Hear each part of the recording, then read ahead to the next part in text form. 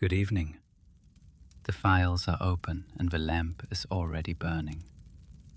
If tonight has been long, if your body is tired in that particular way that goes past the muscles and settles somewhere deeper, then you are exactly where you should be. You do not need to explain anything. You do not need to be anything other than what you are right now, which is someone who needs a little quiet company in the dark.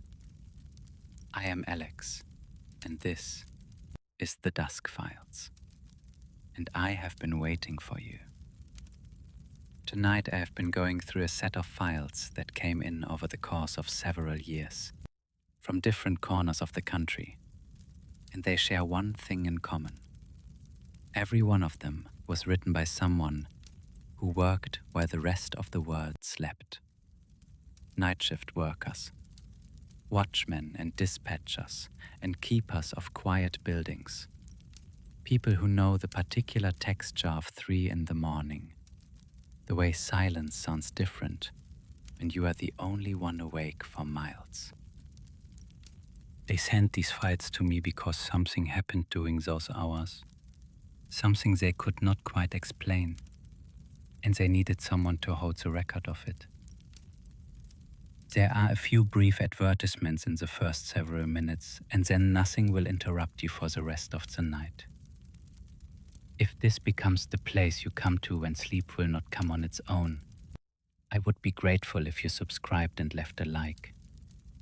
And if you feel like leaving a comment, tell me what corner of the world you are settling into tonight. I read every one. I am opening the first file. Let's begin. His name was Duncan Marsh, and he had worked the night shift at the Aldgate Museum of Fine Art for 11 years before the winter I am going to tell you about. He sent me this file in a brown envelope with no return address, just a postmark from a city in the Carolinas, and a single note clipped to the front that said, "I have never told anyone this. I am telling you because you keep records, and because I am getting old, and I do not want it to disappear when I do. I will read it to you now, in his words, as closely as I can. I came to the night shift the way most people come to it, which is to say, sideways, and without intending to. I had been a high school art teacher for 22 years, and when my wife passed and the school offered early retirement, I found that the daytime had become too loud for me, too full of other people's ordinary living, the particular busyness of people who have not recently lost something and do not yet know that they will. My wife's name was Catherine, and she had been an art teacher herself at the elementary level, and the school where I taught had been something we had shared in a way that was difficult to separate from the fact of her once I was alone in it. The hallways we had both walked, the parking lot where we had arrived together for 16 years, the faculty lounge where her mug was still in the cabinet because no one had felt it was their place to move it, and I had not been able to do it myself. A colleague mentioned that the museum was looking for overnight security, someone who knew the collection, could be trusted with it, would not be bothered by the hours. He said it with a careful quality, the way people say things to a recently widowed person that they hope might help, without making too direct an acknowledgement of the need. I thought about it for 3 days, and then I called the number he gave me. And a week later I was sitting in the security office on the ground floor of the Aldgate, being shown the alarm panel and a walk-through route, and the locations of the fire exits by Everett, the outgoing guard, who had worked the building for 30 years and seemed to regard it with the mild possessiveness of someone who has been the primary caretaker of something for so long that a piece of his sense of self has become invested in its condition. Everett spent 2 evenings showing me the building before he moved to his new schedule. He walked me through the gallery slowly, pointing out the particular quirks of the structure. The window on the second floor that did not latch properly unless you pressed the frame at the correct angle. The section of heating pipe on the third floor that made a sound like a struck bell when the system cycled on in the early morning hours. The way the motion sensors in the east wing had a dead spot near the baseboard that you needed to know about when you were reviewing the alarm logs. He spoke about the building with the precision of someone who has listened to it for a long time and learned its grammar. I took notes. I understood, from watching him, that the job of a night guard in a building like this was not primarily a job of preventing things from entering, but of tending to what was already there. The Old Gate is not a famous museum. It occupies a converted textile mill on the edge of downtown. 4 floors of old brick and tall windows, the kind of windows that were made for maximizing light in a working building rather than for architectural effect. High and wide, 9 panes of old glass in each that distort the view through them slightly, in a way that city light at night makes interesting. The collection ran from the mid-18th century to the early 20th, with a particular strength in American regionalist painting, and it was the kind of collection that rewarded time in a way that more famous collections sometimes do not. Because the works had been acquired by people who loved them specifically, rather than by committees managing institutional prestige. And that quality of specific love was legible in the rooms, if you were willing to move slowly enough to find it. I was, it turned out, very willing. The thing about grief, which I had not understood until I was inside it, is that it produces a particular relationship to time. The normal pace of living feels wrong, too fast, skimming over things that need more weight than the pace allows. The museum at night gave me a pace I could inhabit. I moved through the gallery slowly. I stood in front of things for as long as I wanted. There was no one to accommodate and nothing to perform. And the paintings were the same at midnight as they had been when Catherine and I had come here on Saturday afternoons. Except that at midnight, I could look at them with a completeness of attention that the Saturday afternoons had not permitted. Because in those years, my attention had been partly on her, on what she was looking at, on the conversation we would have about it afterward, on the particular pleasure of being in a place you both loved, in the company of the person you loved most. Now the conversation was internal. I looked at a painting, and I thought about it, and I held what I thought without sharing it. And this was a different kind of looking, more solitary, but not less rich. I found that I preferred certain works at night that I had not especially noticed during the day. A landscape on the second floor, a winter field with a single farmhouse at the edge of the frame, had seemed unremarkable to me in daylight, the colors pleasant, but the composition ordinary. At night, in the amber light, the shadows in that painting deepened, and the farmhouse took on an isolation that was not merely aesthetic, but felt like a statement about something, about what it means to be a single warm thing in a cold and empty world. I stood in front of it for a long time on a night in October, and understood something about why certain paintings survive and others do not, which is that the ones that survive contain more than one picture, a daytime version and a nighttime version, and perhaps other versions for other qualities of light and life that I had not yet encountered. The first month at the Old Gate I spent learning the building in the practical way that the job required. Everett had shown me the route, but the route is not the building, in the same way that the map of a city is not the city. The building taught me itself through repetition. So the particular quality of knowing that comes only from being in a place at the same time every night for weeks on end, which is a kind of knowledge that has more to do with the body than with the mind. The way your feet begin to know where the floor dips slightly before you look. The way your hand reaches for the light switch in a dark room and finds it correctly before you think about where it is. I learned the smell of each floor at different times of night. The ground floor, with its stone entrance and the security office and the gift shop closed behind its folding gate, smelled of stone and the particular dry warmth of a heated public building in winter, slightly dusty, slightly mineral.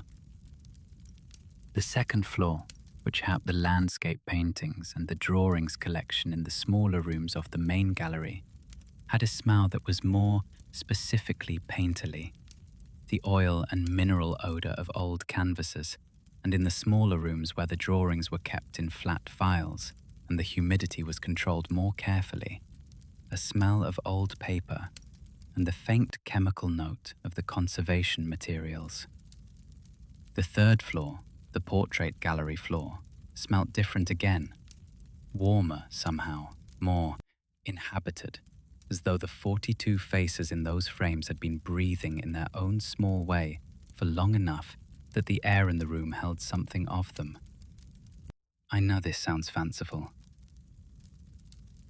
I am aware that paintings do not breathe, and that what I was probably detecting was the particular combination of aged canvas and linseed oil and varnish, and the wood of the frames, and the specific microclimate that accumulated in a room where the temperature and humidity were kept within a narrow range for conservation purposes. I am aware that the mind, presented with a room full of human faces, will interpret the environment through the lens of human presence, even when human presence is not there. I know these things. I believed them fully in the first month, before the notebook, before the measurements, before I had any particular reason to question my rational account of what I was experiencing in that building at night. What I can say about the smell of the portrait gallery is that I came to find it comforting in a way that I did not find the smell of the other floors comforting. The third floor smelled, to me, like company. I am recording this honestly and without claiming more than the observation. It smelled like company. That is what I noticed. And I noticed it before anything unusual happened. In the weeks when everything was still ordinary, and the woman in grey was simply a painting I had begun to find interesting, in the way that you find certain paintings interesting without being able to say exactly why. The bench in the center of the portrait gallery became my habitual resting place during the long middle hours. It was a simple wooden bench, the kind that museums provide for visitors who want to sit and look at the collection for an extended period, padded with a thin cushion in a dark fabric and positioned so that from it you had a sideline to all four walls of the gallery simultaneously. Though not the close view of any particular work, I would sit on this bench for an hour or more, sometimes reading, sometimes not, and I would feel the particular quality of the room settle around me, the amber light and the faces on the walls and the smell of old canvas. And I would think about Catherine, who had loved this room, who had had opinions about each of the 42 portraits, who had stood in front of the woman in grey once and said, without preamble or explanation, "She knows something." I had asked what she knew, Catherine had considered this for a moment, tilting her head slightly in the way she did when she was taking something seriously. And then she had said, "I think she knows what it costs to be looked at. To be a woman in 1887 and to sit for a painter and to know that the sitting was going to last longer than you were, that the image was going to outlast the person, and to hold yourself for that, to be present for your own lasting. I think she knows what that costs. And I think she decided it was worth it." I had not thought about this for 2 years, until the night in November, when I stood in front of the woman in grey and found her gaze directed to the left, and remembered Catherine saying, "She knows what it costs to be looked at." My routine settled into itself within the first month. I arrived at 9, checked in with the alarm panel, began my first walkthrough. Each floor took 40 minutes if I moved at the pace that felt right. Slower in the galleries I had developed relationships with. Brisker through the rooms that had works I had less connection to. I ate at the desk in the security office around midnight. Whatever I had brought from home. Usually something simple. Soup in a thermos or a sandwich. And I read for an hour while I ate. Then the second walkthrough, which was longer and less systematic than the first. More like a visit than an inspection. Then the long middle hours, which I spent moving through the building according to whatever drew me. Sitting on the bench in the center of the landscape gallery. Standing in the doorway of the portrait room, looking at the arrangement of 42 faces in the amber light. Occasionally going to the large window on the fourth floor that faced west and watching the city make its late-night adjustments. The traffic thinning. The lights in the office buildings going dark, floor by floor. The particular quality of stillness that arrives in the city sometime between 2 and 3 in the morning, when even the people who are up late have mostly gone wherever they were going. The portrait gallery on the third floor became the center of my nights. The room I returned to most often. The one I knew best. 42 portraits arranged chronologically from the mid-18th century to the early 20th, spanning a period of American life that stretched from the colonial period through the industrialization and into the early modern era. The faces in those paintings covered a remarkable range of what a human face can contain and still be called composed.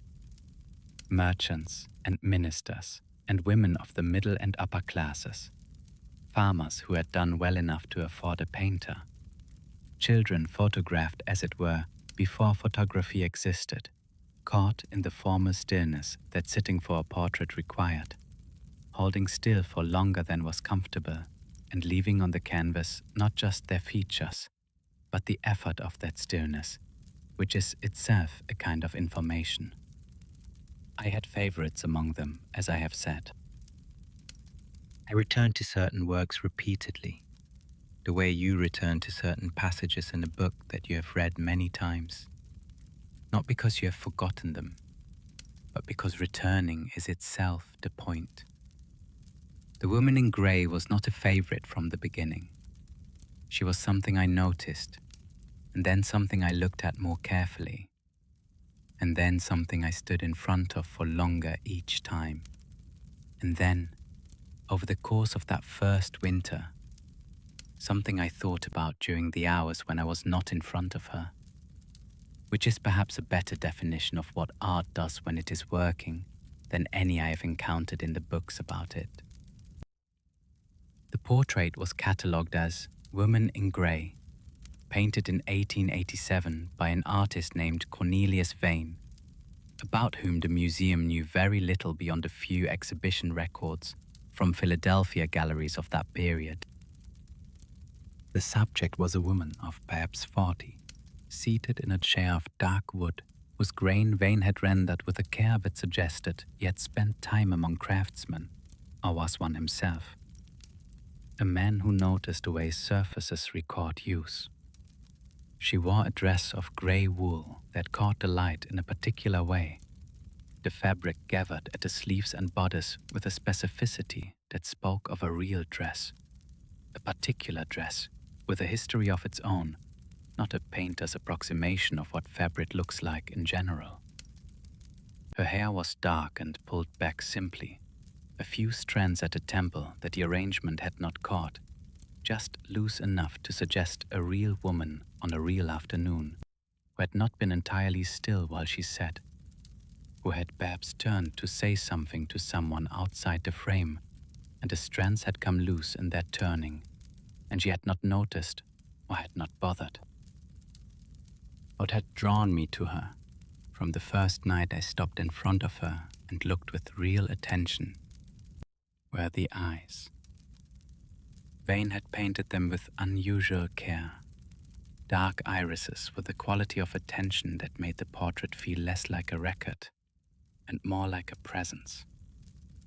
Many portrait painters of the period produced eyes that looked through you or past you, the gaze directed at some middle distance that was neither the viewer nor anything in particular. The safe choice of a painter who did not want the burden of a real gaze in the work. Vane had not made the safe choice.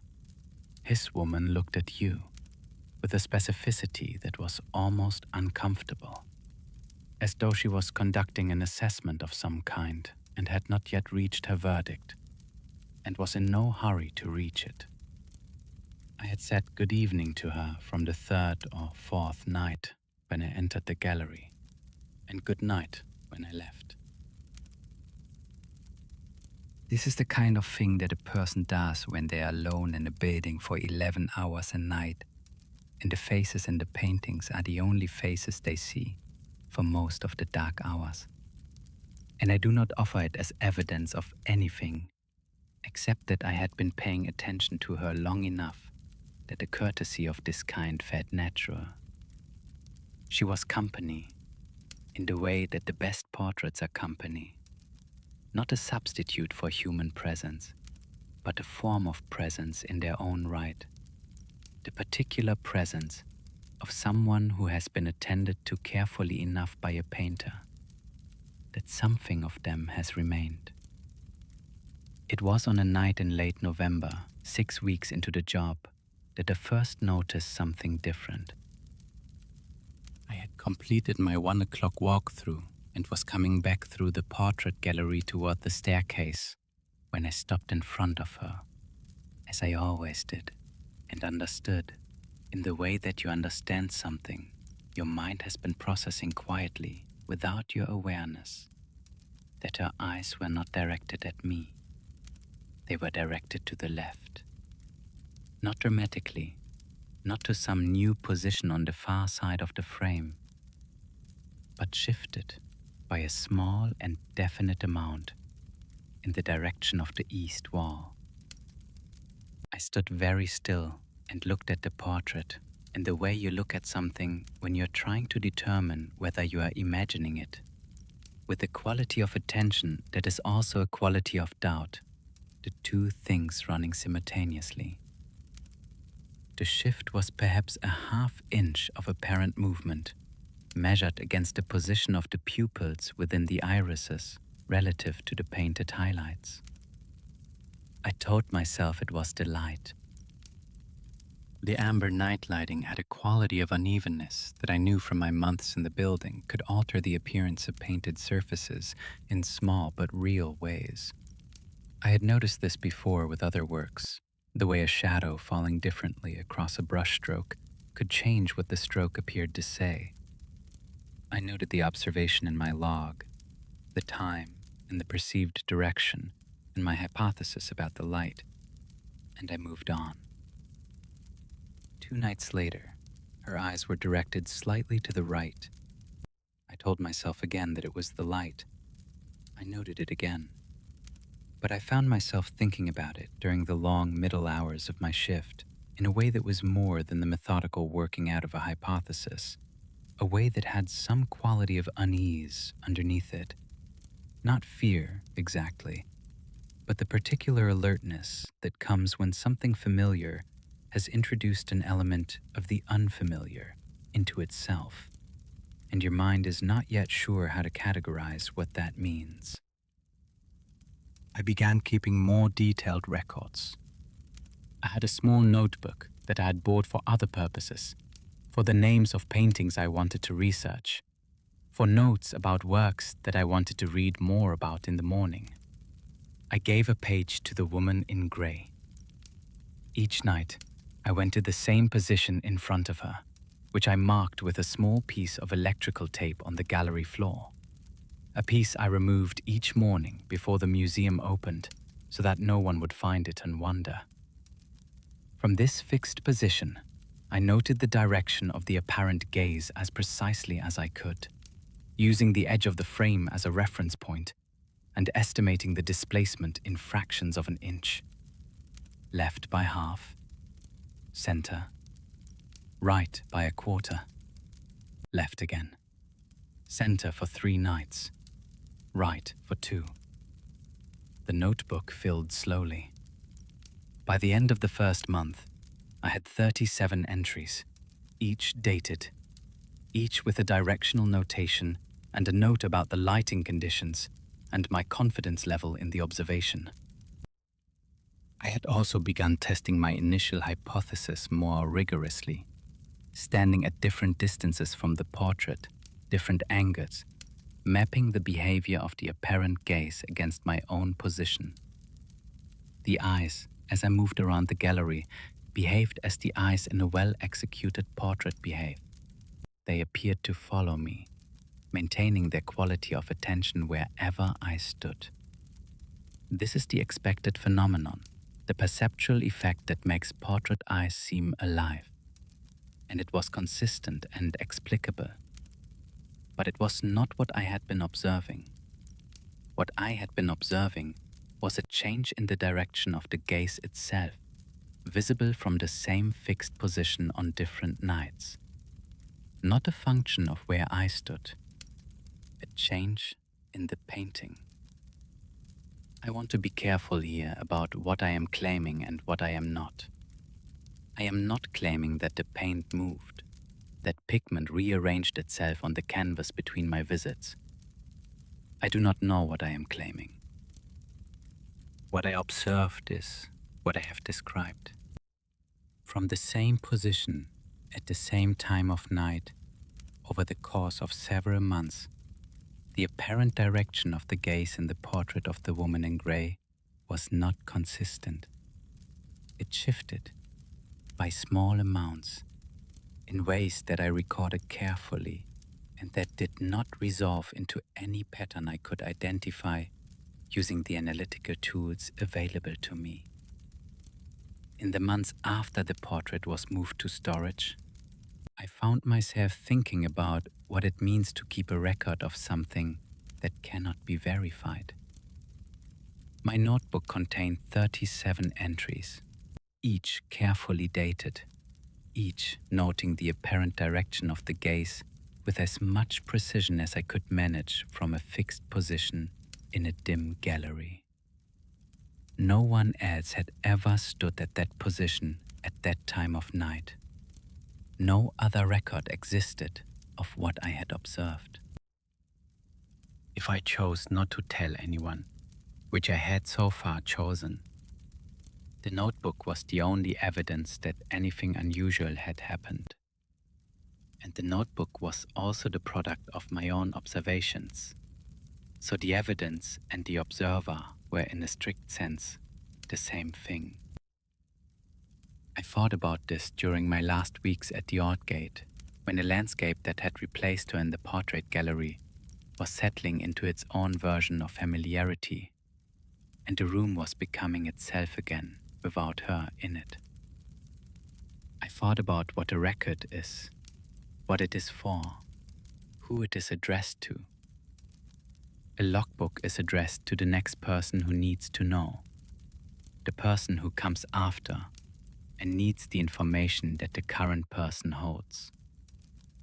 Russell Ames kept a logbook because the next keeper at Guy Point might need to know what the previous keeper had observed at that bearing on those dates.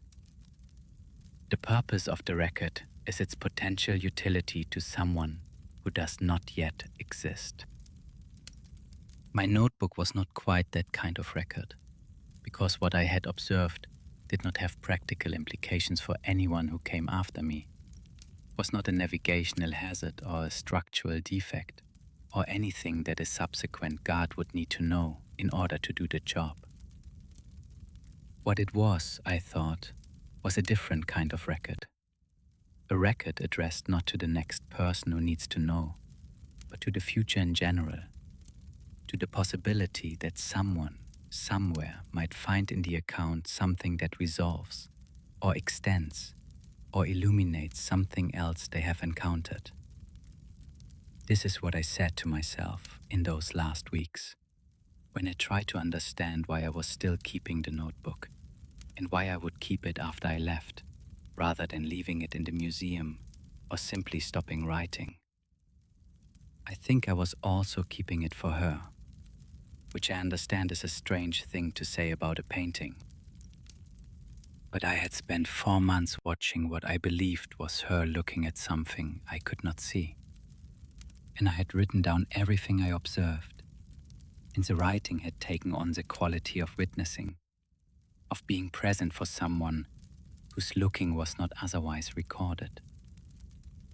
The notebook was a kind of company I offered in return for the company I received. You looked at something in the night, and I wrote down that you were looking. That is all I could give. It seemed like enough. What I can say with certainty is what it felt like to observe. And what it felt like was that she was looking at something. That the eyes, which had been directed at me, at the viewer, at anyone who stood in front of her, had begun to attend to something else. Something in the room, on the walls around her. Something that I could not see, but that she could. The feeling was not frightening. It was stranger than frightening. It was the feeling of standing in a room with someone whose attention has gone to a place you cannot follow, which is a feeling I recognize from the last months of Catherine's illness, when she was still present, but beginning to be somewhere else also, and the distance between where she was and where I was had become something I could not measure or cross. By the second month, I had filled most of the notebook. I want to tell you something about what the museum smelled like at night, because I think it matters. During the day, with the HVAC system running at full capacity and the door opening and closing every few minutes, the smell of the old gate was the smell of any climate-controlled public building, neutral, almost antiseptic. The particular absence of smell that institutions cultivate. At night, when the system dialed back and the doors stayed closed and the building breathed differently, the smell returned to something older. Old canvas and the particular oil and mineral smell of aged paint. Wood that had been oiled and polished for many years. The stone of the floor in the main entrance, which held a coolness and a faint mineral smell that I came to associate specifically with the transition between the warmer galleries above and the ground floor. The way a basement smells of earth even when it has been finished and heated, and there is no actual earth visible. I noticed these things because I had time to notice them, which is itself a luxury of the night hours. The permission to attend to things that the daylight hours categorize as irrelevant. The smell of a painting at close range. The specific weight and resistance of the push bar on the emergency exit on the 4th floor. which was slightly stiffer than the others and required a definite pressure to open. The way the gallery floors in the older wing were not quite level, a slight grade that ran toward the east wall that you would not notice walking through at a normal pace, but that became apparent when you walked slowly, as I did. The slight adjustment your body made in its balance to accommodate the incline. I was, in those months, becoming an expert in the specific physical reality of the Aldgate, in a way that no one who visited during the day ever could be. Because expertise of that kind requires time, and time during the day was always someone else's. But time at night was entirely mine. I knew the building the way you know a place you have loved for a long time. Not just its layout and its contents, but its moods. The way it was different on rainy nights when the humidity made the wooden floors expand slightly, and the old window frames shifted in their casements, and the building produced a different set of sounds than it did on dry nights. The way it was different in the deep winter, when the cold outside pressed against the brick and the radiators worked harder and the air in the galleries had a slight quality of effort to it, the mechanical heat working against the structural cold. The way it was different in the first weeks of spring, when the overnight temperature outside crossed some threshold and the building relaxed, almost audibly, into the warmth. The portrait gallery in those different seasons was also different, in ways that were more than simply atmospheric. The amber light caught the paintings differently in winter, when the air was drier, the colors a little more saturated, the shadows deeper. In the wet months of early spring, the slight increase in humidity softened the light diffusion and gave the gallery a quality that I can only describe as tender, as though the paintings were being observed through a very gentle filter that asked less of them and of the viewer. I noticed these things, and I wrote them in the pages of my notebook that were not devoted to the woman in grey. I had begun, without quite deciding to keep a kind of journal of the building as I experienced it at night.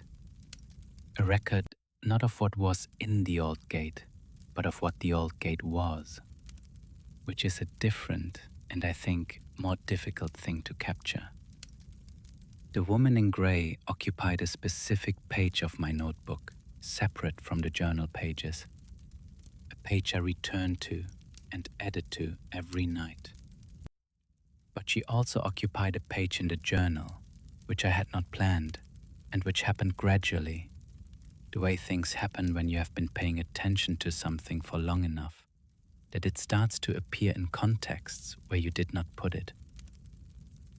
I would be writing about the smell of the building in winter, and find myself noting that the portrait gallery smelled differently from the other rooms, a particular quality of old canvas that was more concentrated there than elsewhere, as though the 42 portraits were producing between them a collective presence that had a physical correlate.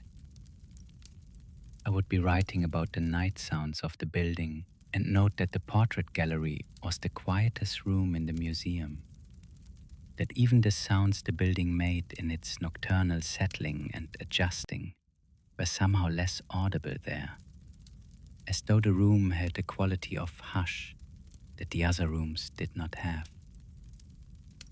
I was aware, in writing these things, that I was perhaps beginning to invest the gallery and the portrait with qualities that originated in my own mind rather than in the building or the painting. Grief does this, I knew. It has a tendency to redistribute itself, to find objects and places that can carry some of its weight, and to fill those objects and places with a quality of meaning that the grief is generating rather than discovering. Catherine had loved the old gate. We had come here together many times, It was not impossible that some of what I was finding in the building at night was simply her presence in it, the accumulated residue of all the afternoons we had spent in these rooms, which I was now encountering alone in the dark and interpreting as something stranger than grief. I considered this carefully. I considered it as carefully as I considered the directional notations in my notebook, with the same disposition toward finding the most rigorous explanation rather than the most comfortable one. And what I concluded over the course of many nights of consideration was that grief and observation are not mutually exclusive. That a mind shaped by loss is still capable of accurate perception. That the altered quality of attention I brought to the Aldgate at night was informed by grief, but was not reducible to it. The woman in grey's gaze moved, or appeared to move, in ways I had documented carefully and consistently over 4 months. Whatever the explanation for that movement, it was not the explanation I found most readily available to me, which was, you are a widower alone in a building at 2 in the morning, and your mind is doing what minds do when they are lonely and sad. The most rigorous explanation I could construct after 4 months was the one I could not bring myself to discard, which was, something in the painting changes between my visits, and I do not know what it is, and I do not know why. The east wall of the portrait gallery held 6 paintings from the 1890s, 4 men and 2 women, arranged side by side in the amber light. On the nights when the woman in grey was looking left, which was the direction of that wall, I began spending time with those 6 paintings, looking for something I could not name. They were competent works. They looked at you in the ordinary way. Nothing about them explained why they might be worth sustained attention from across the room. It was on a night in the 2nd week of January, standing close to the east wall with my flashlight, that I noticed the photograph. It was mounted between 2 of the men's portraits, a reproduction of a photograph taken at a Philadelphia gallery opening in 1889. A dozen people in formal dress in a room with high ceilings, and in the background of the photograph, clearly identifiable even at the scale of the reproduction, a painting. A woman in a grey dress, seated in a chair of dark wood, her hands folded in her lap. The caption identified the people in the foreground by name. I read it carefully. One of the men, standing slightly apart from the main group to the left, was identified as Cornelius Vane. He was not looking at the people around him. He was looking at the painting in the background, at the woman in the painting. And his expression? In that small photograph on that wall, in that amber light, at 1:30 in the morning, was something I read without being able to entirely say how, as the expression of someone looking at something they love, from a distance they cannot close. I stood in front of that photograph for a long time, and then I turned and looked at the woman in grey, whose gaze that night was directed at the east wall, at the photograph of Cornelius Vane looking at her across a gallery in Philadelphia in 1889. And I felt something settle in me, the way a long-held question settles when an answer arrives that does not explain everything, but explains enough. I thought about what it means to look at someone who is looking at you from the wrong side of a distance that cannot be crossed. I thought about Catherine in the last weeks, when she was somewhere else also. I thought about how presence and attention are not always the same thing, and how sometimes the attention outlasts the presence, and how that might be the most important thing I had learned in those months of walking alone through the amber rooms of the Aldgate, in the middle of the night. The portrait was moved to storage 6 weeks later, a conservation assessment that Mr. Arsenault mentioned in a note to the security staff as routine. I checked the storage log. No conservation issues had been flagged. The work was simply there, in the dark, waiting. I left the museum 6 months after that, when my lease ran out, and I decided to go closer to my daughter in the Carolinas.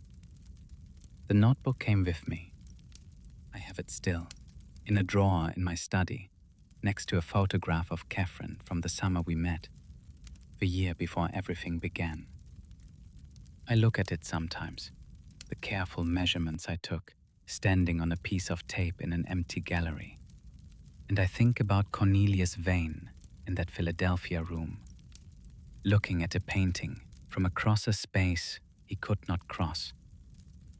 The last entry in the notebook, from the final night before she was moved, reads, "Left wall, east. 9 consecutive nights in the same direction." I do not know what she was looking at. I never found out. But I have thought about it for 11 years, and I have come to believe that the not knowing is itself a kind of answer. That some things persist in their looking without needing the look returned. That attention, offered long enough and with enough care, becomes its own kind of presence. And that the things we love, if we have looked at them carefully enough and long enough, may look back at us in ways we are not always equipped to recognize. I have been asked over the years since I left the Aldgate by the handful of people I have eventually told pieces of this to, what I thought was happening, what I believed finally about the woman in grey and her moving gaze, and Cornelius Vane looking at her from across a gallery in Philadelphia in 1889. I have given different answers at different times, depending on the person asking and the context, and how much of the full account I had shared with them. But the most honest answer, the one I return to when I am alone with it, is this. I want to say something about Catherine that I have not yet said, because I think it belongs in this account, and I have been moving around it the way you move around the thing that is most directly relevant, because you are not yet sure how to say it directly. Catherine and I came to the Aldgate together many times over the course of our marriage. It was one of the places we had in common, one of the coordinates of our shared life, the way that certain places become coordinates for couples over years together. A restaurant you always go back to, a park where you have a particular bench, a museum gallery where you have looked at the same painting so many times that the painting is now inseparable from the years of looking, from all the conversations you had in front of it and all the silences. The portrait gallery was one of those places for us. We had opinions about all 42 of the portraits, the kind of opinions you develop through repeated looking, specific and sometimes contradictory and entirely our own. The private criticism that a long marriage produces when 2 people who pay attention to things are always in proximity to each other and to the things they pay attention to. Catherine thought the man in Portrait 31, a merchant from the 1880s with an expression of considerable self-satisfaction, had the face of someone who had been extraordinarily lucky and knew it, but was trying to look as though luck had nothing to do with it. I thought Portrait 12, a woman in her 30s with a direct gaze and a slightly impatient set to her mouth, was the most honest face in the room. A person who had agreed to sit for a portrait but had not agreed to pretend to be anything other than herself. These were not significant opinions. They were the kind of opinions that accumulate in a shared life and that, taken together, constitute a record of 2 people looking at the world together for a long time. The woman in grey was Catherine's favourite. She was mine too by the end, but she was Catherine's first. And this is the thing I have been moving around, the most directly relevant thing. That Catherine stood in front of that portrait and said, she knows what it costs to be looked at. And I thought about Catherine saying that every time I stood in front of it, in the amber light at 2 a.m. And I thought about it when the gaze had shifted to the left and I was measuring the displacement with a ruler and writing the number in my notebook. And I thought about it when I found the photograph on the east wall and understood something about Cornelius Vane and what he had felt when he painted that face. Catherine knew what it cost to be looked at. She had been looked at in the last year of her illness by me, with a quality of attention that I could not modulate, and that she accepted with a grace that I still find remarkable. The grace of someone who understands that the person looking at them needs to look, needs the seeing, even when the seeing is painful, even when what is being seen is the process of loss. She let me look. She looked back at me, for as long as looking back was something she could do. And I looked at her with everything I had, knowing that the looking was storing itself in me, that I was becoming a record of her in the way that the canvas is a record of the painter's looking, that this was the form my loving her would take when the object of it was gone. The woman in grey, in the amber light, looking at the east wall. Cornelius Vane, in a Philadelphia gallery in 1889, looking at the painting from across a room. Two forms of looking that had not resolved into each other and would not resolve across whatever distance had come between them, but that were still directed, still present, still arriving at what they looked at with the full weight of what they had been. I understood that. That is what I mean when I say she was company. I think that certain things last longer than we expect them to, not in a mystical sense, not as a claim about souls or persistence or the afterlife, none of which I am in any position to make claims about. In a more modest sense, in the sense that art itself demonstrates every day in every museum in the world, that attention, given carefully enough and long enough, and with enough of the person behind it, leaves something in the object it attends to. That a painter who looks at a woman every day for weeks, who looks at her with that particular quality of attention that becomes love, or was already love, or was inseparable from love in the way that some looking is, leaves something of that looking in the surface of the canvas. And that the canvas, if it is cared for and kept well, carries that attention forward across the years in a way that the painter's body cannot.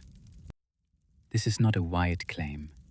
It is, in a sense, the most ordinary claim about art there is.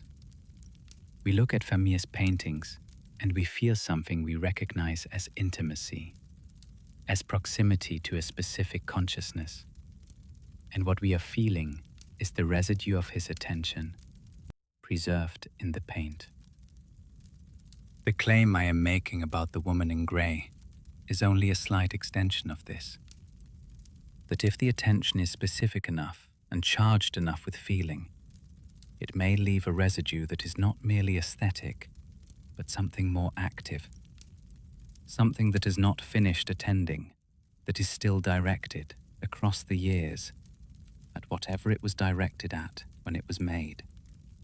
Cornelius Vane looked at this woman and painted her with a care and a feeling that I believe I can see in the work, in the way he rendered the grain of the chair and the loose strand of hair at her temple, and above all in those eyes, which he painted with more care than he gave to anything else in the painting, with the care you give to something you want to last, to something you want to still be looking at you after you yourself are no longer able to look.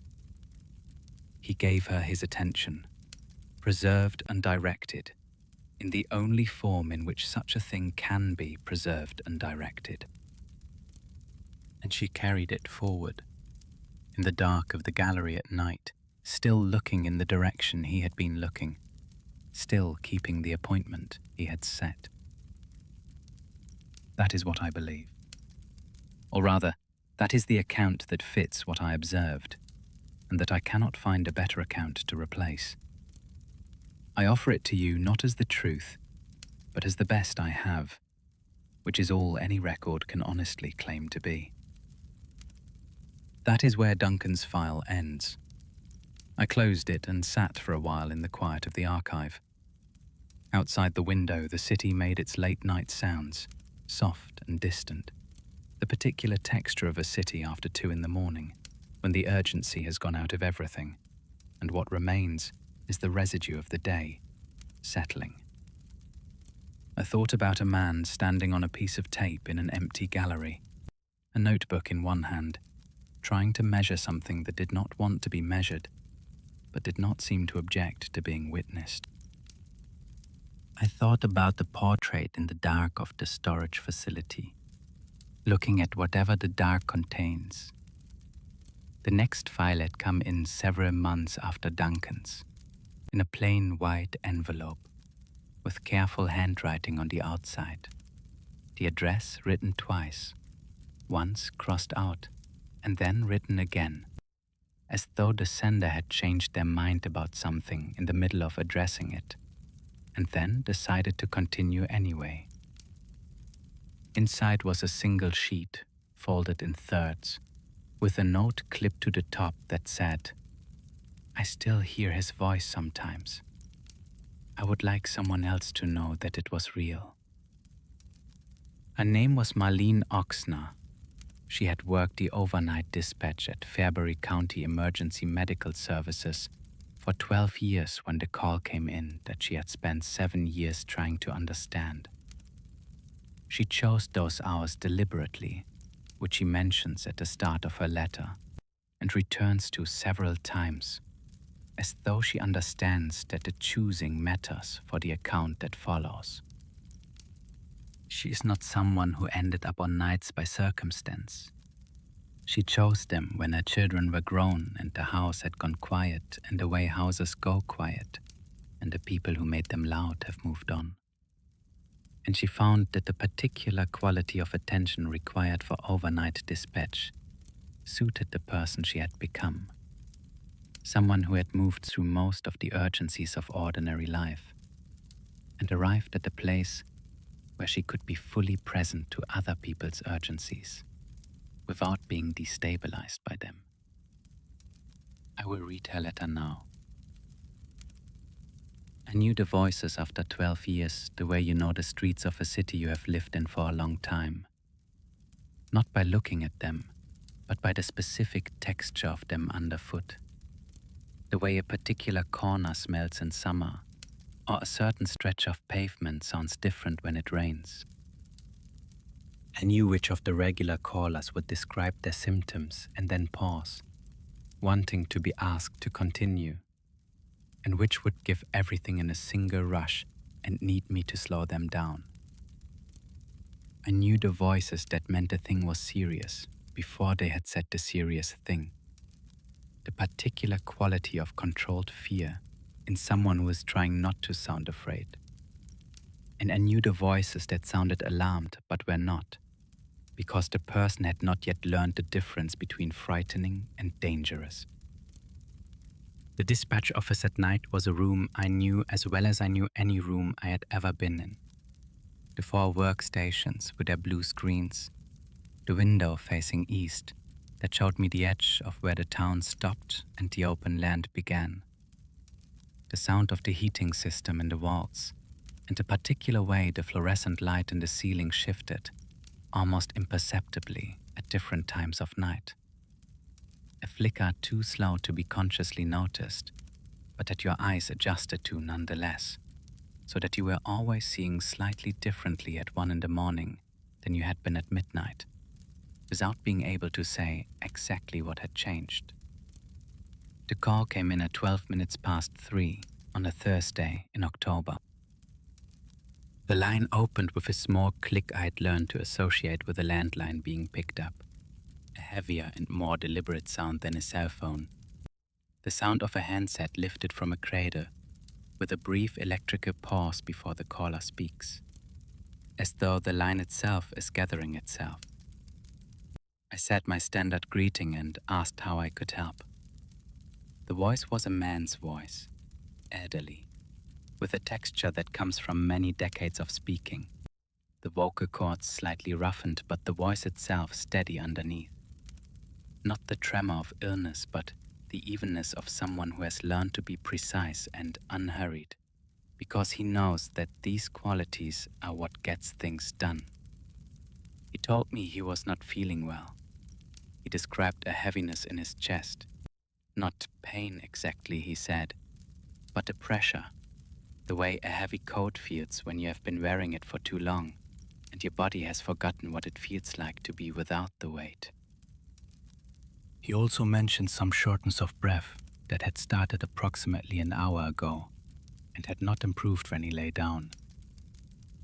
He described these things with a care and a calm that I recognized as the manner of a man of a certain generation who has been taught that medical complaints should be stated accurately and without dramatization, who believes that the job of the person reporting is to give the person receiving the information what they need to make a good decision, and that this is best accomplished by being precise rather than alarming.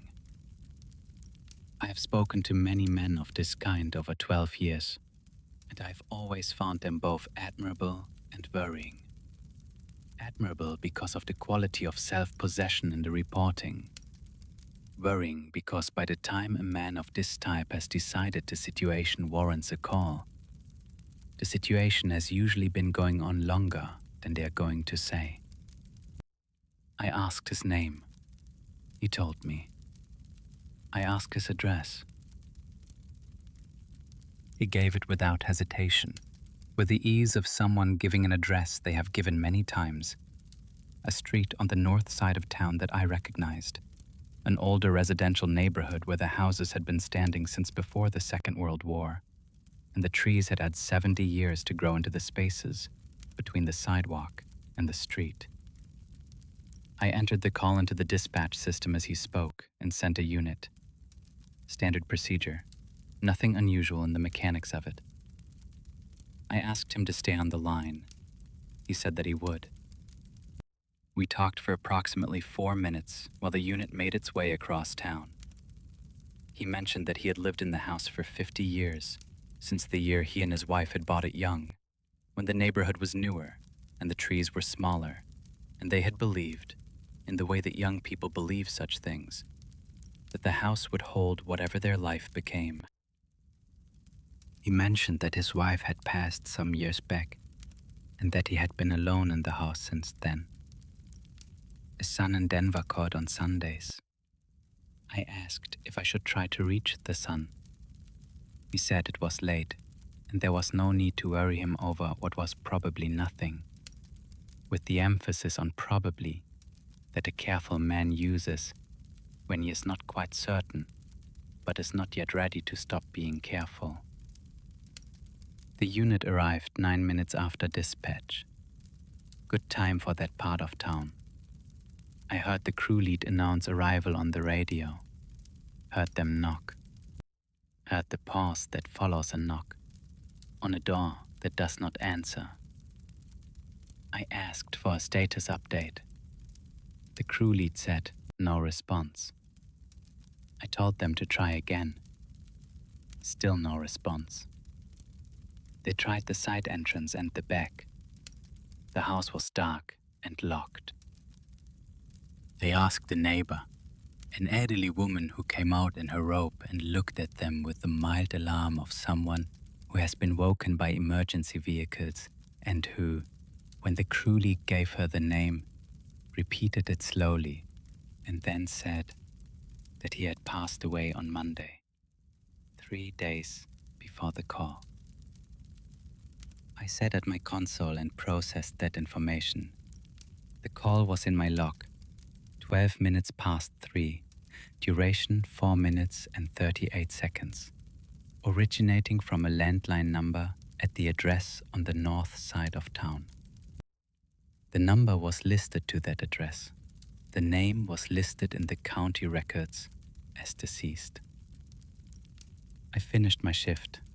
I drove home in the October morning and sat in my kitchen while the light came up and thought about a voice on a telephone, steady and careful, telling me about a heaviness in his chest, like a heavy coat worn too long. Mentioning a son in Denver who called on Sundays, asking me not to worry the son over what was probably nothing. I thought about the quality of that voice, which had not sounded like anything except what it presented itself as. A man who was not feeling well and had decided to call, describing his symptoms precisely because that was the right thing to do, and asking me to stay on the line because that was what you asked. I have turned this over for 7 years. I have constructed every rational explanation I can think of and examined each one with the attention that 12 years of overnight dispatch had given me. The ability to hold information and examine it without immediately collapsing it into the nearest familiar category. A second man with the same name. A wrong number from someone describing similar symptoms who gave an address incorrectly. A recording of some kind, played back through a connected line. I have not been able to make any of them hold with the solidity that the call itself holds in my memory, which is complete and clear in every detail. The click of the landline, the pause before he spoke, the specific rate of his voice on the words, probably nothing. What I return to most often in the years since is not the impossibility of the call, but the quality of it. The care he took in describing the symptoms, the way he did not dramatize, the way he said there was no need to worry his son over what was probably nothing, as though his concern, even then, was primarily not to be a burden to the people who cared about him. The way he said he would stay on the line, as though staying on the line was something he could still do, as though the line were still a line that went somewhere. I answered that call. I sent a unit. Someone knocked on his door in the night because he had asked someone to. I do not know if that mattered to him or was perceptible to him or meant anything to whatever of him remained in whatever way remaining works. What I know is what I did, which was the same thing I always did. I answered, I listened, I sent help, and I stayed on the line. That is the record. I would like it to be held somewhere. That is where Marlene's file ends. There is something I did not include in the main body of my account that I think belongs in the record. The morning after the first unusual call, when I had driven home and sat in my kitchen while the light came up, I went back over the call in my mind, not as an investigator reviewing evidence, but as a dispatcher who had spent 12 years listening to voices on the line and had developed, through that listening, a specific kind of knowledge about people, about the quality of their attention and their fear and their need in the moments when they call for help. What I kept returning to was the specific quality of his attention on the line. He had been describing his symptoms, the heaviness in the chest, the shortness of breath that had not improved when he lay down, and he had been describing them to me, not to a wall, not to an empty room, but to a specific person he believed was on the other end of the line and who was receiving what he said. His pauses had the rhythm of a real conversation, not the rhythm of someone speaking into the void. When I had asked him about his son, he had answered with the kind of care that people take when they want to give an accurate answer, rather than a convenient one. There was nothing about the call that had the quality of echo, or recording, or accident. It had the quality of a person talking to another person and knowing it. I have worked nights long enough to have a sense of what it feels like to be the only awake person for some distance in any direction. And I have come to think of that feeling not as isolation, but as a kind of position, a place in the world that the night creates and that most people never occupy. The position of the awake person in the sleeping world, the keeper of the vigil. I do not want to make too much of this. It is a job, and jobs have practical requirements and practical limitations, and the romance of the night shift is something that wears off pretty quickly when your sleep schedule has been inverted for several years, and your social life exists only on the margins of other people's ordinary days. But I think the position matters. I think the people who keep those hours, the dispatchers and the nurses and the drivers and the guards, are doing something that has a quality beyond the practical, something that the world needs and that is not fully acknowledged in the world's ordinary accounting of what is valuable. They are there when the darkness is deepest. They answer when the call comes at 3 in the morning. Whatever that call is, whoever is on the other end of the line, they answer. I answered that October call. I answered it the same way I would have answered any call, because at the time I did not know it was different from any other call. I took the information, I dispatched the unit, I stayed on the line. I did the job. What I have carried since, and what I want the record to hold, is not the impossibility of the call, not the question of how it could have happened, but the fact that it was answered, that someone was there, that the darkness was not complete. I set it on the desk beside Duncan's and sat for a moment in the quiet. I thought about what she had written, about staying on the line as though the line went somewhere. I thought about all the forms of presence and all the distances across which presence attempts to make itself felt, and about the particular courage required of people who answer in the dark without knowing what they are answering to.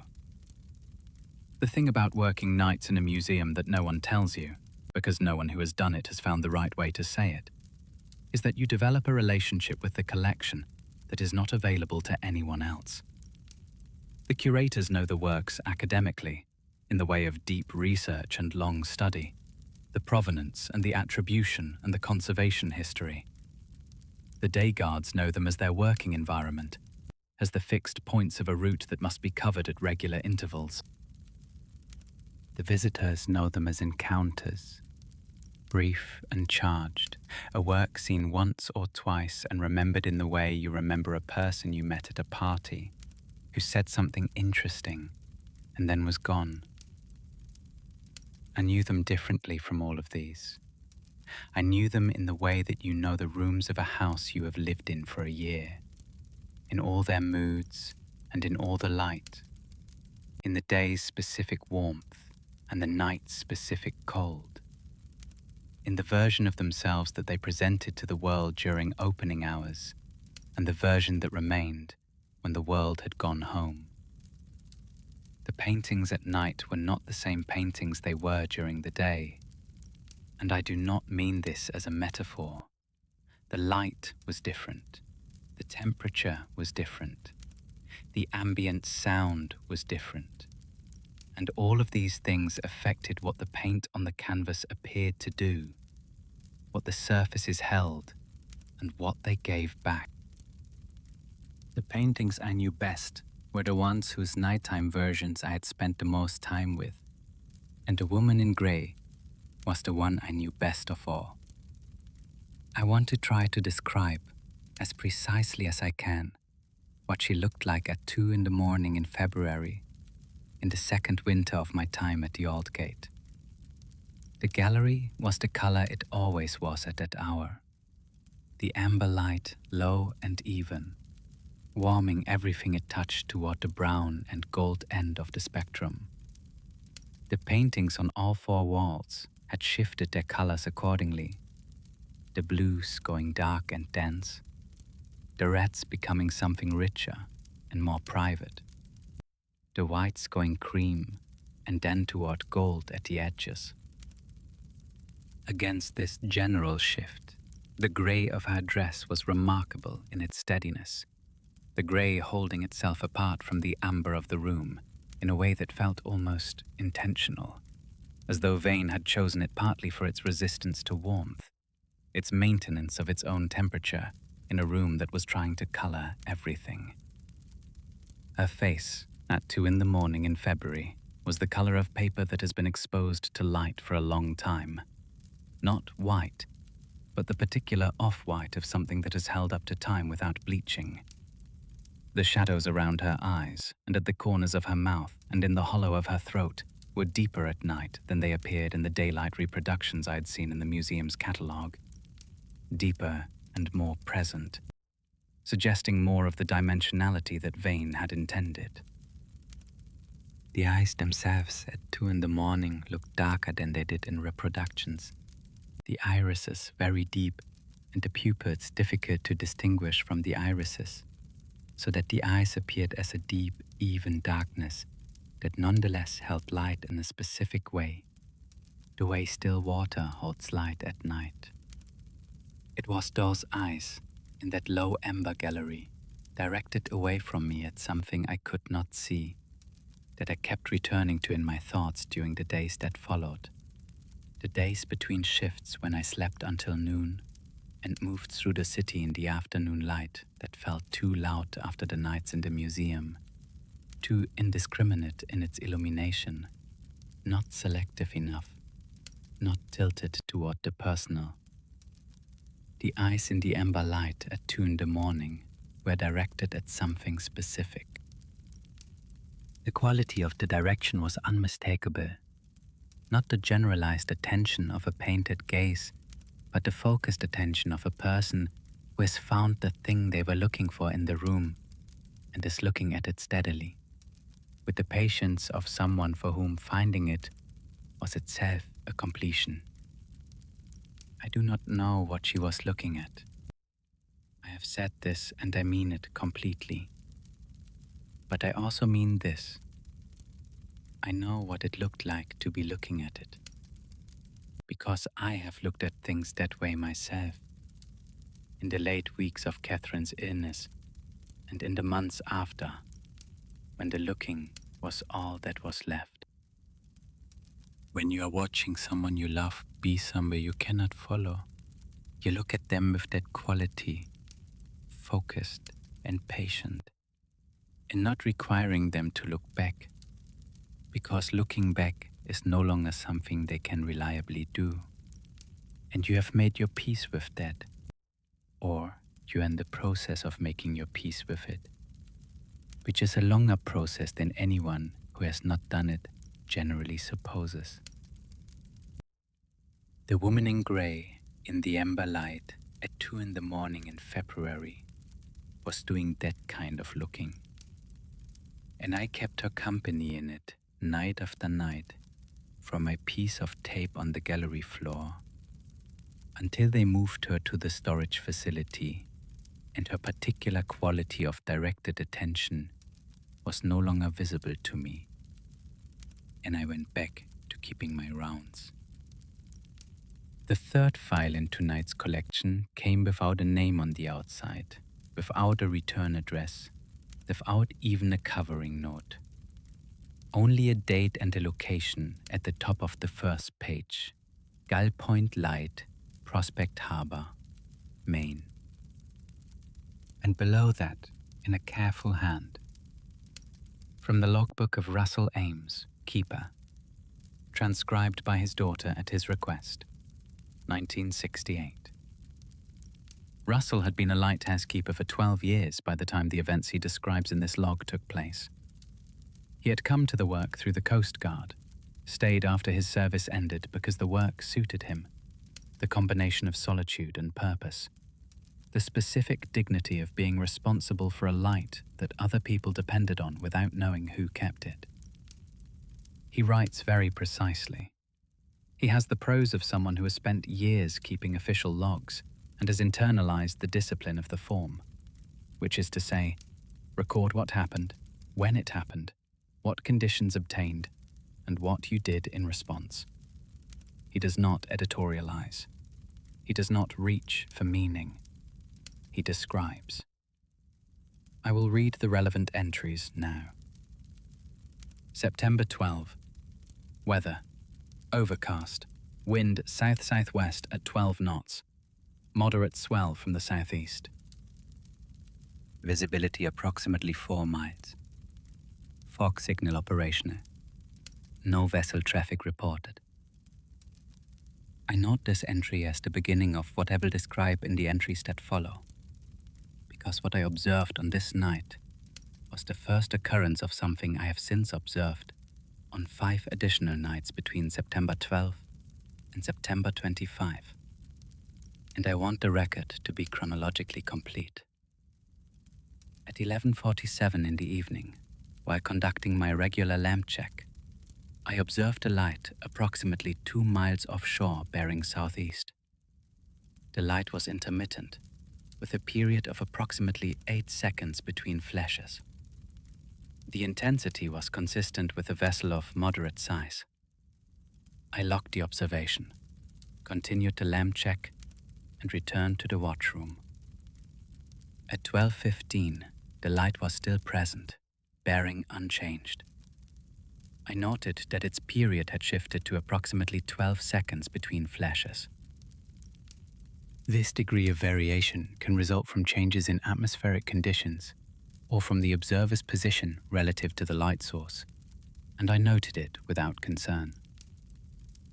At 12:52, I noted the following anomaly.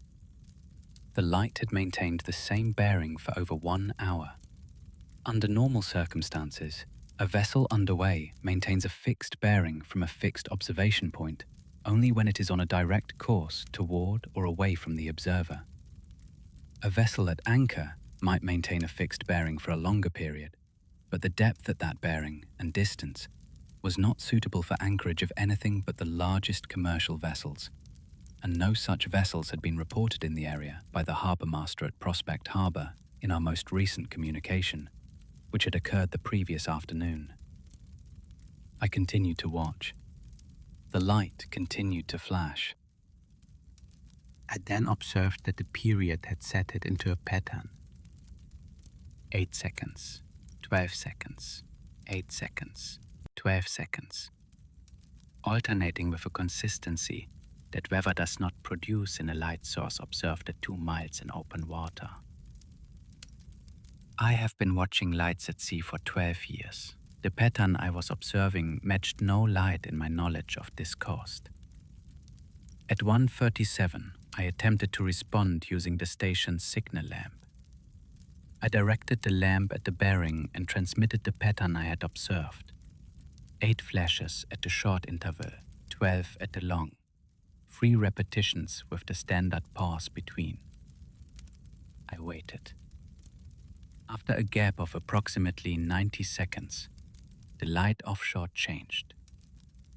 It did not return my pattern. It transmitted a longer sequence that I transcribed into this logbook as carefully as I was able. The sequence was as follows, which I will mark in terms of duration as long or short. Long, long, short, long, pause. Short, short, long, long, short, pause. Long, pause, long, pause, short, long, long, pause. Following this sequence, the characteristic alternating pattern of 8 and 12 resumed, as though the transmission had concluded and the source had returned to whatever state it occupied between exchanges. I attempted to read the transmitted sequence as Morse code, which is the only encoding system I am qualified to interpret. It did not resolve into any recognizable word or phrase in English or in any other language I am familiar with. I noted this in the log and continued to watch the light until it ceased at 4 in the morning. September 13. Weather: clear, light winds, excellent visibility. No anomalous light observed during night watch. September 15. Weather: fog, variable winds. The light appeared again at 11:20 in the evening at the same bearing, with the same characteristic pattern of 8 and 12-second intervals. I signaled back after 1 hour of observation. The response came within 30 seconds, the same long sequence as the transmission of September 12, reproduced exactly, character for character. I confirmed this by comparison with my transcription of the earlier transmission. September 18th. The light appeared again. I did not signal back on this occasion. I observed only. The light maintained its pattern for 2 hours and 11 minutes, and then ceased. September 21. I signaled back. The same long sequence came in response, identical to the previous occasions. Then something additional followed. A short sequence I had not previously received. 3 flashes, a pause, 2 flashes, a pause, 5 flashes. The 3 groups seemed to be intended as distinct values rather than a continuous sequence. I transcribed them as 3, 2, 5, and noted them in the log without interpretation, though I observed in my personal notes that September 25th was 4 days distant. I want to be careful in how I record this. I do not say that the sequence was a date. I say that I noticed the proximity and wrote it down. September 25. Weather: heavy overcast, gusting winds from the northeast, driving rain. Visibility severely reduced. I went to the lamp gallery at 10 o'clock and remained there until the light appeared, which it did at 12:40, faint through the rain and the reduced visibility, but unmistakably present at the same bearing. I had been standing in the rain on the gallery for 2 hours and 40 minutes at this point. I want to record that fact because I think it is relevant to any honest account of what I did that night. I chose to stay. The choice was not made by anyone but me, and I made it with the awareness that I was choosing it, which is different from simply remaining at a post because remaining is what the post requires. I signaled back immediately, without the usual waiting period. I sent the pattern 3 times in rapid succession. What came back was unlike anything in the previous exchanges. A single sustained flash, had for a duration I estimated 30 seconds, possibly more. Not the brief pulses of the characteristic pattern, not the structured long and short of the transmitted sequences. A single steady light, like a lamp held up rather than signaled. The kind of light you make when you want to be seen rather than when you want to say something specific. The light did not return after the sustained flash. I stood on the gallery in the rain for another 40 minutes. Then I went inside and wrote this entry. And I am noting in the margin of this page that my hands were not entirely steady when I wrote it, which is itself a piece of data. November 3rd. I feel I should add a final note to this record.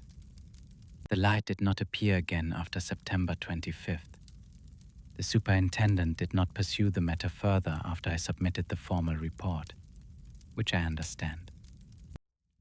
I cannot say what I observed was anything more than what the formal report describes it as, which is an unidentified light source exhibiting an irregular characteristic, observed on 6 occasions, not verified by other observers, not corresponding to any catalogued aid to navigation or known vessel. What I will add in this private record and not in the official one is what I have been thinking about since September. The last signal, the sustained flash at the end of our final exchange, had a quality that the previous signals did not have. The previous signals had the quality of an attempt, of something trying to establish communication across a distance that did not permit the usual forms of it. The last signal had a different quality. It was not trying. It had arrived somewhere. It was not saying something. It was being seen, or allowing itself to be seen for a moment. And then it was done. I have continued to keep the signal lamp clean and wound on its mount each night. This is technically part of my duties, but I would do it regardless. That is where the formal log entries end. A thing about lighthouse work that is difficult to convey to someone who has not done it is the relationship it gives you to weather, which becomes something different from weather as most people experience it. For most people, weather is a condition of the environment that affects their plans, that is either pleasant or inconvenient, that they move through rather than toward. For a lighthouse keeper, weather is the primary concern, the thing around which all other things organize themselves. Weather is the reason the light is necessary. Weather is what creates the conditions under which other people need what you provide. Russell had spent 12 years developing a relationship to weather that was both practical and something closer to intimate, in the way that you become intimate with anything you pay close enough attention to for long enough. He knew the signs of a building storm in the quality of the light in the afternoon, the way the sky went a particular shade of greenish-gray in the east before a nor'easter came in. He knew the smell of fog before it was visible, the slightly mineral quality that the air took on when moisture was gathering offshore. He knew the particular sound that the rigging of the light station made in winds from different directions, and he had learned over the years to distinguish the normal sounds of a stormy night from the sounds that indicated something requiring attention. On the night of September 25th, when the rain was driving from the northeast and the wind was gusting to 28 knots, he had been at the lamp gallery since 10 o'clock. He was not there because his duties required it. The light was automated enough by that point in its operation that his presence was not strictly necessary during foul weather, that the mechanisms could be trusted to do what they were designed to do without him standing on the gallery in the rain getting wet. He was there because he had decided to be there, because the sequence of signals he had received and transcribed and studied had suggested that September 25th might be significant. And he was not the kind of man who noted a possible significance and then stayed warm inside while the night passed. This is a quality I find myself returning to, in all the files I have read over the years, and in this one particularly. The quality of showing up when you are not required to, of being present in the place where presence might matter, even when its mattering cannot be assured in advance. Russell stood in the rain on the gallery for 2 hours and 40 minutes before the light appeared. He stood in conditions that were, by any reasonable standard, unpleasant, with the rain driving against his face and the wind requiring him to brace himself against the railing. He stood there because something had communicated with him across a distance he could not measure, and he had communicated back. And there was the possibility, however uncertain, that the communication was not finished. He was right that it was not finished. The light appeared at 12:40, faint through the rain, and he signalled back without hesitation. And what came in return was unlike anything that had come before. The sustained flash, the 30 seconds of steady light that he read years later in the margin of the logbook as goodbye. Whether it was goodbye, whether goodbye is even a category that applies to whatever was on the other side of those 2 miles of October sea in 1962, I cannot say. What I can say is that Russell was there to receive it. He had stood in the rain on the gallery for 2 hours and 40 minutes, and he was there. I want to say something about the experience of watching, which is what Russell was doing on those 6 nights, and which is what lighthouse keeping is fundamentally about. The sustained attention directed outward into the dark and the water, looking for what the dark and the water contain. Russell had been a watcher for 12 years by September of 1962. He had watched for weather and for vessels in distress, and for the subtle signs that the sea gives when it is changing its mind about conditions, the way the color of the water shifts before a storm arrives, the particular pattern of swell that indicates deep water disturbance far out beyond the visible horizon. He had watched with the attention of someone whose watching had practical consequences, whose ability to see and interpret correctly was part of a system that other people depended on, without knowing they depended on it. The watching he did on those September nights was the same quality of attention, directed at something that did not fit the categories his experience had given him. This is what makes his account remarkable and, I think, trustworthy.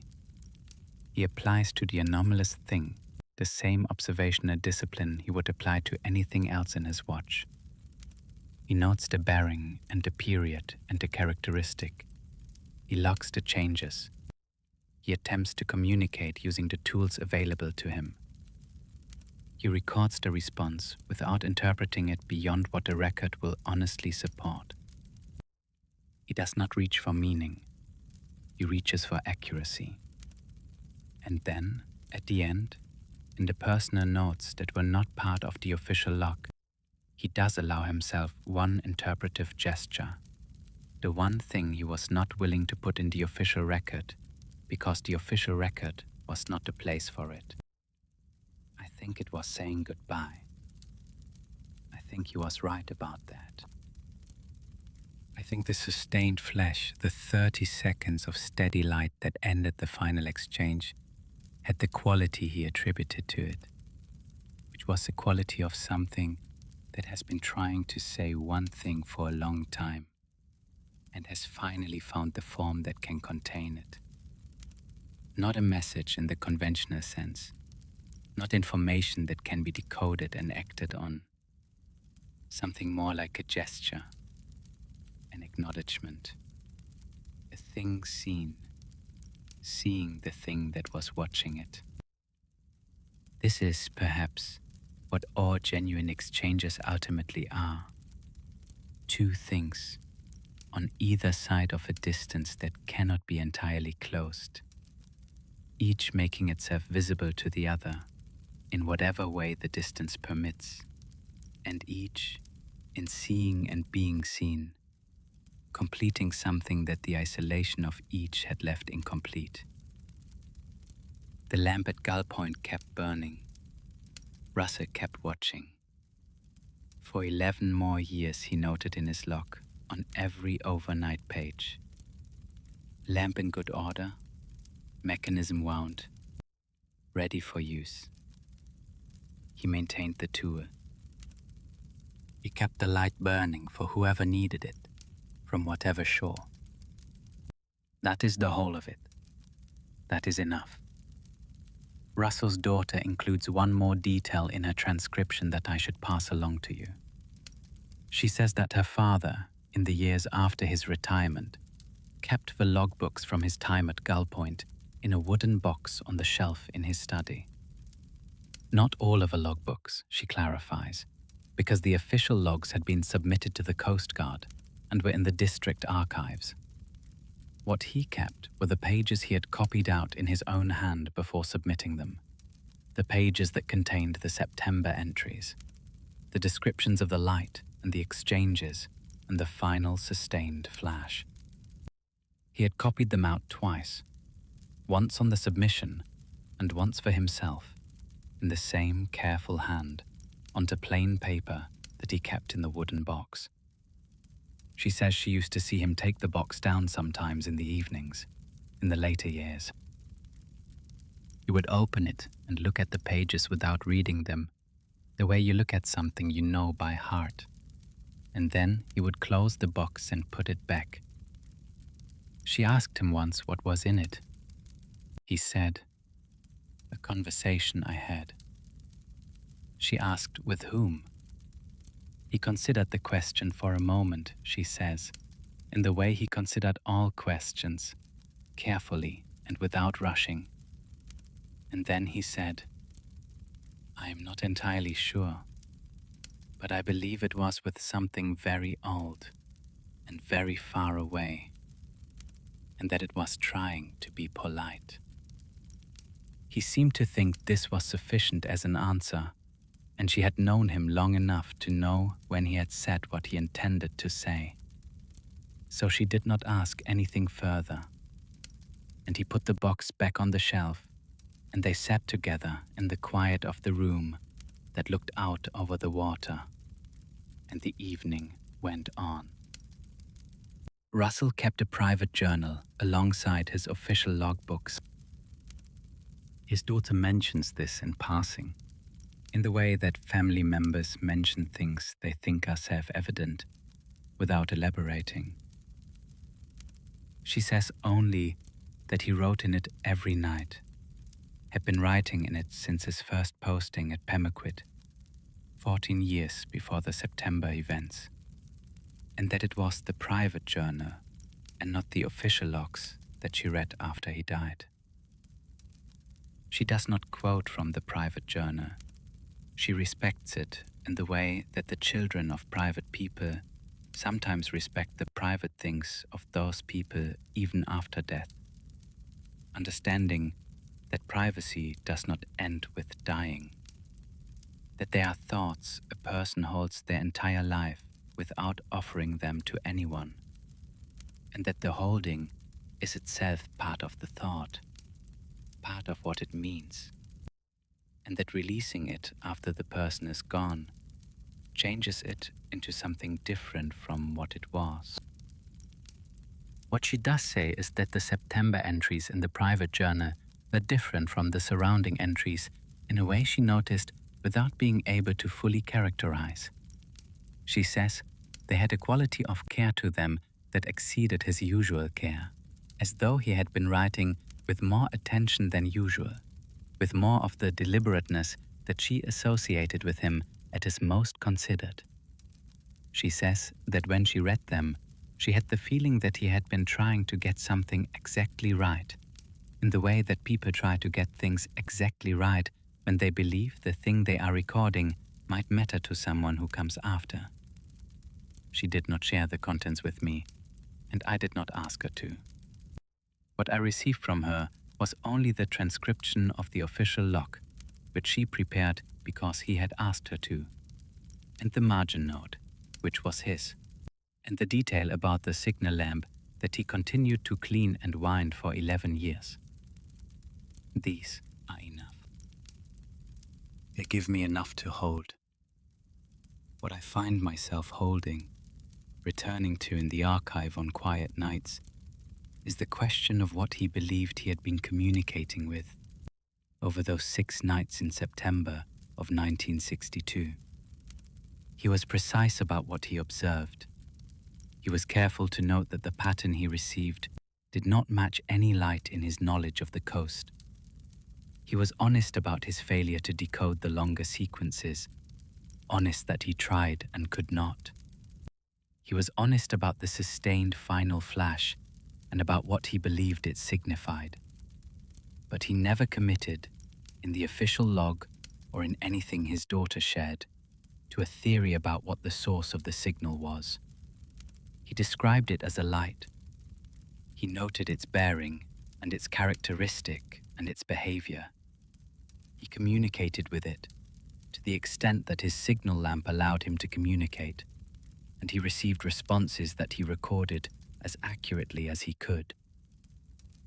And then it was done, and he maintained the lamp for 11 years in case it was needed again. And in the margin of the logbook, in his old man's handwriting, he wrote, "I think it was saying goodbye. What I believe, which I offer only as what I believe and not as anything I could defend with more evidence than the account itself provides, is that he knew. Not in the sense of having solved it, of having identified the source and understood the mechanism, in the sense of having recognized it, in the way that you sometimes recognize something without being able to name it, because the recognition is older and more fundamental than naming. Because the part of you that recognizes it is not the part of you that uses language. He recognized it. He communicated with it. He received what it had to give. He kept the lamp ready. That is the whole of it. That is enough." There is an entry in the formal logbook of Guy Point Light that Russell did not include in his personal account, probably because it seemed like a practical observation without interpretive significance, but which his daughter included in her transcription because she thought someone might find it useful. It is from October 8, 2 weeks after the last appearance of the light, and it reads, "Inventory of signal lamp. Cleaned and functional. Lens in good order. Mechanism wound. Ready for use." He wrote that entry, his daughter notes, on every overnight logbook page for the rest of his 11 years at Guy Point. Ready for use. Every night, for 11 years. An entry confirming that the signal lamp was clean and functional and ready. I find this more moving than I can properly account for.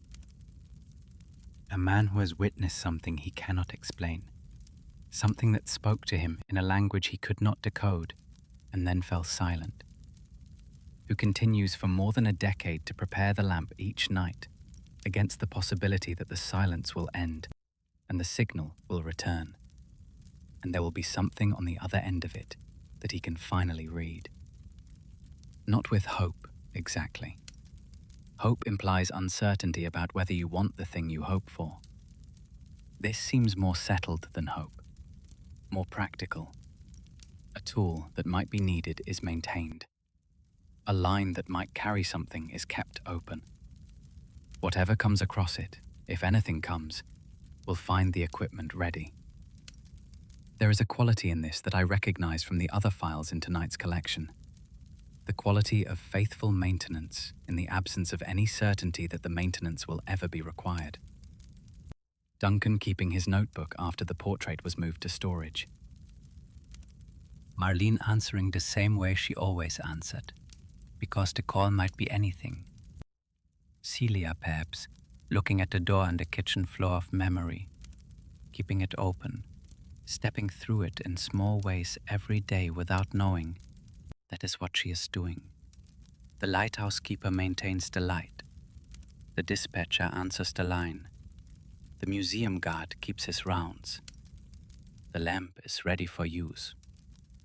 This is, I have come to think, one of the essential acts of a human life. To maintain the thing that might be needed, even when you cannot be certain it will ever be needed. Because the alternative, The lamp darkened, the line abandoned, the rounds stopped. Closes off something that deserves to stay open.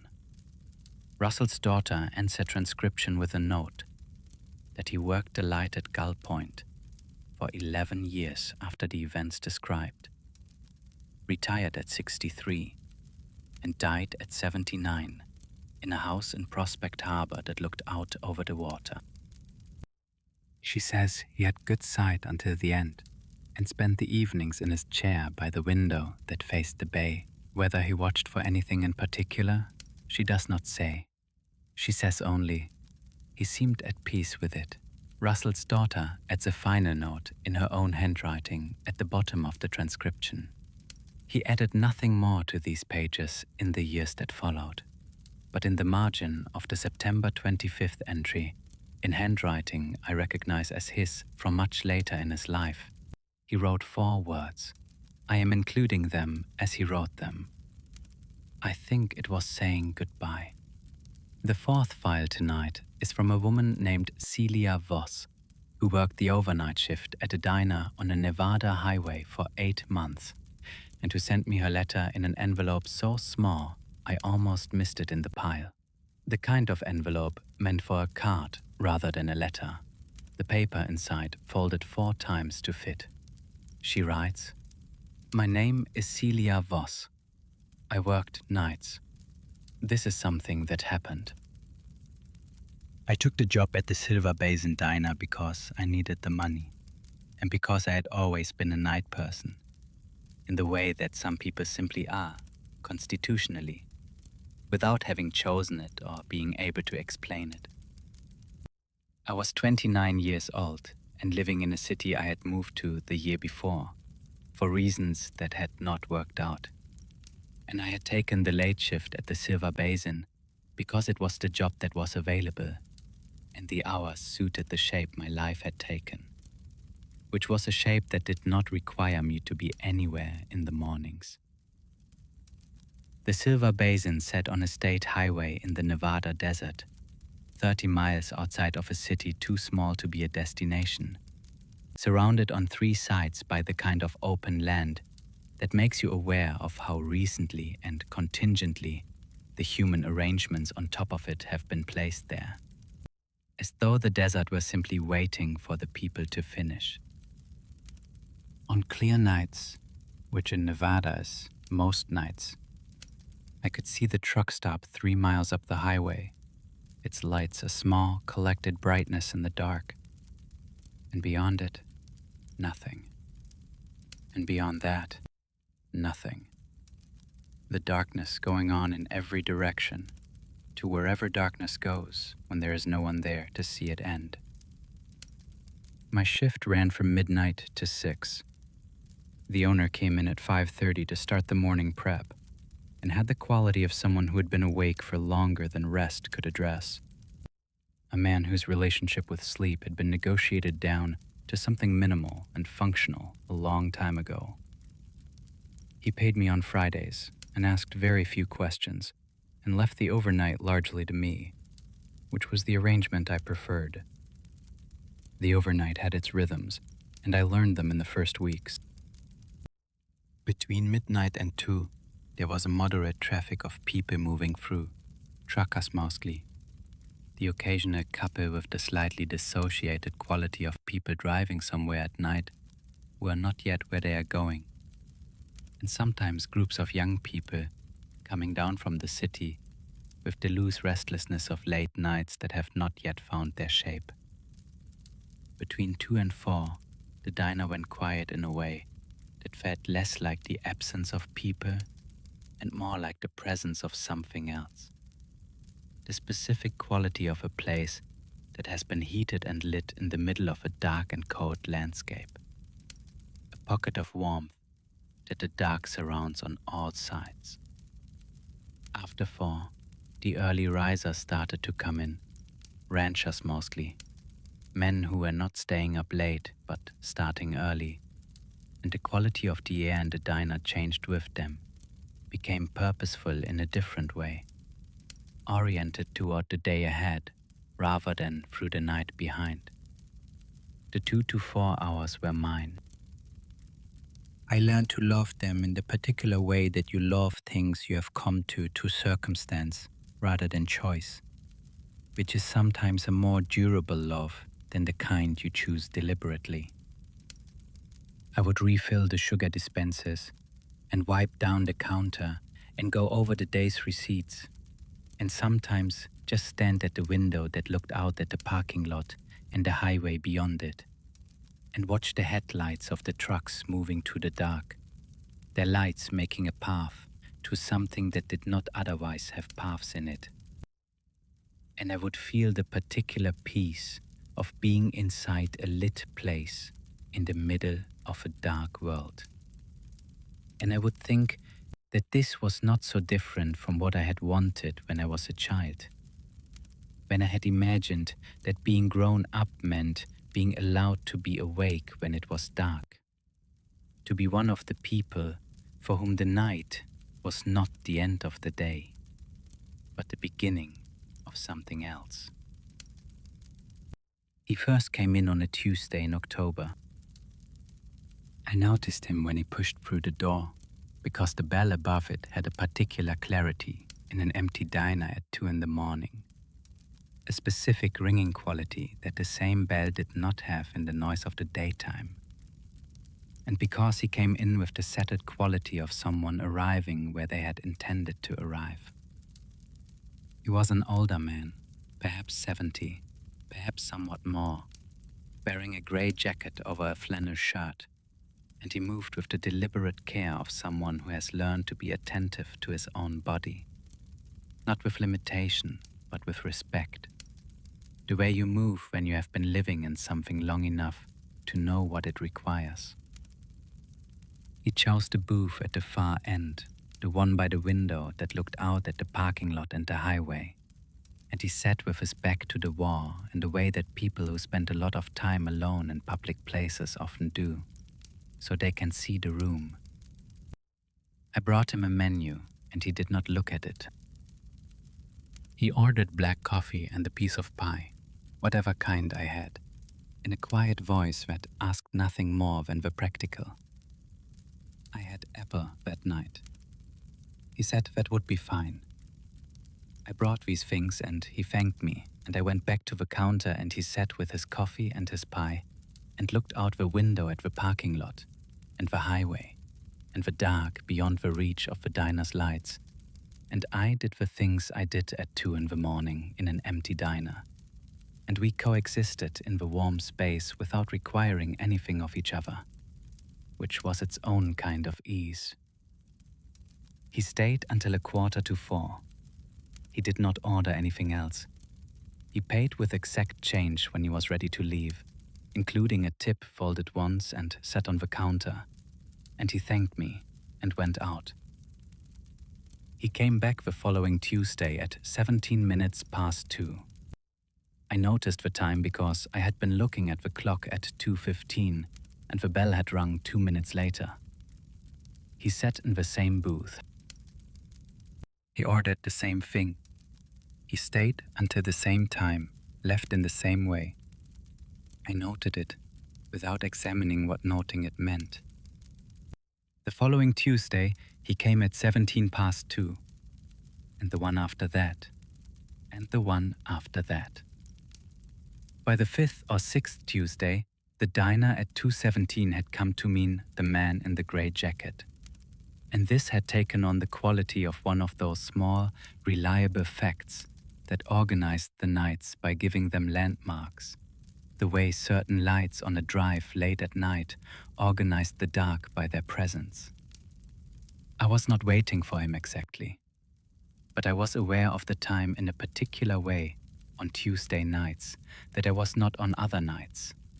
And when the bell rang at 17 past 2, I did not look up to see who it was, because I already knew. I tried to talk to him once, around the 8th week. I asked him whether he was passing through or local. He said local, in the same quiet voice, and looked at me with eyes that were mild and dark, and contained no particular invitation to continue. I did not continue. He was not unfriendly. He had simply arrived for a purpose that was complete in itself, and the purpose did not include conversation as I usually understood it. I respected this. I had my own version of it. I was there for the 2 to 4 hours, and the particular quality of the dark outside the windows, and the warmth of the lit space, and the trucks going through. And I did not need to talk about any of it to any of the people who came through the diner. And I understood the desire to be somewhere without being required to explain yourself to it. We developed, over those months, a form of companionship I have not had a name for until I started writing this letter. And the name I have for it now is Companionship Without Demand. We occupied the same warm space on Tuesday nights for almost 2 hours, and we required nothing of each other except that we both be present. And in being present, we gave each other something I would have difficulty specifying, but that I felt clearly, which was the particular comfort of not being alone in a lit place in the middle of a dark landscape, of knowing that the warmth you are in is shared, even if it is shared without words and without anything being asked.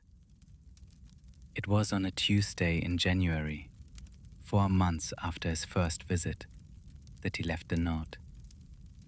I had gone to the back to deal with the napkin dispensers, which ran low on Tuesday nights for reasons I had never worked out. I was gone perhaps 5 minutes. When I came back out, his booth was empty, his cup and his plate on the table, $1 folded on the edge of the plate, and on the table, in the space where the cup had been, a piece of paper. A page torn from a small notebook, folded once. I picked it up and read it standing at his booth, in the particular light of the diner window that a street lamp outside threw across the table at that angle and time of night. It said, "You think about the summer you were 8 years old, the yellow house with the porch, and the way the light came through the kitchen window in the morning and made a shape on the floor that looked like a door. You have not thought about that house in many years, but you think about it most nights between 3 and 4, when the diner goes quiet. You think that the shape on the floor looked like somewhere you could step through. You were right about that. The yellow house was real. My grandmother's house in a small town in Idaho. The house I had spent every summer in until I was 10, when she sold it and moved to be closer to her daughter. The kitchen in the morning. The light through the window above the sink, which faced east and in summer let in the early light at an angle that lay a long rectangle across the linoleum floor, the pale color of the linoleum making the light visible in a way that darker floors would not have, and the shape of the window frame within the rectangle, the crossbar of the lower pane, making a shape that I had looked at as an 8-year-old child and named, in the private language of a child that is never spoken aloud, a door. The light looked like a door in the floor made of light that you could step through into somewhere else. I had never told anyone that, not the image and not the name for it. It was not a story I told because it was not legible as a story. It was only an image and a private word for it, the kind of thing a child carries without knowing it is being carried, so integrated into the furniture of the mind that it becomes invisible, and you forget that it was ever a distinct thing you had seen and named, rather than simply something that had always been there. I stood at that booth for a long time. The parking lot outside the window was empty. The highway was empty. The dark beyond the reach of the diner's lights was complete in every direction. He did not come the following Tuesday. I watched the door at 2:17, and he did not come. or the Tuesday after that, or the one after that, or at any point in the remaining 4 months of my time at the Silver Basin. What I kept, besides the note itself, which I still have in an envelope in the second drawer of my desk, is a clearer version of the image than I had before. The light through the window, the shape on the floor, the private word for it. He returned it to me with more clarity than I had given it, the way a sentence sometimes does when it has been translated into another language and translated back, coming back different from how it left, but more itself somehow, more exactly the thing it was trying to be. He said I was right about the door. I have thought about what he meant by that for a long time, and what I have arrived at is this: that the world was larger than the kitchen I was standing in, and I knew it.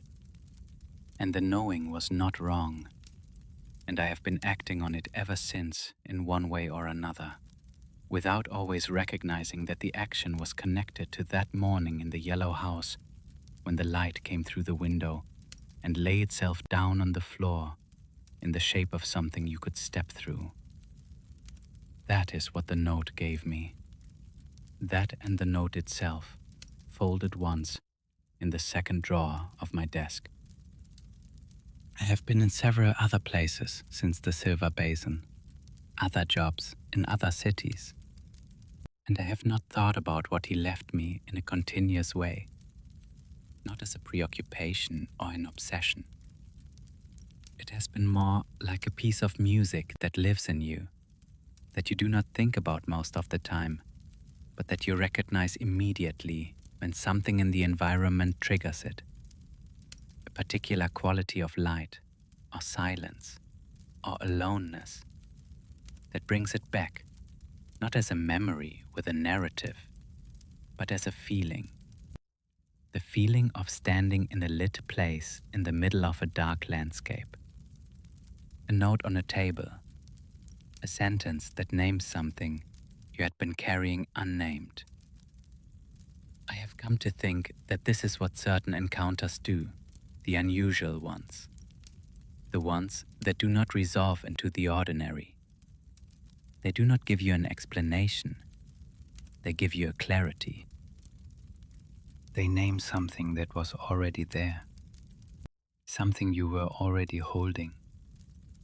And the naming does not change the thing, but changes your relationship to it, gives it a location you can return to, makes it yours in a way that it was not quite yours before, because you had it, but you had not known you had it. The door in the floor of the yellow house, the light through the east window in the morning. I had it. I just did not know I had it until someone who should not have known it told me that I did. I think about him on Tuesday nights sometimes, not with longing or grief, nothing like that. Just with the particular warm quality of thinking about someone who gave you something without being asked to, who saw something in you that you did not know was there to see and reflected it back to you clearly enough that you could finally see it yourself. The 2 to 4 hours in Nevada, the parking lot empty and the highway empty, and the dark going on in every direction. The bell above the door, and the booth by the window, and the man in the grey jacket who came in at 17 minutes past 2 and ordered black coffee and whatever kind of pie I had. Whatever he was right about the door.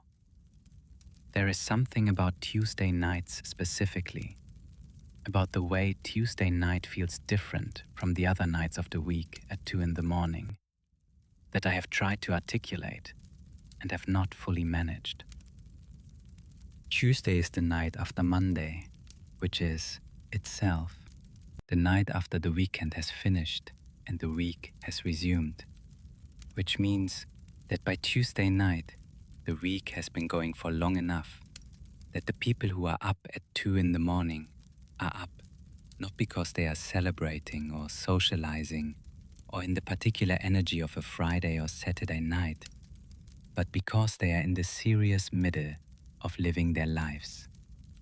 And the middle of living a life sometimes produces in certain people an alertness at 2 in the morning that is not insomnia exactly, but is the alertness of someone who has things to think about and finds that the thinking goes better in the dark.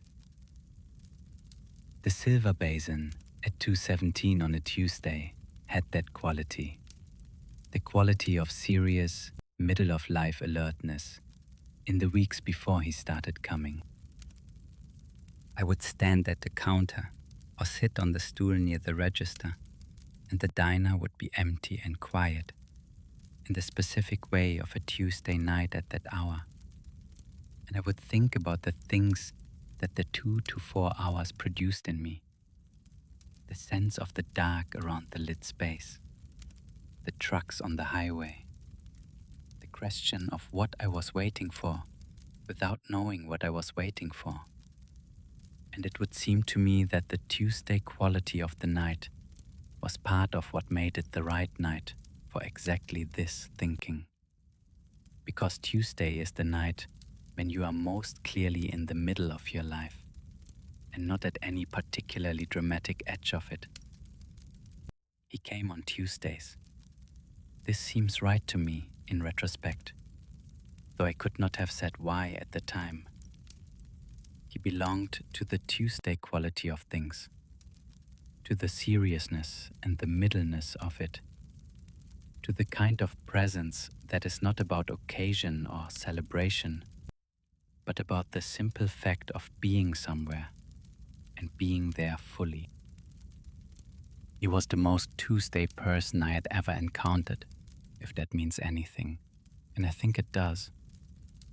He was entirely in the middle of whatever he was in the middle of, and he came to the silver basin in the middle of the night, in the middle of the week, and sat in his booth by the window and was entirely there, and then he left. I think about the Tuesdayness of it sometimes, in the Tuesday middles of whatever week I am currently in the middle of. I think about the booth by the window and the parking lot beyond it, and the highway and the dark beyond the highway. I think about a note on a table, folded once, and a shape on a kitchen floor made of morning light in a yellow house in Idaho. And I think, still there. The door is still there. I am still stepping through it, in one form or another, one Tuesday at a time. The last thing I want to say about the silver basin, about the Tuesday nights and the man in the grey jacket, is something about the diner itself, which I have not described properly. The silver basin was not a beautiful diner. It had the quality of a place that has been functional for long enough that beauty was never really the question. A place that had been built to serve a purpose and had been serving it continuously for long enough that it had arrived at a kind of honesty that is different from beauty, but not entirely unlike it. The counter was the original Formica, laminated in a pattern that had been fashionable in the 1960s and had subsequently become simply the counter's pattern, without aesthetic judgment. The booths were vinyl that had been repaired in several places with a slightly different shade of vinyl, so that each booth was a record of its own history of small damages and repairs. The tiles on the floor were the original tiles, hexagonal and black and white, worn smooth at the paths people had been walking for 50 years. The path from the door to the counter, the path from the kitchen to the tables, the path from the register to the door. The lights were fluorescent, and the windows were the original glass, and the coffee machine behind the counter had been there since Jared's father had run the place, and had been repaired so many times that what remained of it was partly the original machine and partly the accumulated history of all the repairs. I loved the Silver Basin in the way that you love a place that has never tried to be more than it is. It was what it was, completely and without apology. It was warm when the desert was cold.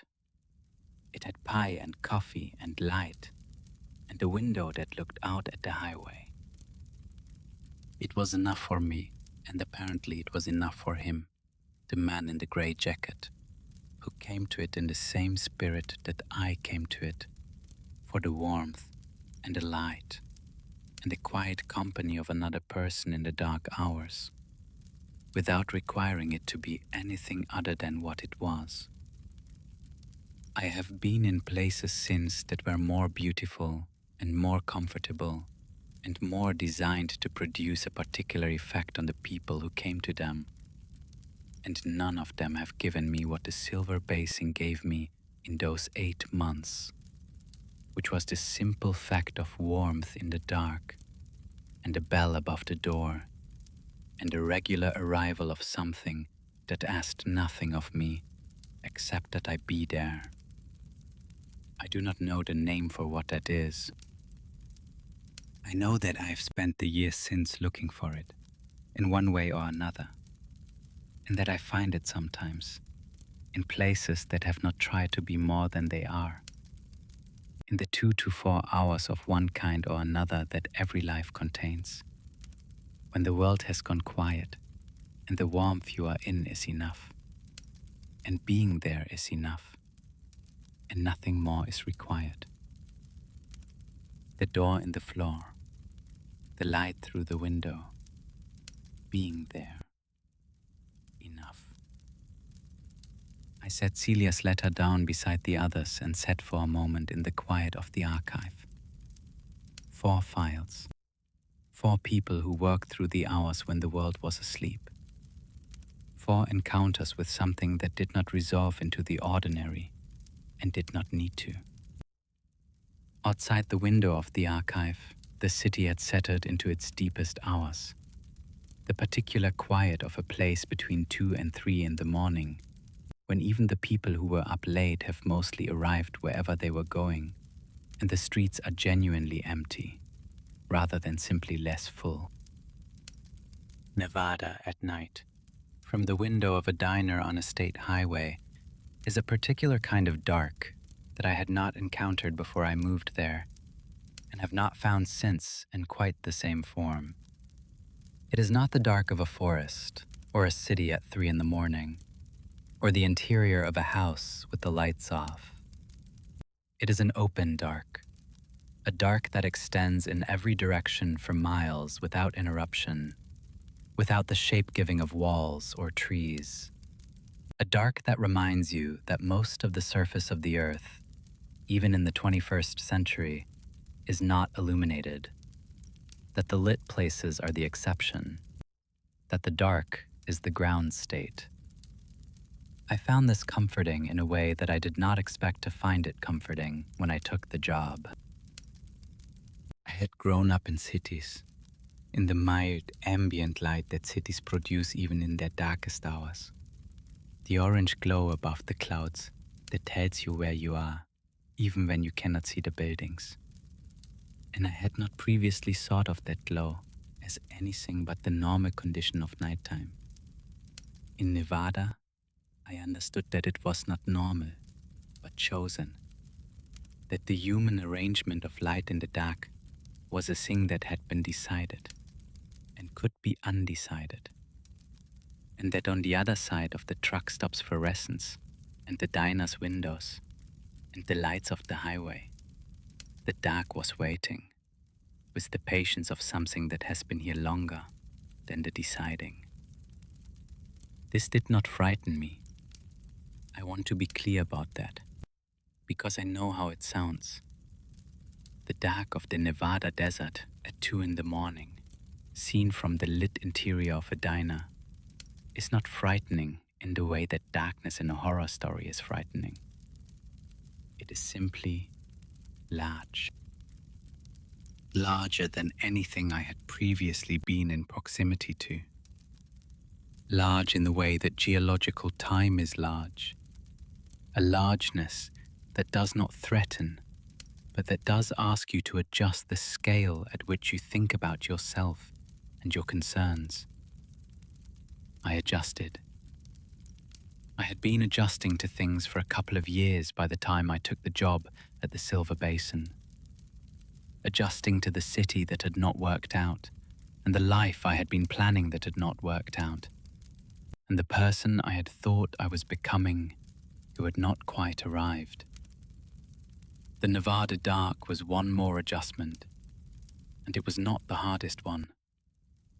I stood at the window in the 2 to 4 hours and looked at it and felt small in the way that you can feel small without feeling worthless.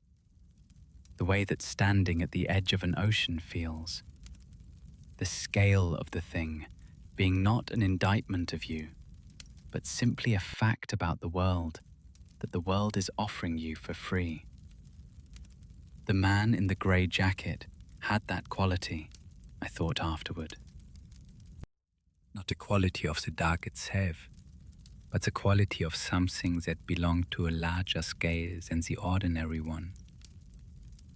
He moved to the Silver Basin Diner at 2:17 on Tuesday nights with the settled ease of someone who was not bounded by the particular urgencies of the scale I was operating at.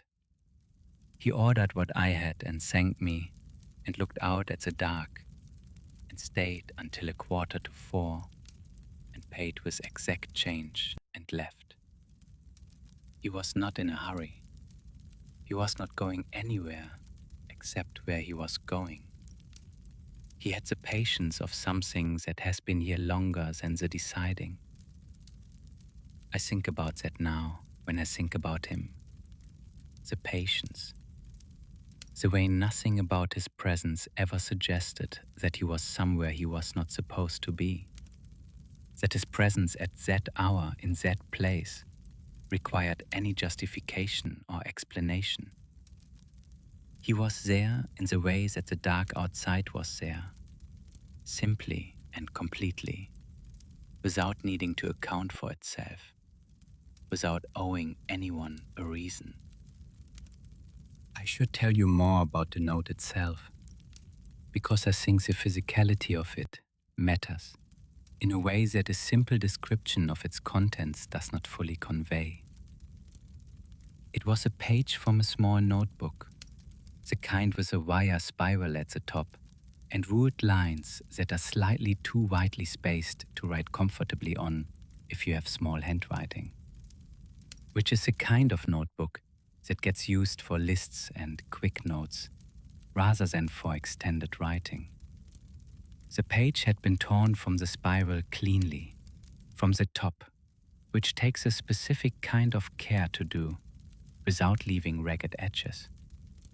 The fold was precise, centered, a single crease sharp enough to suggest that whoever made it had pressed it flat with deliberation rather than folding it quickly. The paper was not new, not the bright white of a fresh notebook, but had a slight quality of age, a very faint yellowing at the edges, as though the notebook it had come from had been sitting somewhere for some time before this page was used. The handwriting was small and even and slightly old-fashioned in its letter forms, the kind of handwriting that belongs to someone who learned to write at a time when handwriting was considered an accomplishment worth practicing. The letters were made with care, not slowly, I do not think, not with the painstaking quality of someone copying something out, but with the ease of someone whose care had become habitual, who wrote that way because they had always written that way, and it required no effort. I have looked at the note many times since that January night, and what I notice each time is how completely it describes the image it is describing. The yellow house with the porch, the kitchen window facing east, the morning light, the shape on the linoleum floor. Each of these details is exact, not approximated, not described in the general terms that someone might use if they were guessing at the outlines of a memory, but exact in the way that the person who made the memory would describe it, with the specific weight of the specific thing rather than the general weight of a category of thing. The phrase he used, the shape on the floor that looked like a door, is the phrase I had used in my head as an 8-year-old. Not a window, which was the more obvious comparison for a rectangle of light. Not a puddle, which was probably the more accurate physical description. A door. I had called it a door because that was what it felt like. A door in the floor, laid flat, that you could look at and feel the potential of, the possibility of another direction than the one the room offered. I have no idea where that feeling came from in an 8-year-old standing in her grandmother's kitchen. I only know that it was mine and private, and that I had not given it to anyone, and that the note contained it. I want to be honest about what the note did to me, standing there in the silver basin at 2 in the morning. It frightened me initially. Not the frightening of the horror story, not the shock and the running, but the quieter and more disorienting frightening of encountering something that should not exist. A thing that was yours and private and contained, which has now appeared in someone else's handwriting on a piece of paper on a table in a Nevada diner. That disorients a person. It takes a moment to find your footing. And then, as I stood there, the fright shifted into something else, something I was not expecting and for which I did not have a word at the time and still do not have exactly the right word for. Not comfort, not reassurance, which implies that something was frightening and has been calmed. Something more neutral than those things, more like recognition. The feeling of being accurately seen. I had carried that image for 21 years without knowing I was carrying it. It was simply there, part of the furniture of my mind. One of those early images that you do not choose and do not discard, that simply persist because they persist, because something about them fitted something in you and so they stayed. And now someone had looked at it, had seen it there in whatever way they could see it, and had described it back to me precisely, and had told me I was right about what I had called it. A door. I was right about the door. I think about this still. I think about what it means to be right about something you named at 8 years old in your grandmother's kitchen. To be told 21 years later by someone who should have no access to the naming that the name was accurate. It is not reassurance about a fact. The door was never a fact in the way facts are usually facts.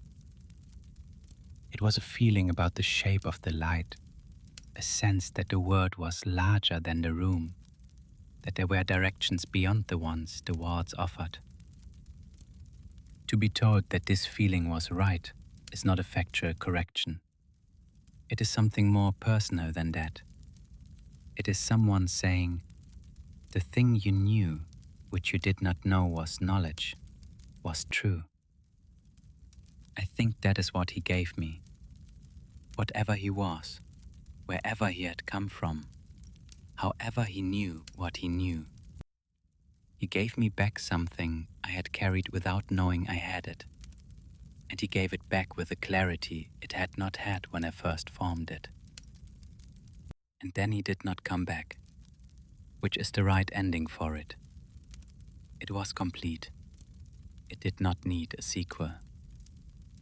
The door was named, and the name was confirmed, and that was enough. 4 files, 4 people, 4 nights spent in the long hours keeping watch over something. The archive is quiet around me.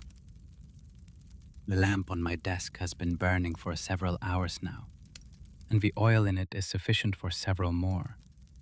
And outside the window of the archive, the city is at the deepest point of its nightly quiet, the point from which it will begin, almost imperceptibly, to move back toward the day. I find, reading through these files, but the people who sent them are all, in their different ways, describing the same thing, which is the experience of being present in the dark and finding that the dark is not simply absent, but contains something.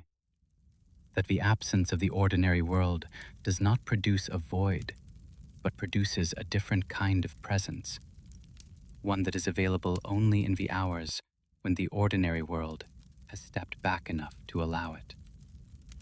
Duncan in his gallery, Marlene at her console, Russell on his lamp gallery, Celia at her diner window. Each of them present in the dark, each of them finding that the dark returned the attention. I do not think this is the whole of it. I do not think that being awake at 2 in the morning is sufficient to produce these encounters, that the night itself is the cause. I think the cause is a quality of attention that these particular people brought to their particular hours. A quality that is available in the daytime too, but that the night makes easier to sustain. Because the night strips away the competing claims on attention and leaves you with fewer things to look at, but more capacity to look at them with the full weight of what you have. The full weight of what you have. I think that is a thing. These people were not extraordinary in any of the ways we usually mean by extraordinary. They were a widowed art teacher, a career dispatcher, a lighthouse keeper, a young woman in a Nevada diner who did not yet know what she was waiting for. What they had, each of them, was the willingness to be fully present in the hours they were given, to bring to the ordinary acts of their nighttime work the full weight of their attention and their feeling and their willingness to receive whatever the dark had to offer. And the dark offered them something, not an explanation, not a resolution, something more like a meeting, a moment of contact across whatever distance separates the ordinary world from whatever else exists alongside it. A contact that did not explain itself and did not need to. A portrait looking at something she could not have been looking at. A voice on a line from a house that held no living voice. A light in the sea that signaled and received and said goodbye. A note on a table that named the thing that was always there. The next file is already on my desk. It came from Vermont in an envelope pressed flat at the bottom of a box. And it begins with a man telling me that he has been a keeper of books for 40 years, though for most of those years, if he is honest about it, the books were keeping him. I will read it to you now. There is one more file I have set out for tonight, before I let you rest.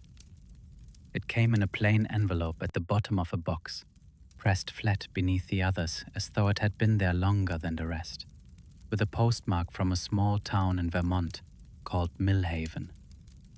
Inside is a letter from a man named Theodore Galt, who has worked the overnight hours in the Millhaven Public Library for 18 years, and who begins, I have been a keeper of books for 40 years, though for most of those years, If I am honest about it, the books were keeping me. I will read his file to you next. It came in a plain envelope from Vermont, as I said. The postmark the dark blue of a small town post office stamp. The kind of stamp that is applied by a machine that has been running for 30 years and has developed a slight imprecision in its alignment, so that the circle is not quite centered on the date. I noticed this because I notice such things, the physical qualities of the materials that come into the archive, the weight of the paper and the quality of the ink, and the particular characteristics of the handwriting, which together tell you something about the person who sent the thing before you have read a word of what they sent. Theodore's letter was written on good paper, the kind that has some weight to it, not expensive exactly, but considered, the choice of someone who had thought about what they were doing when they sat down to write, who had wanted the letter itself to have a quality commensurate with what it contained.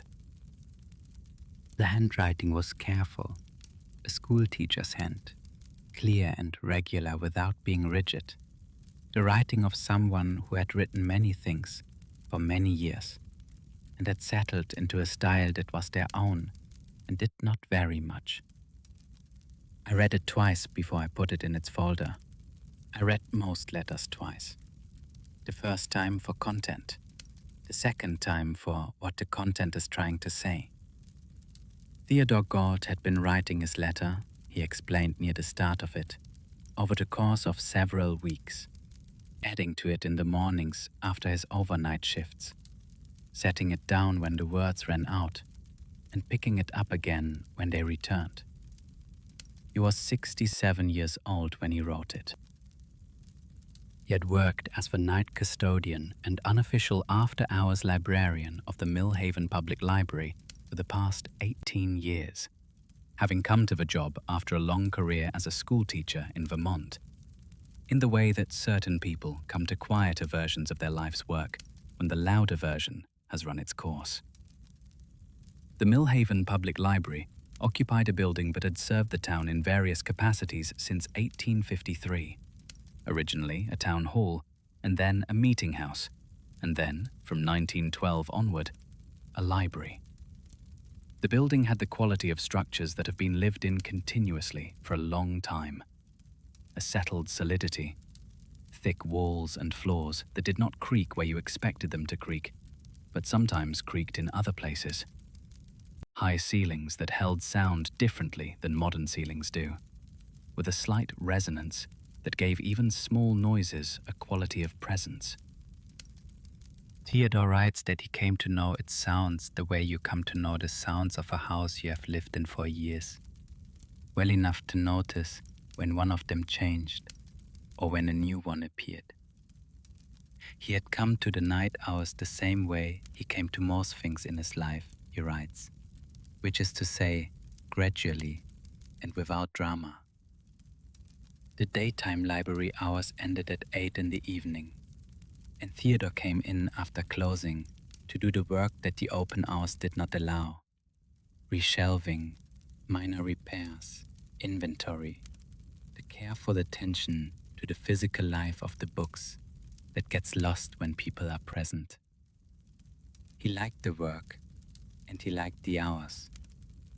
He had been a widower for 9 years when he started the job, and the library at night gave him something that his house in the evenings could not, which was a sense of purposeful occupation in a space that was not empty in the way a house becomes empty when the person you shared it with is gone.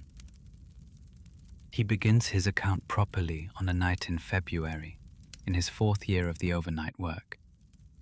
I will read it to you now, in his words. I want to tell you about the physical experience of a public library at night, because it is not what you might imagine if you have only ever been in the library during the day, and because Theodore's account only gestures at it, and I think it deserves to be more fully rendered. The Millhaven Public Library, by Theodore's account, was a building that had been many things before it was a library, and that carried in its walls and floors the residue of all those previous uses.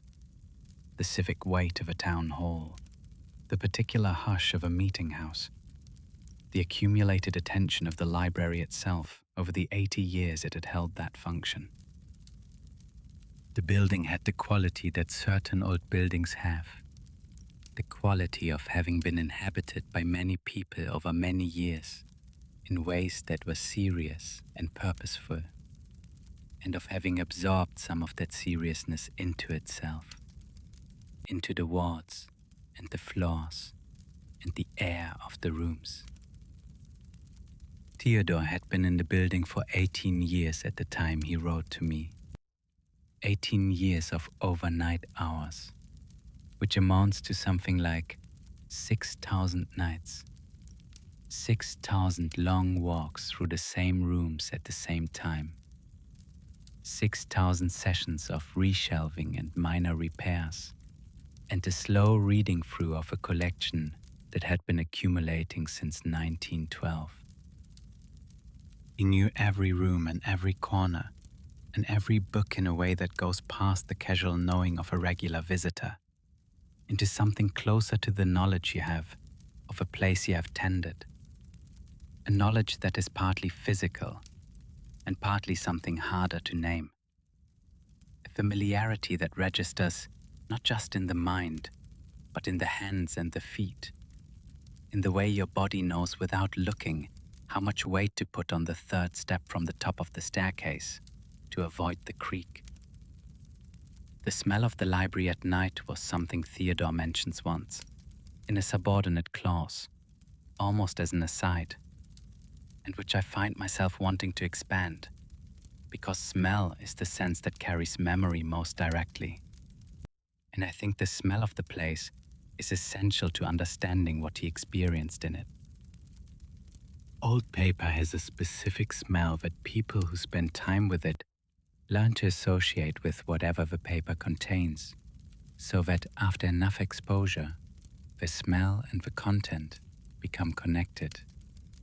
And walking into a room full of old books produces not just a recognition of the smell, but a faint stirring of everything the smell has come to mean. Dust, linen and rag paper, the faint sweetness of old binding glue, which is an organic smell, slightly animal, suggesting the actual physical process by which the books were made. And under all of these, the particular dry warmth of a heated space that holds a large amount of paper, a warmth that has a quality of stored time to it.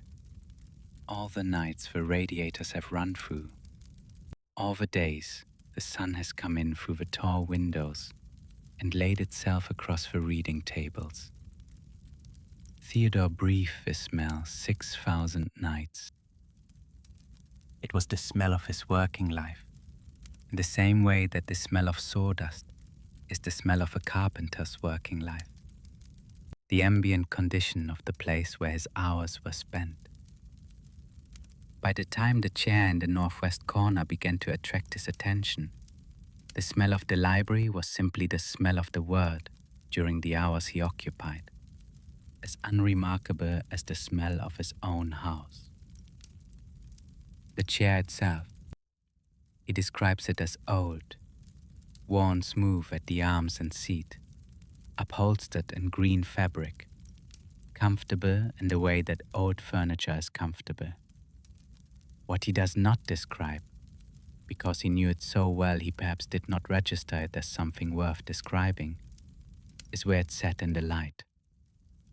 The northwest corner of the main floor received, at night, the light from the street lamp on the corner of the town common, which came through the tall window at an angle that depended on the season.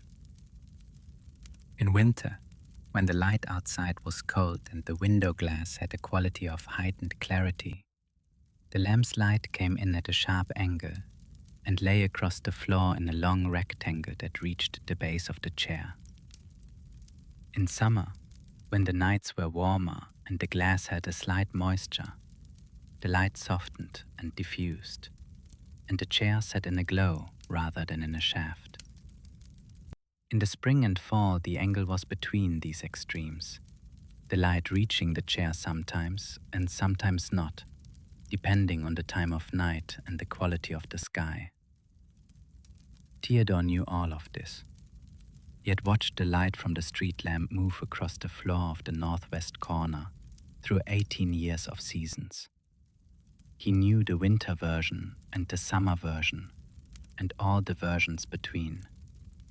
He knew the chair in all of them, in the sharp cold winter light and the soft summer glow and the unpredictable spring and fall versions. He knew the chair as thoroughly as he knew anything in the building, which is to say, as well as you know something you have tended for 18 years without ever being required to think about it consciously. Which is why the book appearing in it was impossible to miss. The library closes at 8. By 8:30 the staff have gone home, and the building belongs to itself and to me.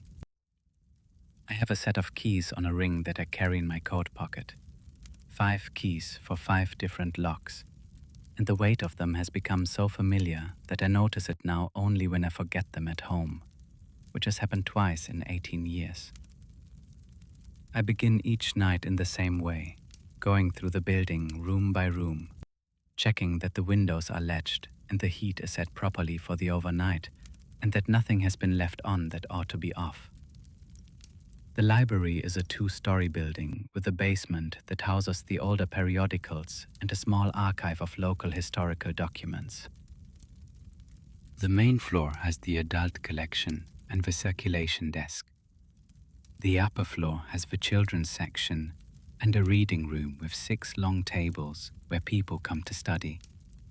I know every room and every corner of every room, and I have walked the route of my nightly checks so many times that I could do it in complete darkness, which I have in fact done twice, when the overnight lighting failed before I could reach the electrical panel. The books themselves are what I am here for, ultimately, though the job description does not say that in so many words.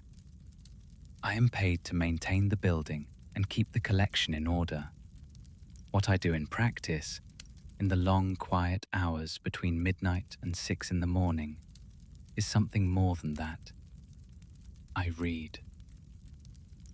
I reshelve not only the books that have been returned during the day, but the ones that I have been going through myself, slowly, over the years, working my way through sections of the collection that I had never had time for during my teaching years. In 18 years of overnight shifts, I have read my way through most of the history section, a substantial portion of the biography shelves, most of the natural history, and a good deal of the philosophy. I have read books that had not been checked out in 40 years, and found in them marginalia from readers long dead, small penciled notes in the margins that told me something about who had been here before me, what they had found worth underlining, and what they had found worth arguing with. I mention all of this because I want you to understand that the library at night is not, for me, a place that feels strange or unsettling. It is a place I am at home in. The sounds it makes are familiar. The way the heating system comes on in the small hours, the particular sound the radiators make when the water moves through them, a kind of metallic settling that I have learned to hear as a domestic sound, rather than an alarming one. The way the floors of the stacks adjust to the change in temperature over the course of the night, expanding slightly as the heat comes on, contracting as it cycles off. These are sounds I know. I mention them because I want to be clear that what I noticed in the spring of my 4th year was not something I noticed because I was unfamiliar with the building or because I was prone to noticing things that were not there. The library has a reading chair in the northwest corner of the main floor, near the large window that looks out at the town common. It is an armchair, old enough that no one remembers when it was acquired. upholstered in a green fabric that has been worn smooth at the arms and the seat from years of use. It is comfortable in the particular way that old furniture becomes comfortable, shaped by accumulated use into something that fits the body with a specificity that new furniture does not have. During the day, this chair is nearly always occupied. It is one of those library fixtures that regular patrons feel a proprietary relationship to. And I have observed over the years that certain people will wait for it, rather than take one of the other chairs available, reading standing at the shelves until the chair becomes free. At night, the chair's empty, as all the chairs are empty. I pass it on my rounds. I have sometimes sat in it myself during the long middle hours, reading, when my back needed a change from the straight-backed chairs at the staff desk. I know the chair. I know where it sits relative to the window and the shelves and the circulation desk, and I know the way it looks in the overnight lighting, which is a low, warm light we leave on for the security cameras, casting the room in the particular amber that makes shapes in a familiar room look slightly different than they do in full light. Slightly more dimensional, shadows with more depth to them. On a night in early March, during my 2 o'clock walkthrough of the main floor, I found a book in the chair. This was not, in itself, unusual. Patrons leave books in that chair regularly, books they have been reading in situ and did not want to check out, or books they pulled from the shelf meaning to look at and then left when they were done. I picked them up on my rounds and set them on the reshelving cart. I picked this one up and looked at the cover to remind myself where it went, and then I shelved it with the others and continued my round. 2 nights later, I found a book in the same chair at approximately the same time during my 2 o'clock walkthrough. I shelved it without particular attention. The third time it happened, on a night the following week, I noticed which book it was.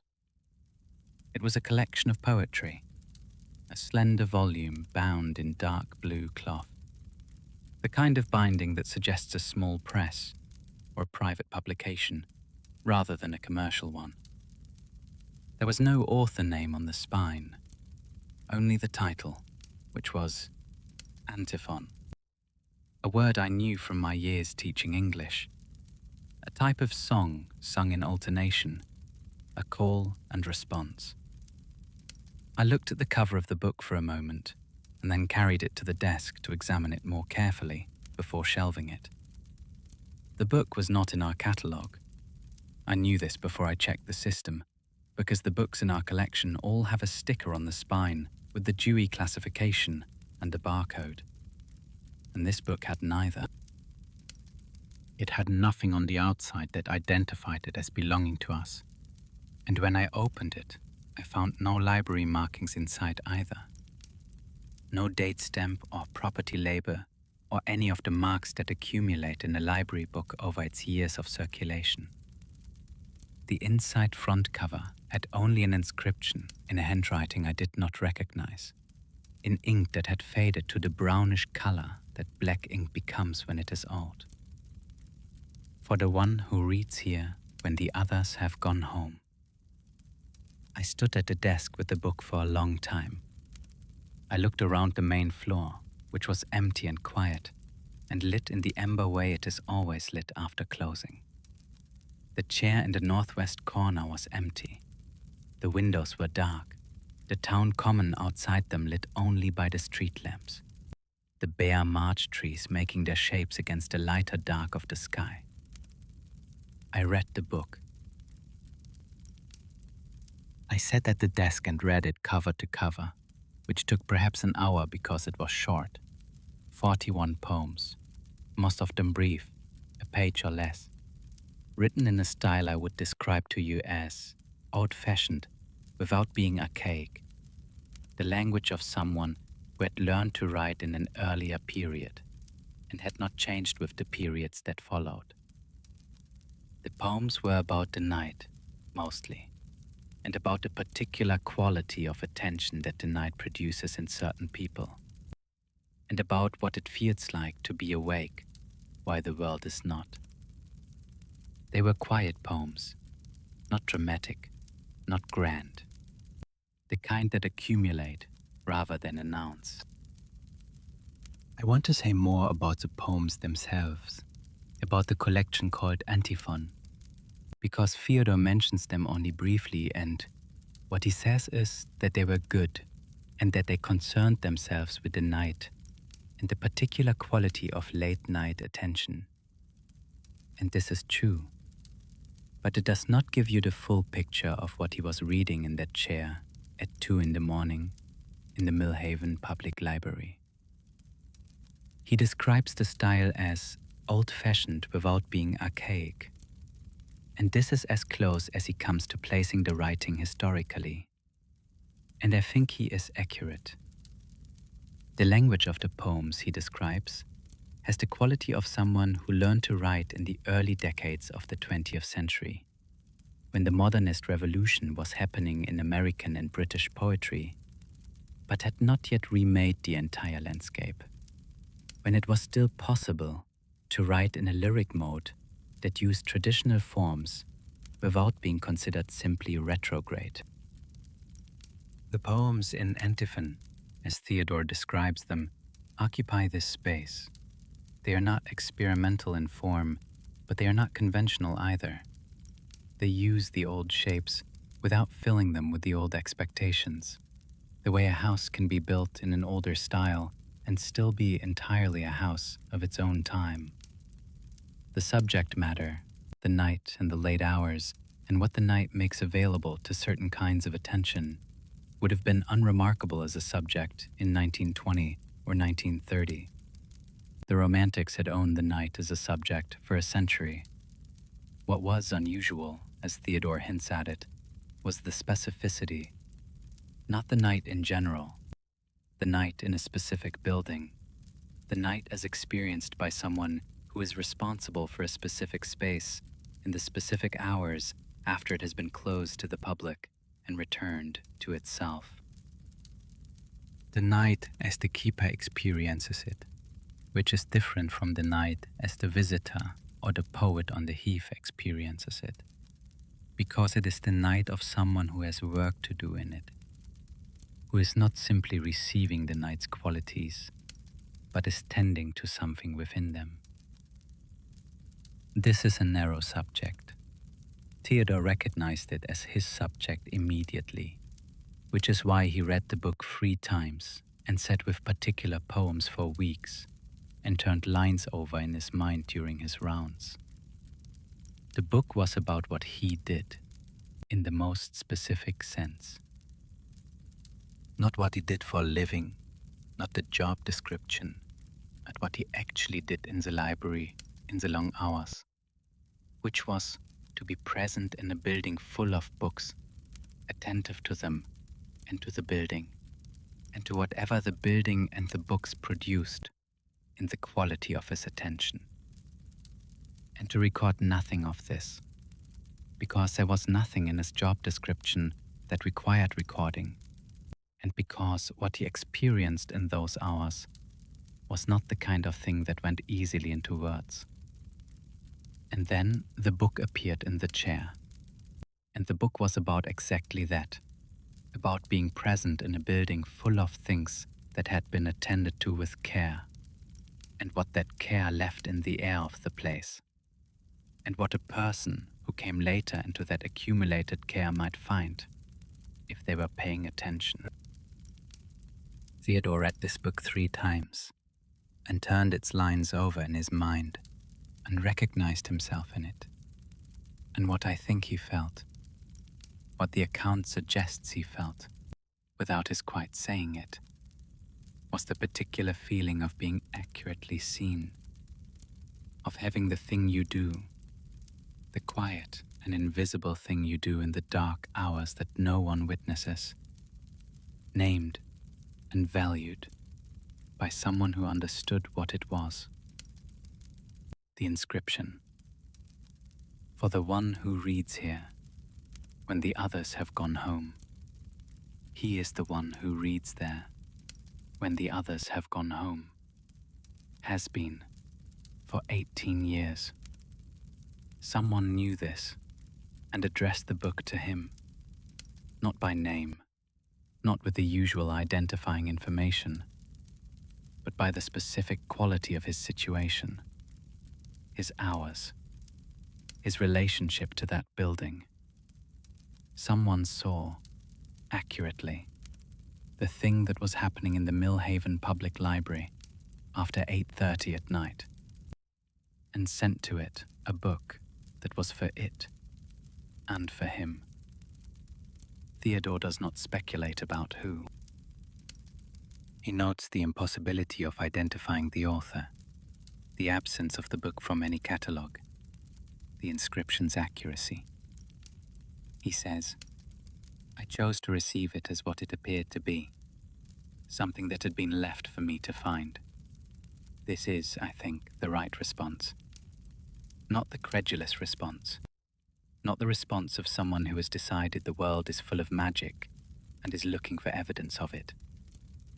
The response of someone who knows what he has been doing in that building for 18 years, and who recognizes, when something reflects that knowledge back to him, that the reflection is accurate, and receives it as such.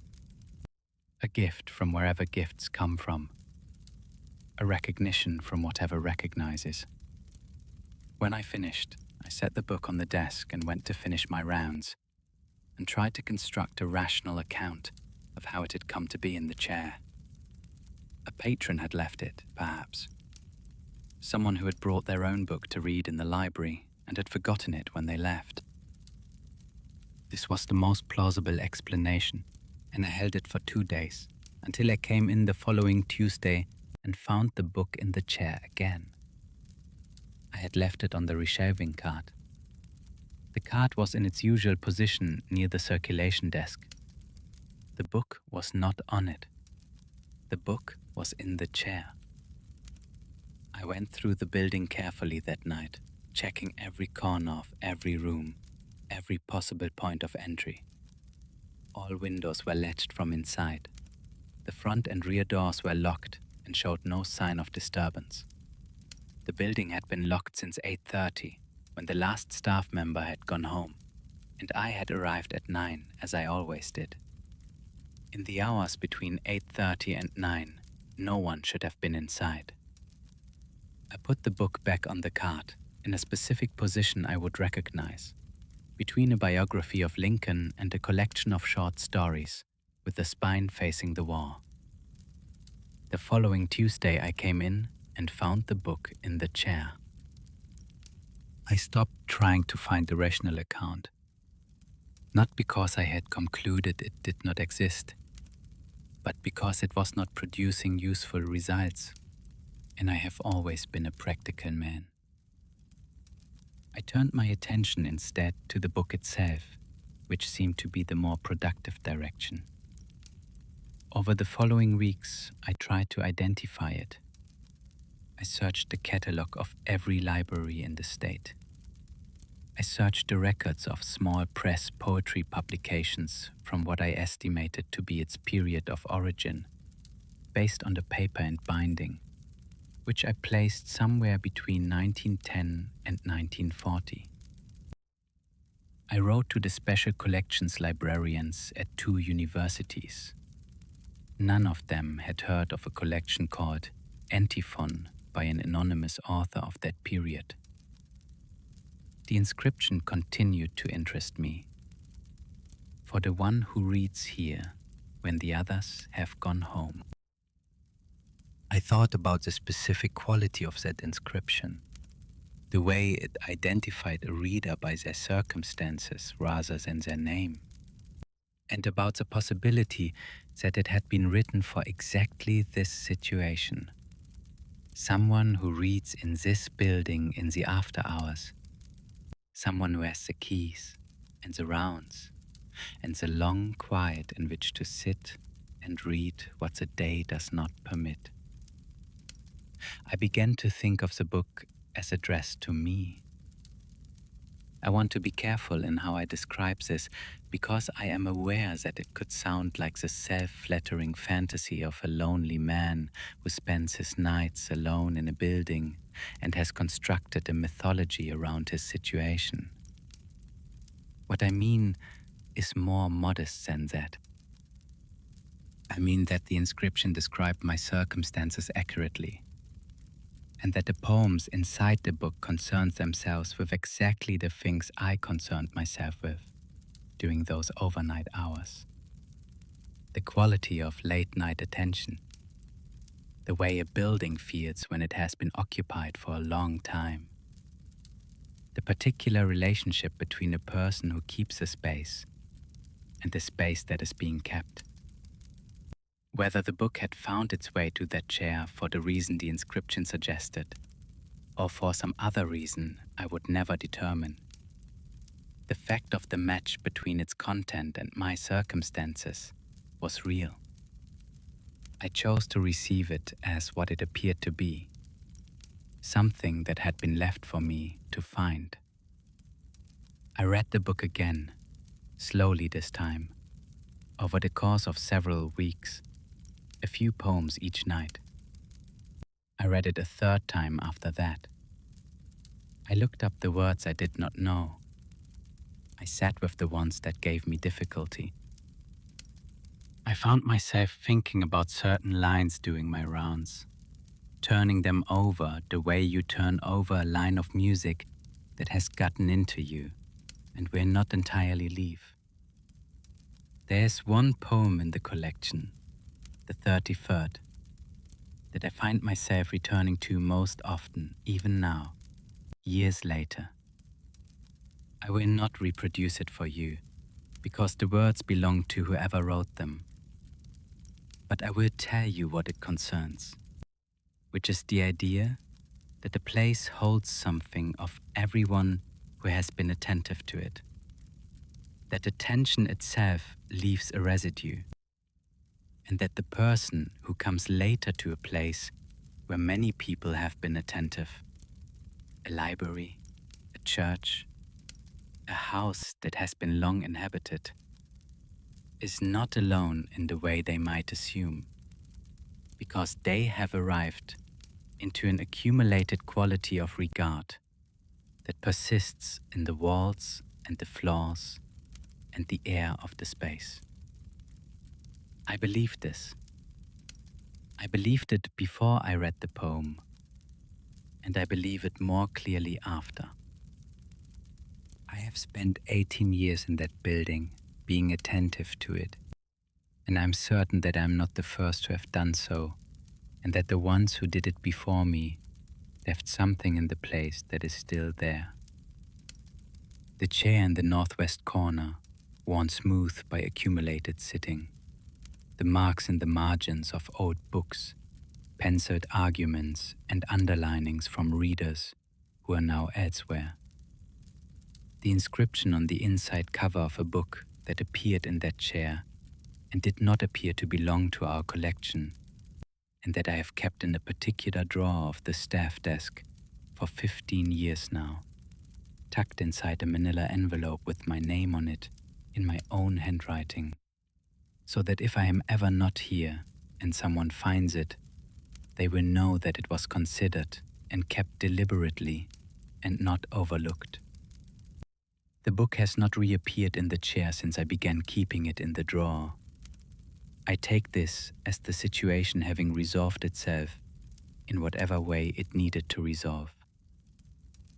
The chair has continued to be occupied during the day by readers who will probably outlast my tenure at the library, and by no one at night, as it should be. I have told you all of this because you keep records, and because I believe in the value of records. Specifically, I believe in the value of records that say, this happened here, in this building, to a person who was paying attention and who set it down as accurately as he could. Whatever it means or does not mean, it happened. It deserves to be held somewhere. The book, after Theodore put it in the drawer, did not reappear in the chair. He has kept it in the drawer for 15 years now, in its manila envelope with his name on it in his own handwriting.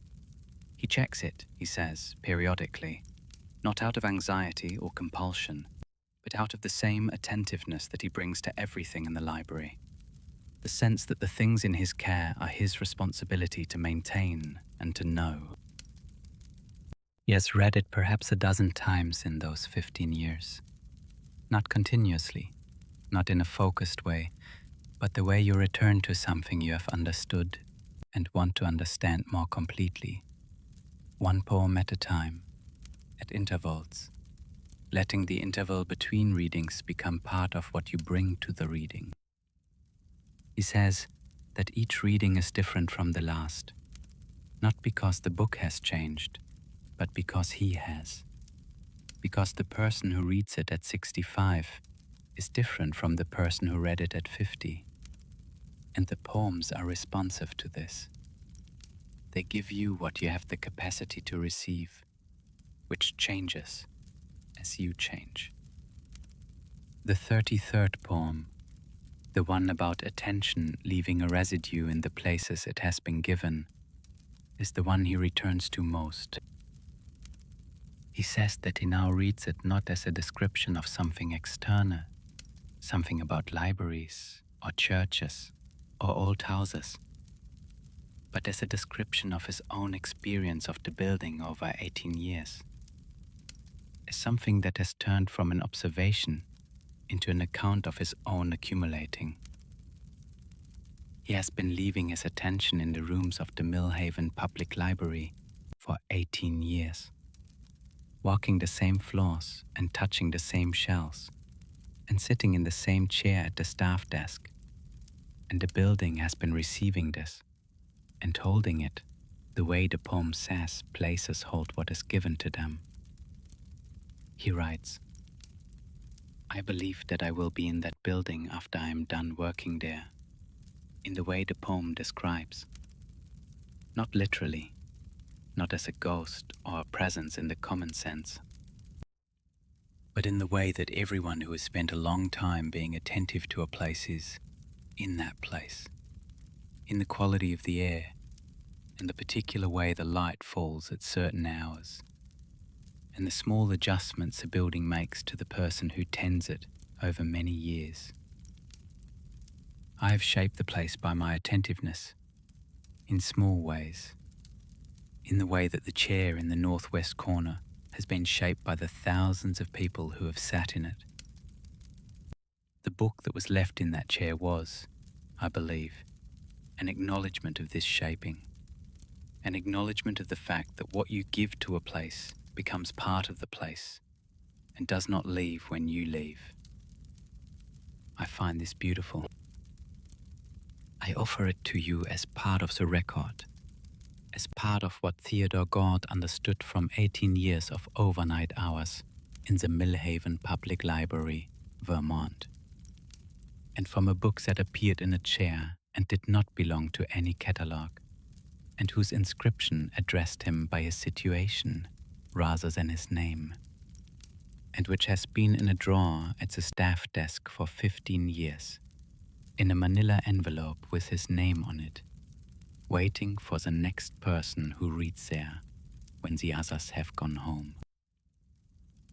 I want to say something about what it means to spend 18 years tending something that most people experience as a public resource, and that you experience as a private responsibility. The library is open to the public. During the day, anyone can come in and use it, can sit in the chair in the northwest corner, can pull any book from any shelf, can ask any question at the circulation desk. This is what a library is. The publicness of it is its purpose. The openness is the point. And Theodore's job during the day, when he occasionally worked day shifts for coverage, was to facilitate that publicness, to help people find what they were looking for, to manage the collection in a way that kept it accessible and organized and available.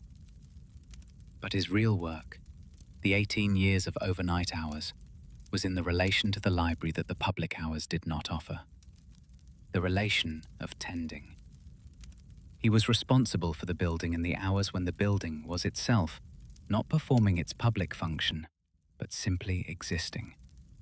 And this responsibility produced a relationship to it that was not available to the patrons, however devoted, who came during the day. He knew it the way you know what you are responsible for, with the particular intimacy of care.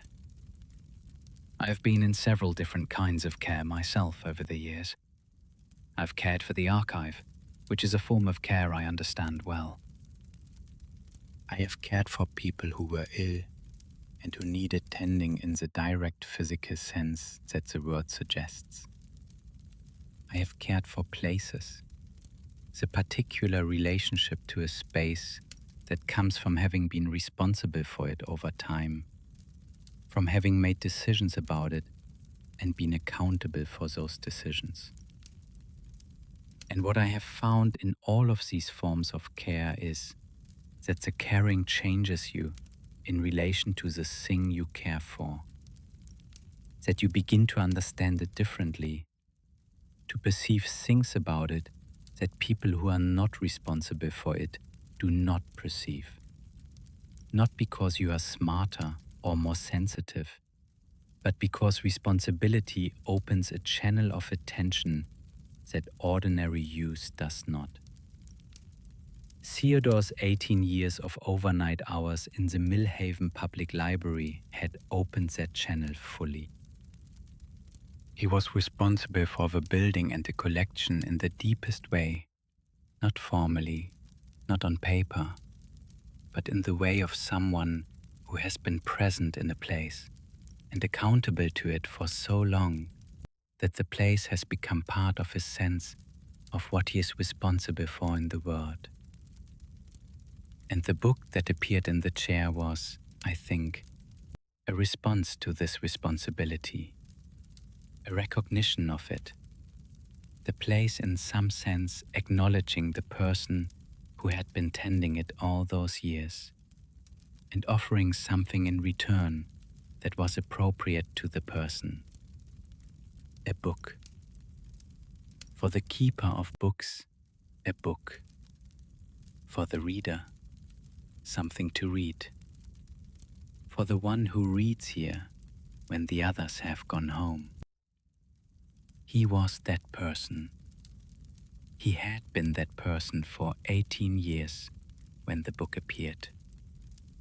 The inscription found him. That is where Theodore's letter ends, except for a postscript in a slightly different ink, suggesting it was added later. The poems in antiphon are very good. I hope whoever wrote them knows that someone has read them carefully. I set Theodore's letter down on the desk and sat for a while in the quiet of the archive. The lamp was burning steadily, the oil in it enough for many more hours, the wick trimmed to give a clean and even light. Outside the window of the archive, the city was deep in its own overnight. The street below empty, in the way that streets are empty only between 2 and 4 in the morning. Empty not of vehicles only, but of the particular quality of intention that people in motion produce. The sense of someone going somewhere, which is itself a kind of noise, even when it is silent. I have been keeping the dusk files for 11 years. Over that time I have received in envelopes and packages, and occasionally in person, from people who found their way to the archive's address and stood at the door and knocked. A collection of accounts that do not fit the ordinary categories. Accounts of things witnessed or experienced or encountered in the hours when the world was mostly not watching. And that the people who sent them needed to put somewhere outside of themselves. Somewhere that would hold them with the care they deserve to be held with. I do not investigate the accounts. I do not verify them or research them or attempt to determine their objective truth. What I do is read them carefully and file them.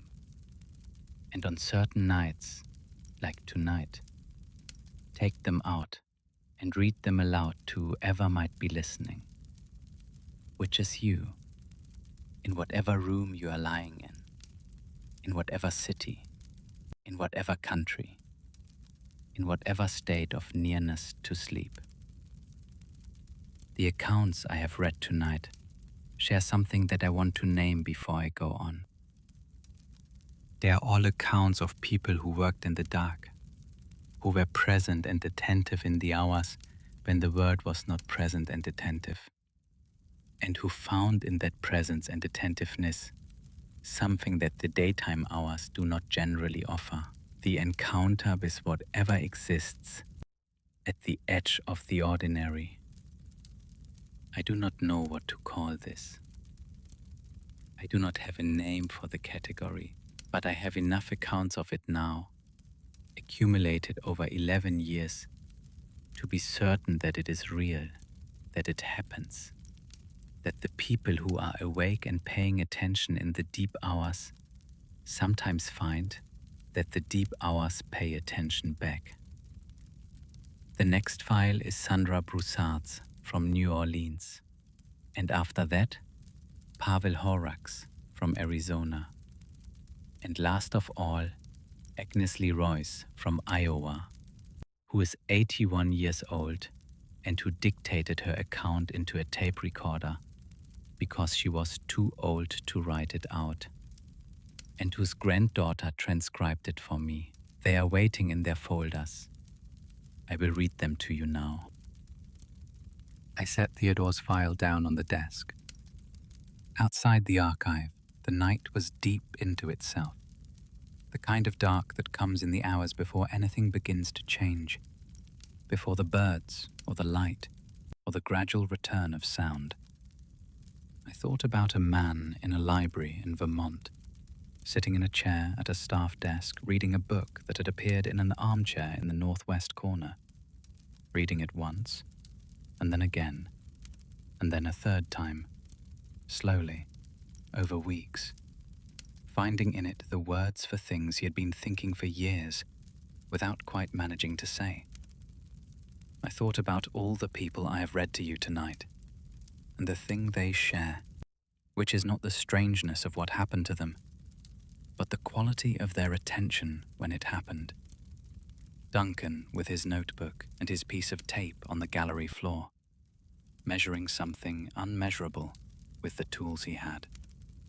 Marlene staying on the line for 4 minutes and 38 seconds with a man who needed someone to stay on the line.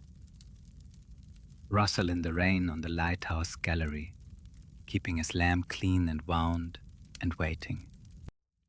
Celia at her diner window at 3 in the morning, a piece of paper in her hand, standing at the edge of a memory she had not known she was still carrying.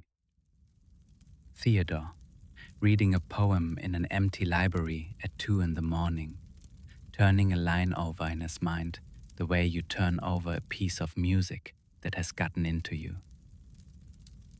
The next file I have set out for tonight comes from a woman named Sandra Broussard, who worked the night desk of a hotel in New Orleans for 7 years, and who sent me her file in an envelope that smelled faintly of something I could not identify, something old and a little sweet, the way certain old buildings smell when you have been inside them long enough that the smell becomes part of how you think about the place.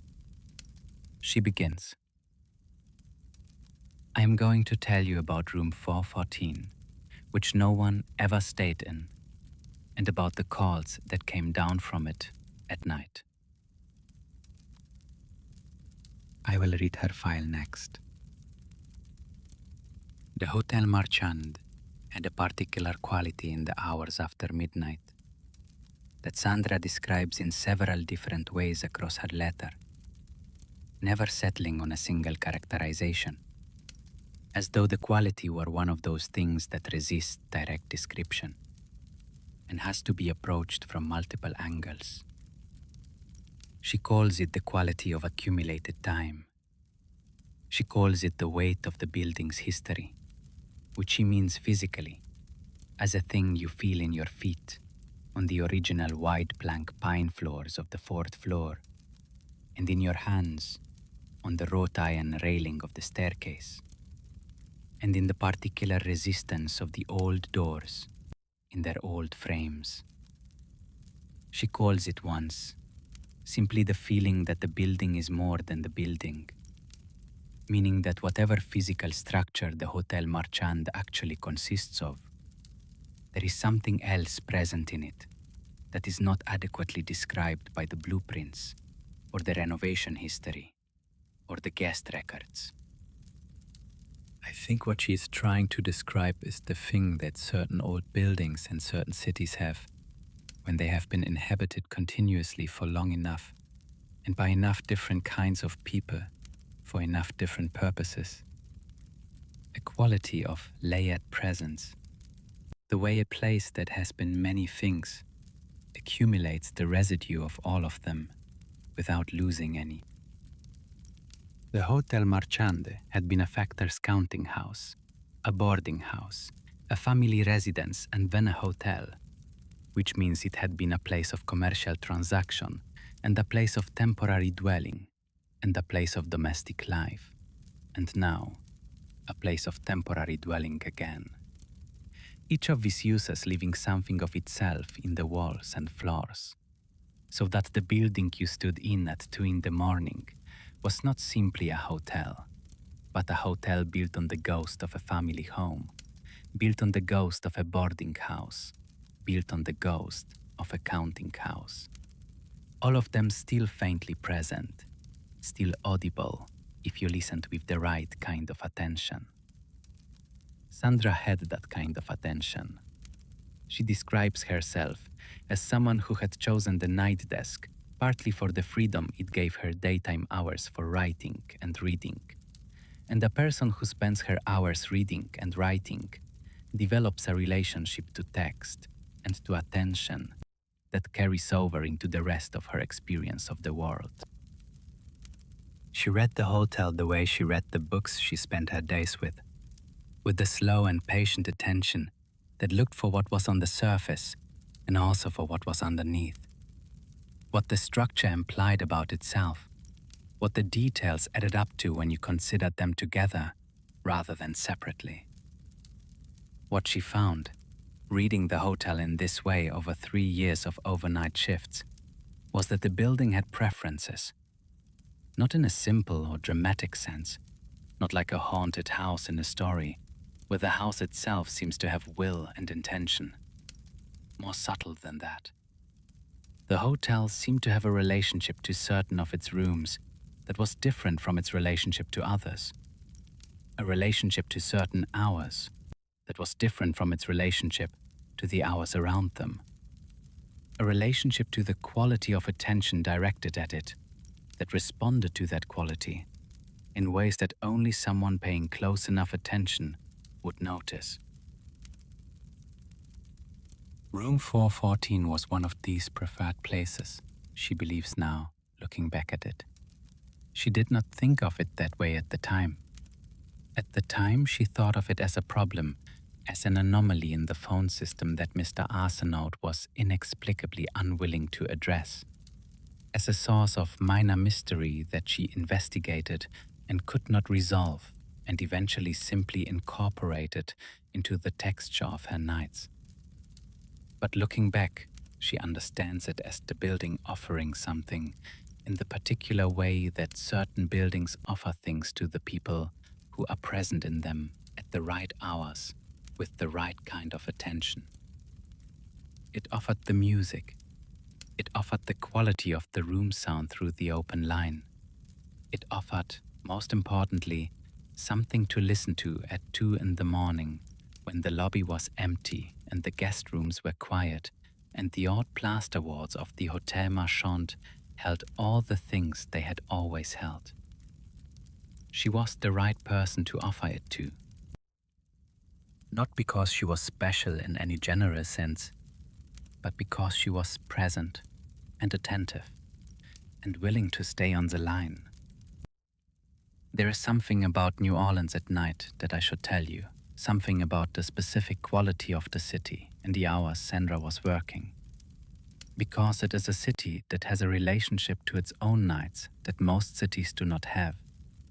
A relationship that has something to do with its history, and something to do with its geography, and something to do with the particular cultural inheritance of a place that has been, over its 3 centuries of existence, many different kinds of city occupying the same physical space. New Orleans is a city built on ground that is not entirely stable, built on the accumulated sediment of a river delta below sea level in many of its neighborhoods, surrounded by water, and this physical fact produces in the city a quality of impermanence that has been part of its character since its founding. The buildings of the French Quarter where the Hotel Marchand sat are old by American standards, and they carry in their plaster and their ironwork and their white plank floors the evidence of floods and fires and occupations and economic cycles and the full range of what 2.5 centuries of continuous habitation produces in a place. They are buildings that have survived things, and that quality of survival is present in them, in the way that it is present in people who have survived things, as a kind of solidity that is not the same as invulnerability, but is more interesting than invulnerability, because it knows what it has been through. Sandra spent 3 years in the lobby of a building that had survived things. She did not think about this explicitly during those years. You do not, in the middle of a working life, stop to notice the historical weight of your working environment.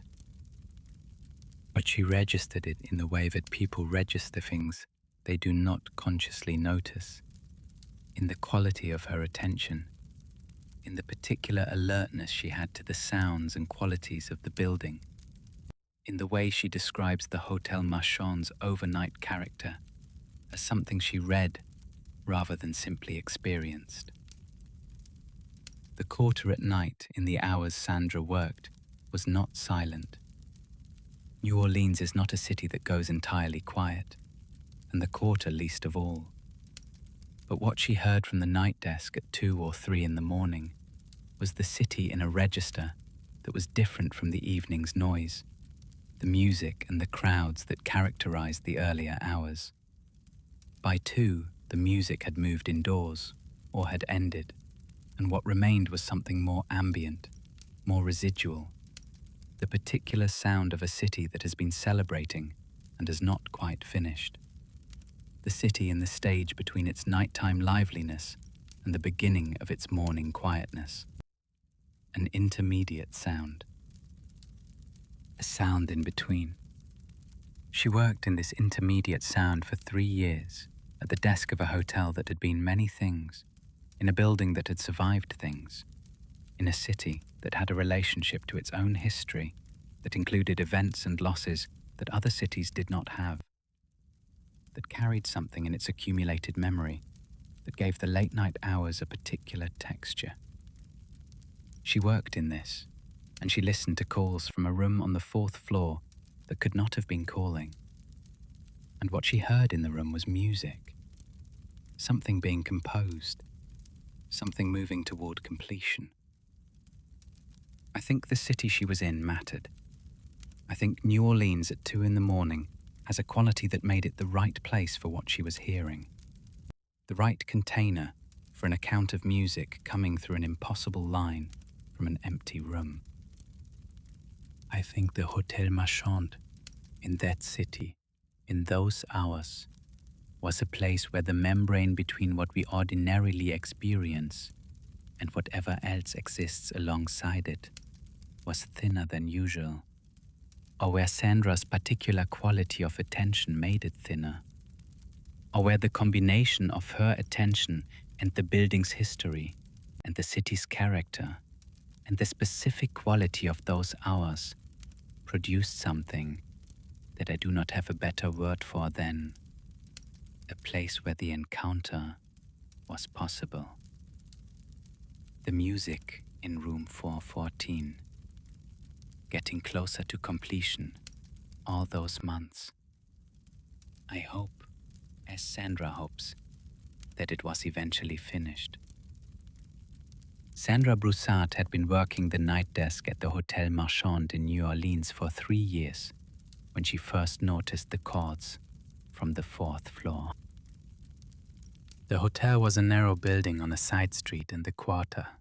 6 stories of wrought iron and old plaster, the kind of building that had been many things before it became a hotel. A factor's counting house in the 1840s, a boarding house in the years after the war, a family residence for a time in the 1920s, and then, through a series of conversions and renovations, the thing it was when Sandra worked there. A small hotel with 42 rooms that attracted the kind of guests who preferred the weight of old buildings to the smoothness of new ones. I will read her file to you now. I came to the night shift the way most young women come to work that does not entirely match their ambitions, which is to say, I needed the income and the shift differential and the particular freedom of nights, which allowed me to spend my days the way I actually wanted to spend them.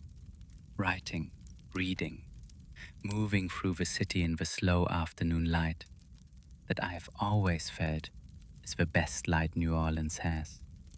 Warm and slightly golden, and coming in at an angle that makes the old buildings look like themselves. The night desk of a hotel is not what most people imagine when they imagine it. The drama of hotel work, the difficult guests and the lost reservations and the crises, those belong to the day shifts and the evening shifts. The overnight is quieter than that.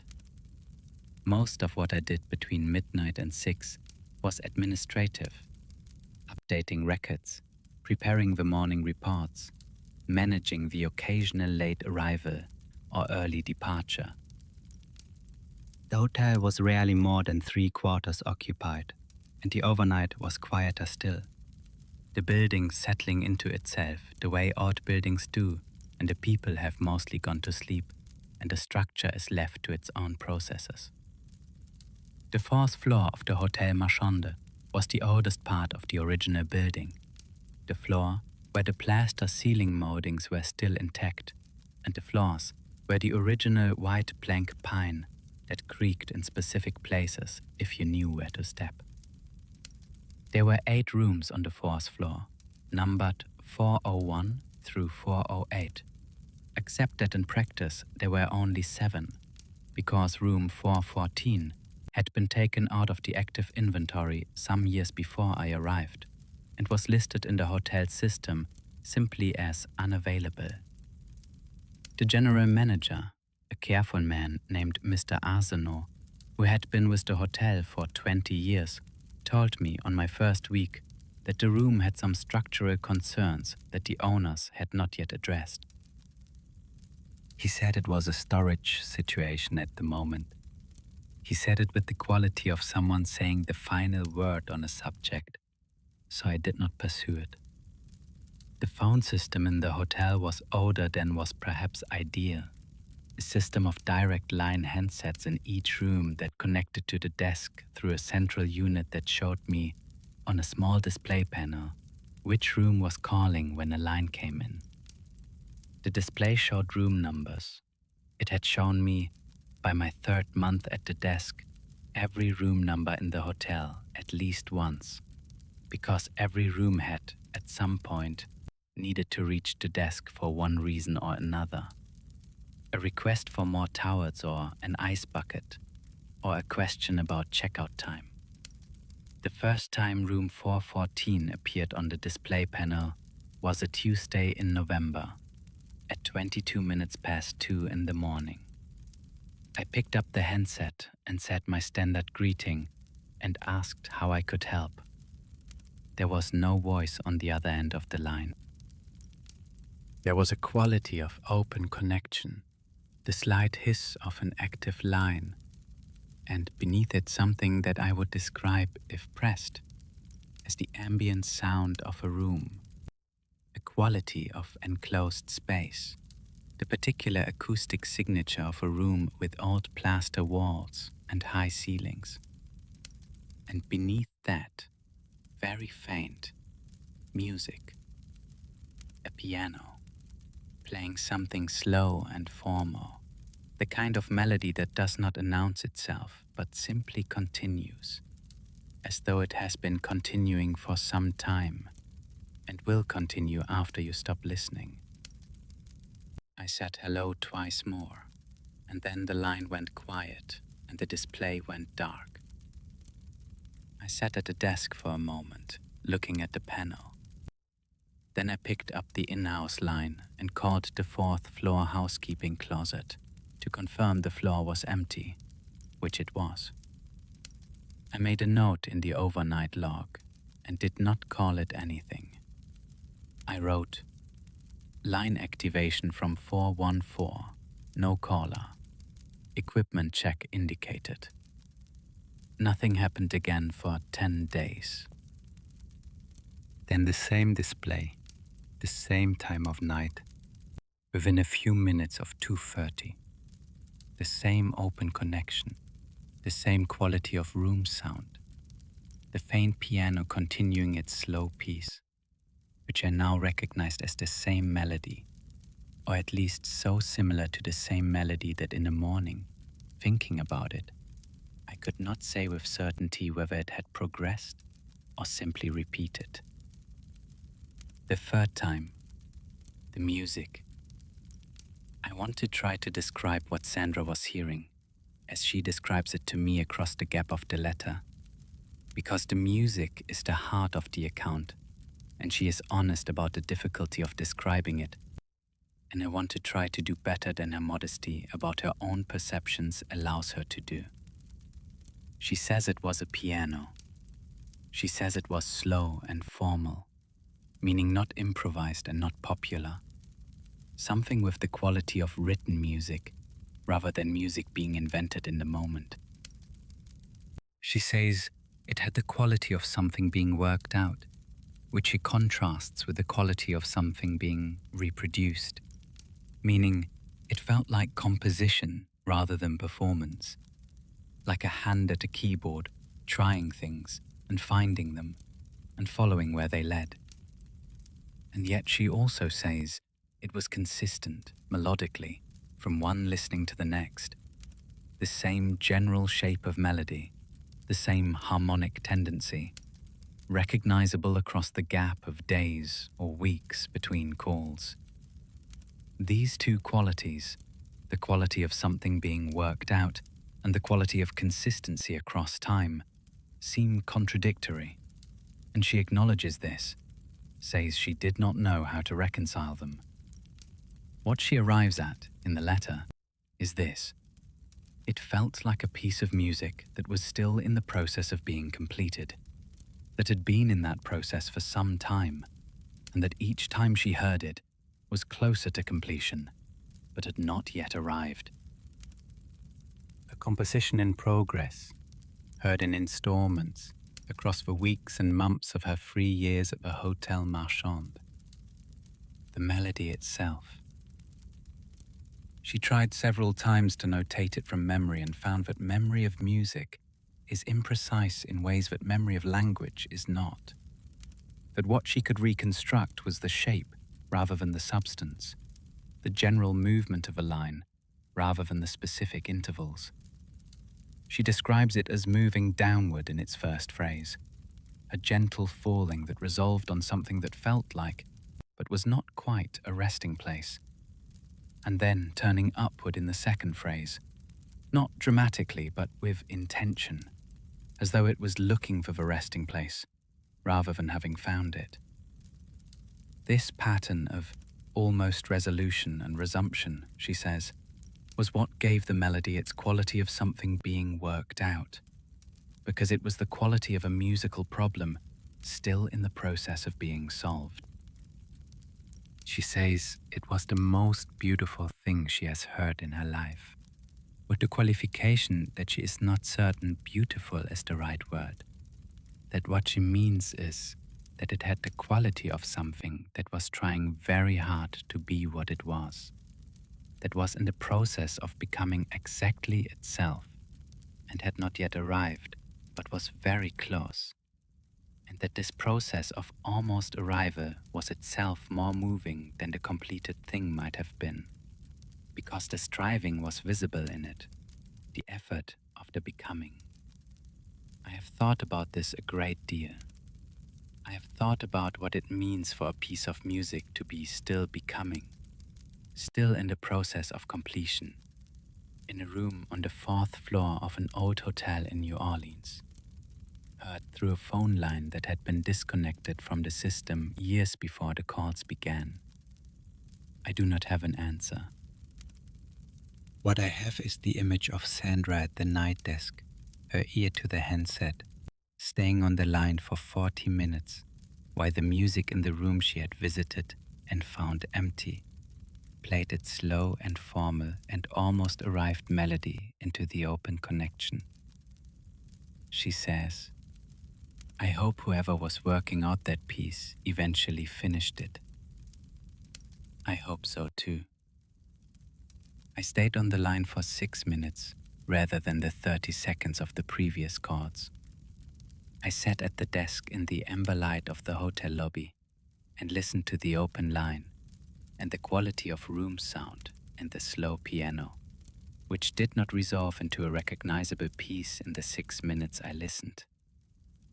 It sounded like something being composed rather than something being played, the way music sounds when it is being worked out rather than reproduced, with a slight quality of exploration in it, the sense of a hand trying different things. But it was also consistent, melodically, with the patience that suggested the opposite of improvisation. I did not know how to reconcile these two qualities, and I eventually set the handset back in its cradle and wrote in the log, "Line activation from 414, 11 minutes, no caller, possible equipment fault in room telephone." I asked Mr. Arsenault about room 414 a second time, more directly. I said I had been receiving calls from that line on the overnight, and that I wanted to confirm the room's telephone had been disconnected. He looked at me for a moment, with the quality of someone deciding something. And then he said that the telephone in that room had in fact been disconnected when the room was taken out of inventory. That the handset was still there, but was not connected to the system. He said this with the finality of someone who has said the final word, and I did not pursue it. The calls continued to come. I began to keep my own log, separate from the official overnight record, a small notebook in the staff drawer behind the desk. I noted the time of each call, the duration I stayed on the line, and whatever I could observe about the sound from the room, which was always the same in its essentials, but which varied in a way I found difficult to characterize. Sometimes the music was clearer, and sometimes it receded until I was not certain I was hearing it. And sometimes there was a quality in the ambient room sound that I can only describe as presence. The acoustic difference between an empty room and a room with someone in it. The night she went to the fourth floor is the center of her account, the thing around which everything else organizes itself. And she describes it with a careful detail that suggests she has replayed it many times, has gone over it in the way you go over things you want to understand, looking for what you might have missed. The elevator to the fourth floor. The hallway, which was identical to the hallways on the other floors, in its proportions but different in its quality. Older in a way that expressed itself not in disrepair, but in a kind of density. The plaster walls thicker somehow in their presence, the wood floors carrying more of the accumulated weight of the years. The light in the hallway was the standard overnight lighting, the same warm ember as the rest of the hotel. But on the fourth floor, it seemed to her to behave differently, to produce shadows at different angles, to illuminate the corridor in a way that felt slightly more personal than the light in the floors below. As though the angle of the lamps or the color of the walls or some property of the air in that particular corridor made the light more specific, more directed. Less like illumination in general and more like illumination for someone. The door of room 414 at the end of the hallway. She was careful to note in her letter that the door was exactly like the other doors on the floor, that there was nothing about it that set it apart visually, no particular quality of its surface or its hardware or the space around it that distinguished it from 412 or 408. She went to it with her master key, and she unlocked it, and she pushed it open, and she stood in the doorway for a moment before she stepped in. What she felt, standing in the doorway, was a temperature differential. The room was cooler than the hallway by a degree she could feel on her face. A coolness that was not drafty, not the cold of air moving, but the still cold of a room that had not been heated to the same degree as the rest of the building, or a room in which warmth was somehow not retained in the way it was retained in the occupied rooms. She stepped inside. The overhead light did not work when she tried the switch. She used the flashlight she had brought. The room was empty of furniture. The walls were bare plaster, the good plaster of the original construction, with the texture that good plaster has, slightly irregular in a way that paint cannot entirely smooth out, retaining the mark of the plasterer's hand from however many decades ago the walls had been done. The floor was the wide plank pine, and it was in better condition than the floors of the occupied rooms, which had been walked on continuously for decades, and showed it in the slight unevenness of the surface, the places where the wood had compressed and lightened under years of foot traffic. The floor of 414 was smooth and even, and very slightly dusty. The dust of a room that had been closed and not disturbed for some time. Not the dust of neglect, but the dust of stillness. The window. The tall, narrow window with the original wavery glass. The glass that had been there since the building was built, that had the slight distortion of old handmade glass, so that the view through it was not quite sharp, the street below and the buildings across the street, seen through a very gentle refraction that softened edges and made the street lamp's light do something slightly unexpected as it came through, casting a long, imperfect rectangle across the floor that had the quality of something poured rather than projected, warm and slightly mobile. The telephone on its bracket near the door, the black Bakelite handset, the cord that had been cut cleanly at the wall. She stood and looked at it for a moment, this object that had no connection to anything, but that had apparently been calling her desk from this room for months. And she felt what she describes as a quality of presence in the room that was not the presence of a person, but was something she could not dismiss as simply the quality of an empty space. The room felt, she writes, as though it had been occupied recently, not by a current guest, but by something that was between the categories of present and absent, something that was not quite there, but that had left enough of its attention in the room, that the room still held the shape of it. She stood in the room for a few minutes.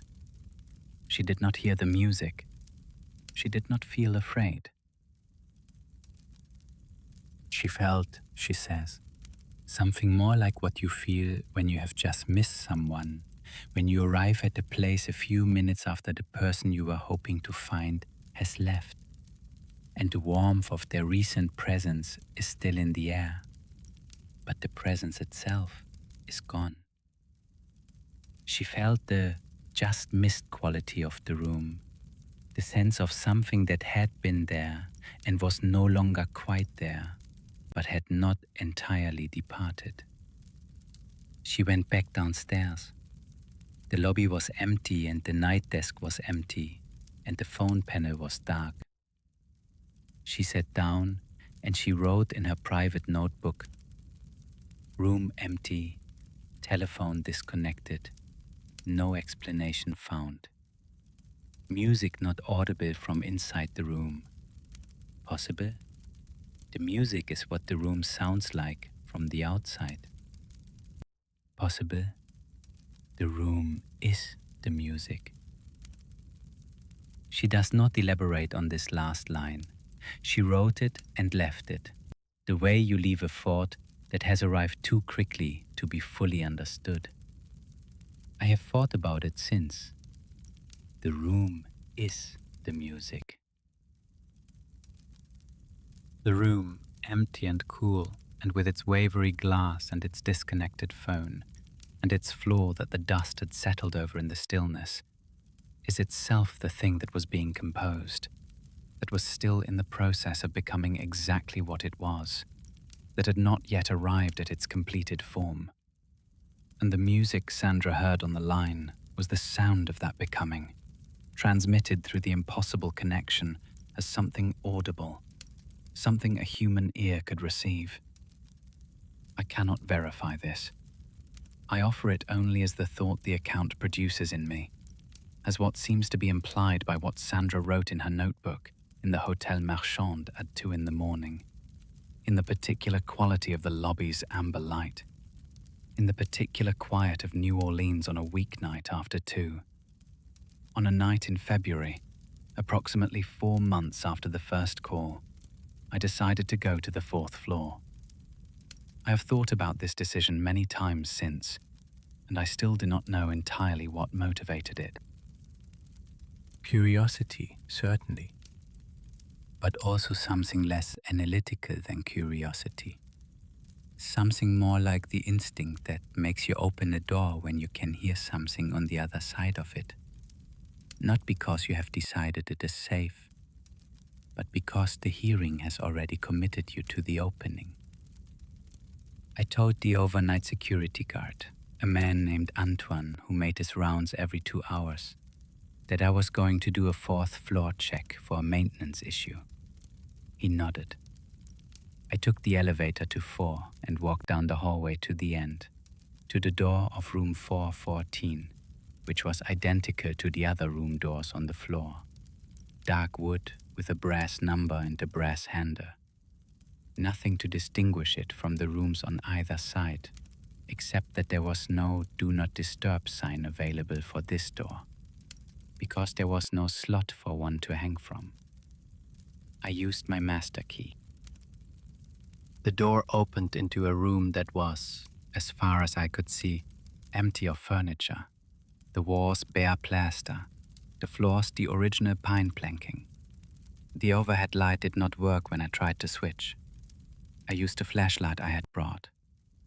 The room was cold, cooler than the hallway by a degree I could feel on my face when I stepped inside. At the window, which was a tall, narrow window with the original wavery glass still in it, the window that looked out over the side street 4 floors below, the street lamp threw a long rectangle of yellow light across the floor. The telephone was on a bracket on the wall near the door, an old handset, black bakelite, the kind that was installed before the hotel converted to its current system. The handset was resting in its cradle. The cord from the handset to the wall had been cut, cleanly, at the point where it entered the wall. There was no connection. I stood in the room for a few minutes.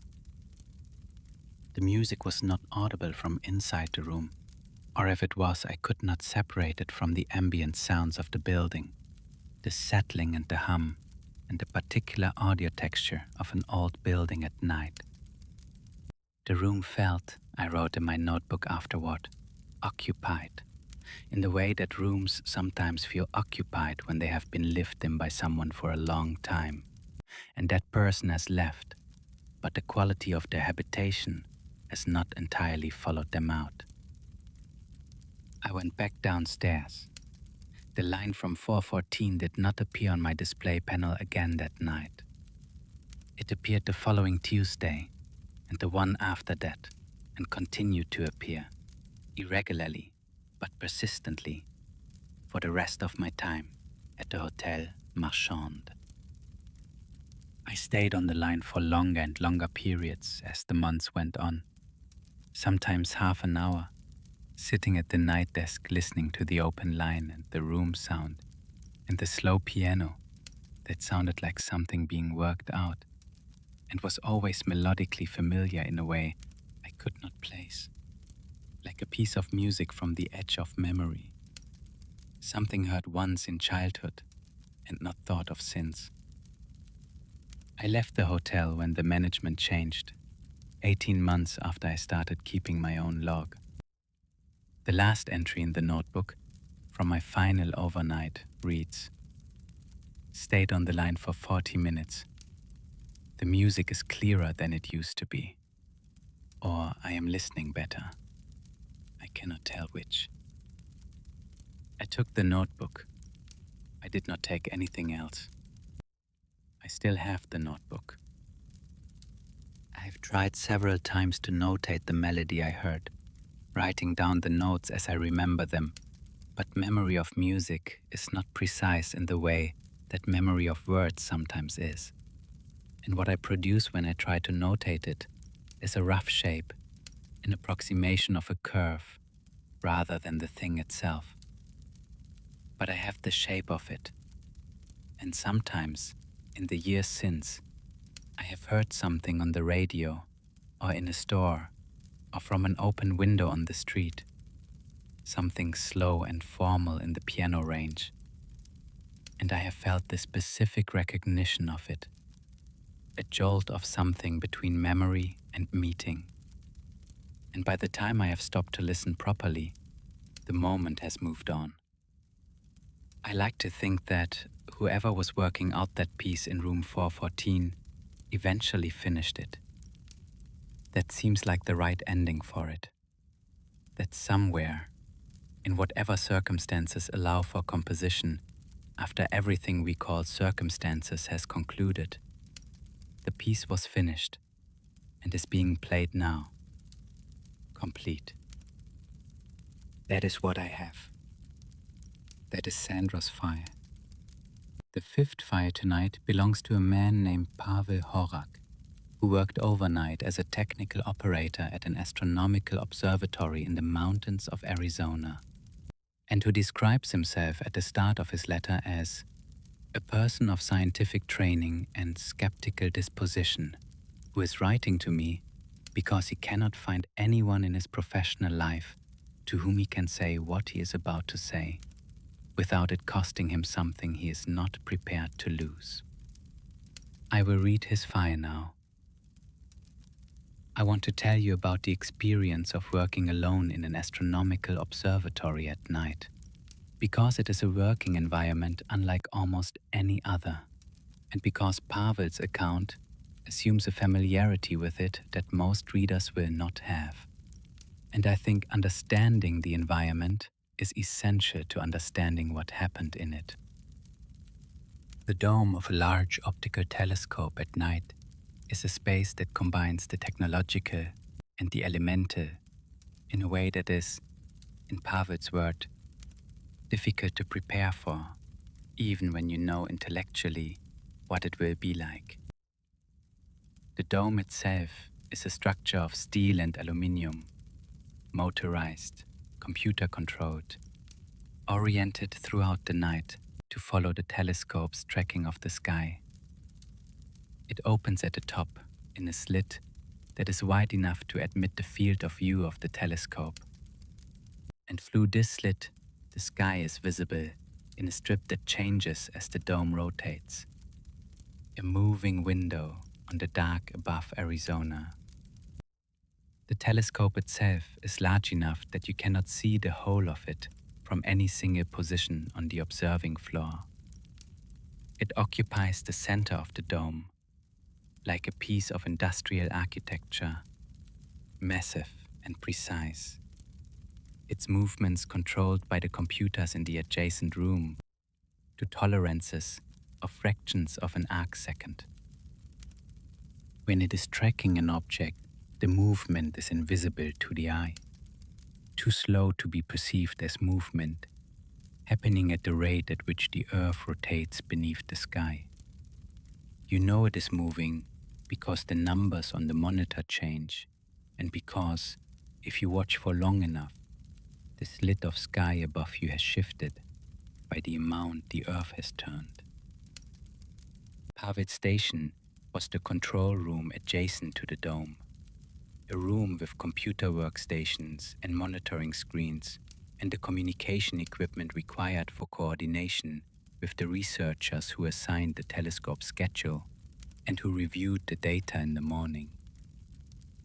The room was lit by the screens, the particular blue-white light of multiple monitors in a dark room, and by a single red lamp over the door that let Pavel move between the control room and the dome without destroying his dark adaptation. Because in astronomical work, the ability to see in low light is sometimes still required, even with computer-aided instruments. And red light does not interfere with dark adaptation the way white light does.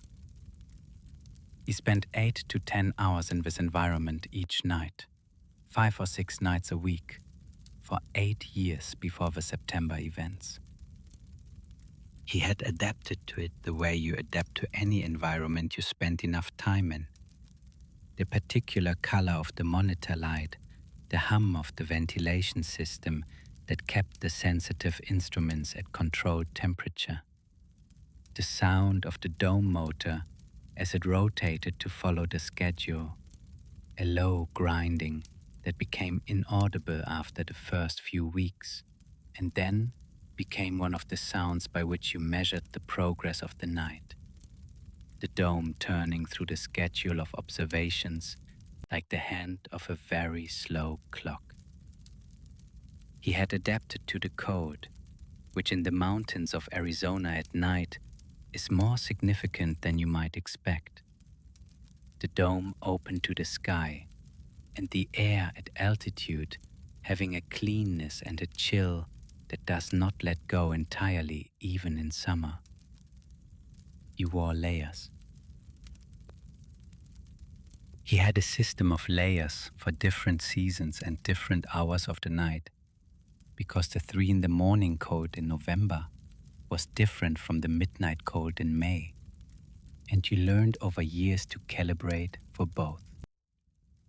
In this environment, for 8 years, he had watched data arrive on his monitors and had noted anomalies and had responded to them correctly and had produced records that the researchers used in the morning to extract knowledge about the universe at distances that made Arizona seem like the same room as the stars being observed. He was good at the work. He was precise and attentive, and he understood the instruments he was operating, and he made good decisions in the night hours, and the researchers were asleep, and he was alone with the telescope and the sky. When the anomaly appeared in September, he responded to it correctly. He did all the right things. He checked the instrument. He increased the cadence. He ran the diagnostics. He made the log entry. He did the job. And then the data continued to arrive, and the pattern emerged. And he sat in the blue-white light of the control room at 1 in the morning with a printout in his hand. And the job was no longer sufficient to describe what he was doing. I am a Czech by birth and an astronomer by training, and I have lived in the United States for 14 years, working at observatories in New Mexico and then Arizona, operating the telescopes and instruments through the night hours, while the researchers sleep and come in the morning to look at what the machines have recorded. This is standard practice at most observatories of any size. The telescope does not need to be operated by someone with a doctorate. It needs to be operated by someone who knows the systems thoroughly and who will stay awake and attentive through the full night and respond correctly when something unexpected happens. I am that person. I have been that person for 8 years. I want to be precise about what I mean when I say unexpected, because in astronomical observation, the unexpected happens often, and most of it is explicable. Equipment anomalies, atmospheric interference, satellite tracks crossing the field, cosmic ray events in the detector.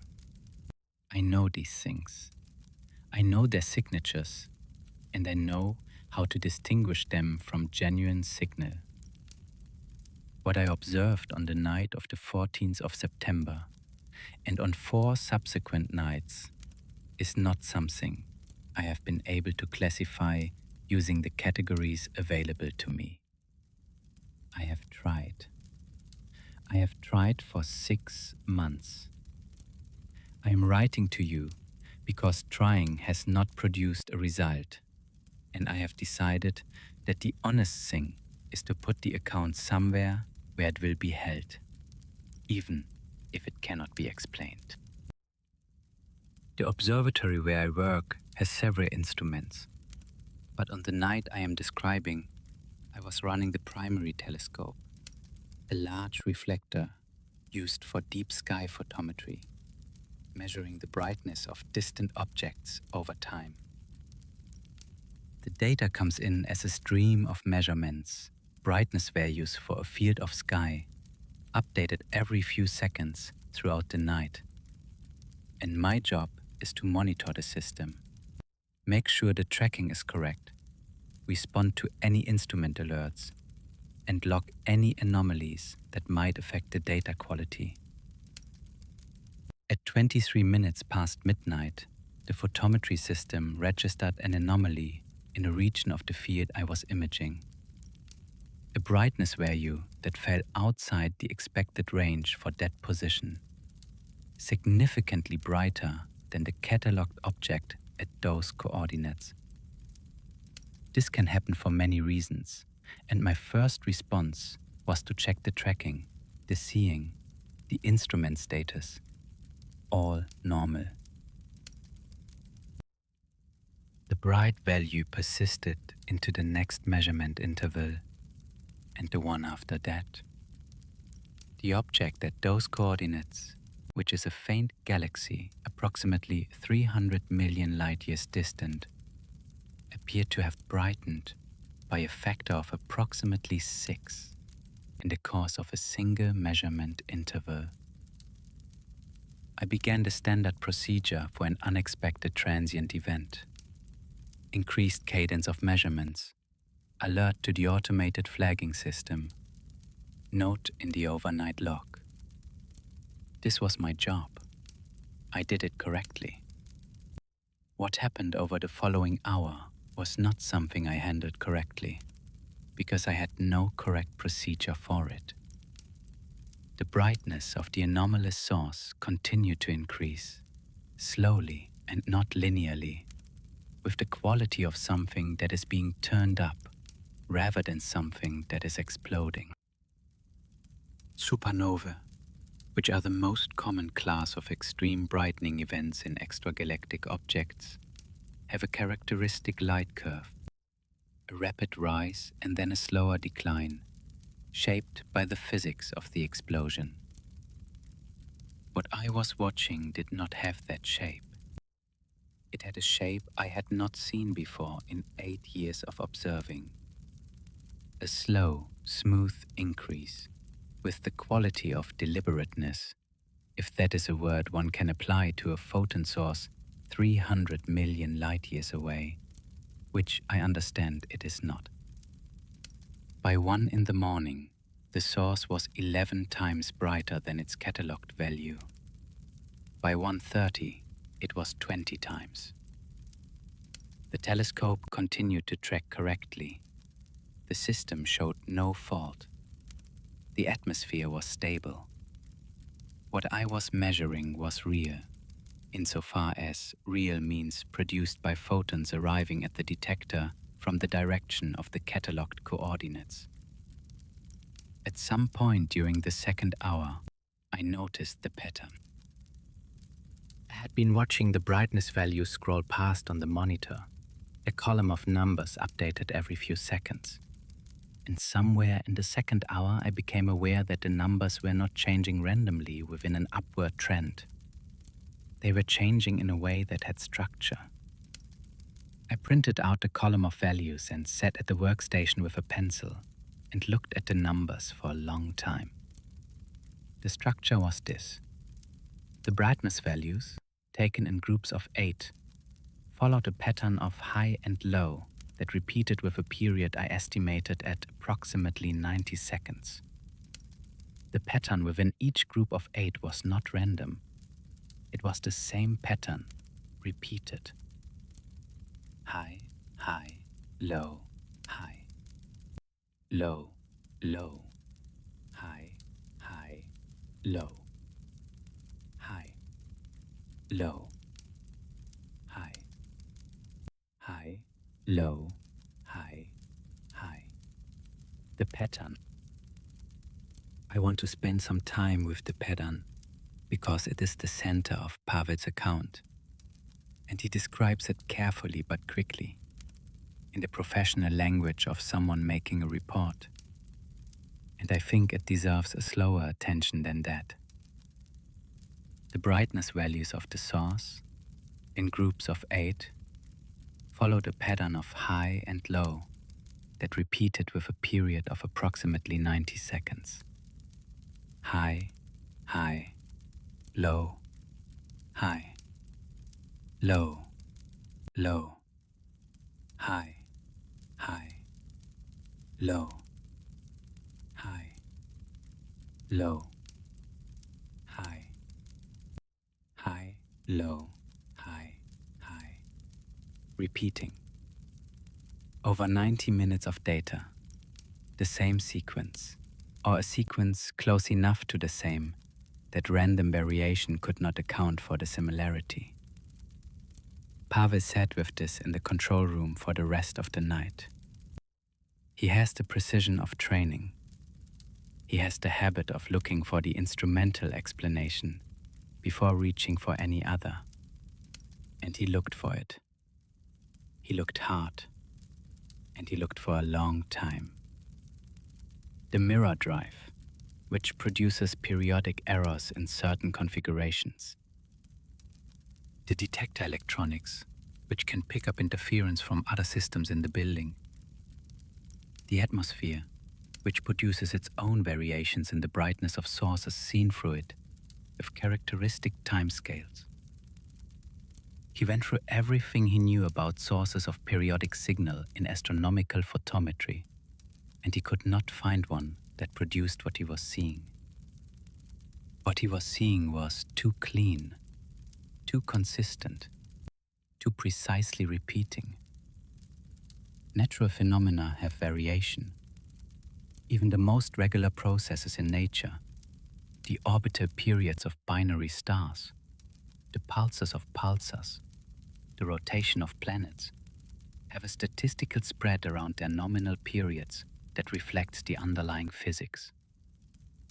What Pavel was seeing had a quality of intention, which is a word he uses with evident discomfort, noting that intention is not a concept that applies to photons arriving from 300 million light-years away.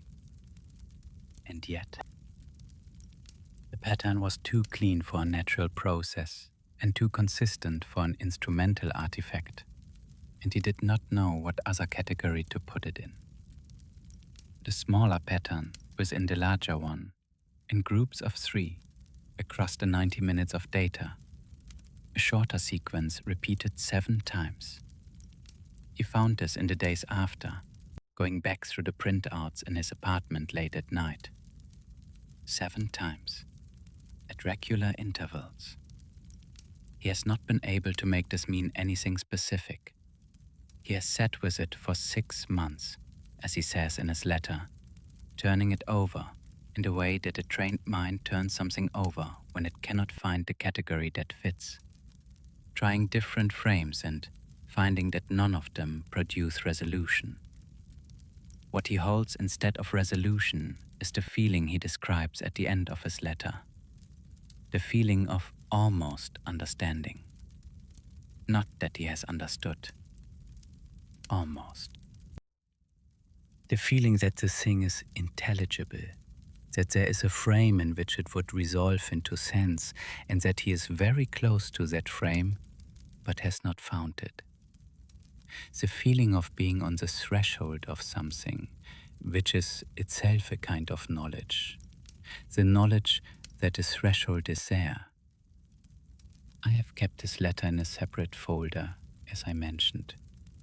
I take it out sometimes on quiet nights in the archive, and I look at the numbers he included, the partial transcription of the photometry values, the groups of 8 with their high and low designations. And I have the same feeling he describes, almost. Something that wants to be read and that I do not have the language for. Something from very far away. 300 million light years. Light that left its source before anything on this planet would be recognizable as a precursor to anything I am. Arriving at a detector on a mountain in Arizona and producing a pattern in the data that a careful man has sat with for 6 months and cannot classify. I hold it. That is what the archive does with things that cannot be classified.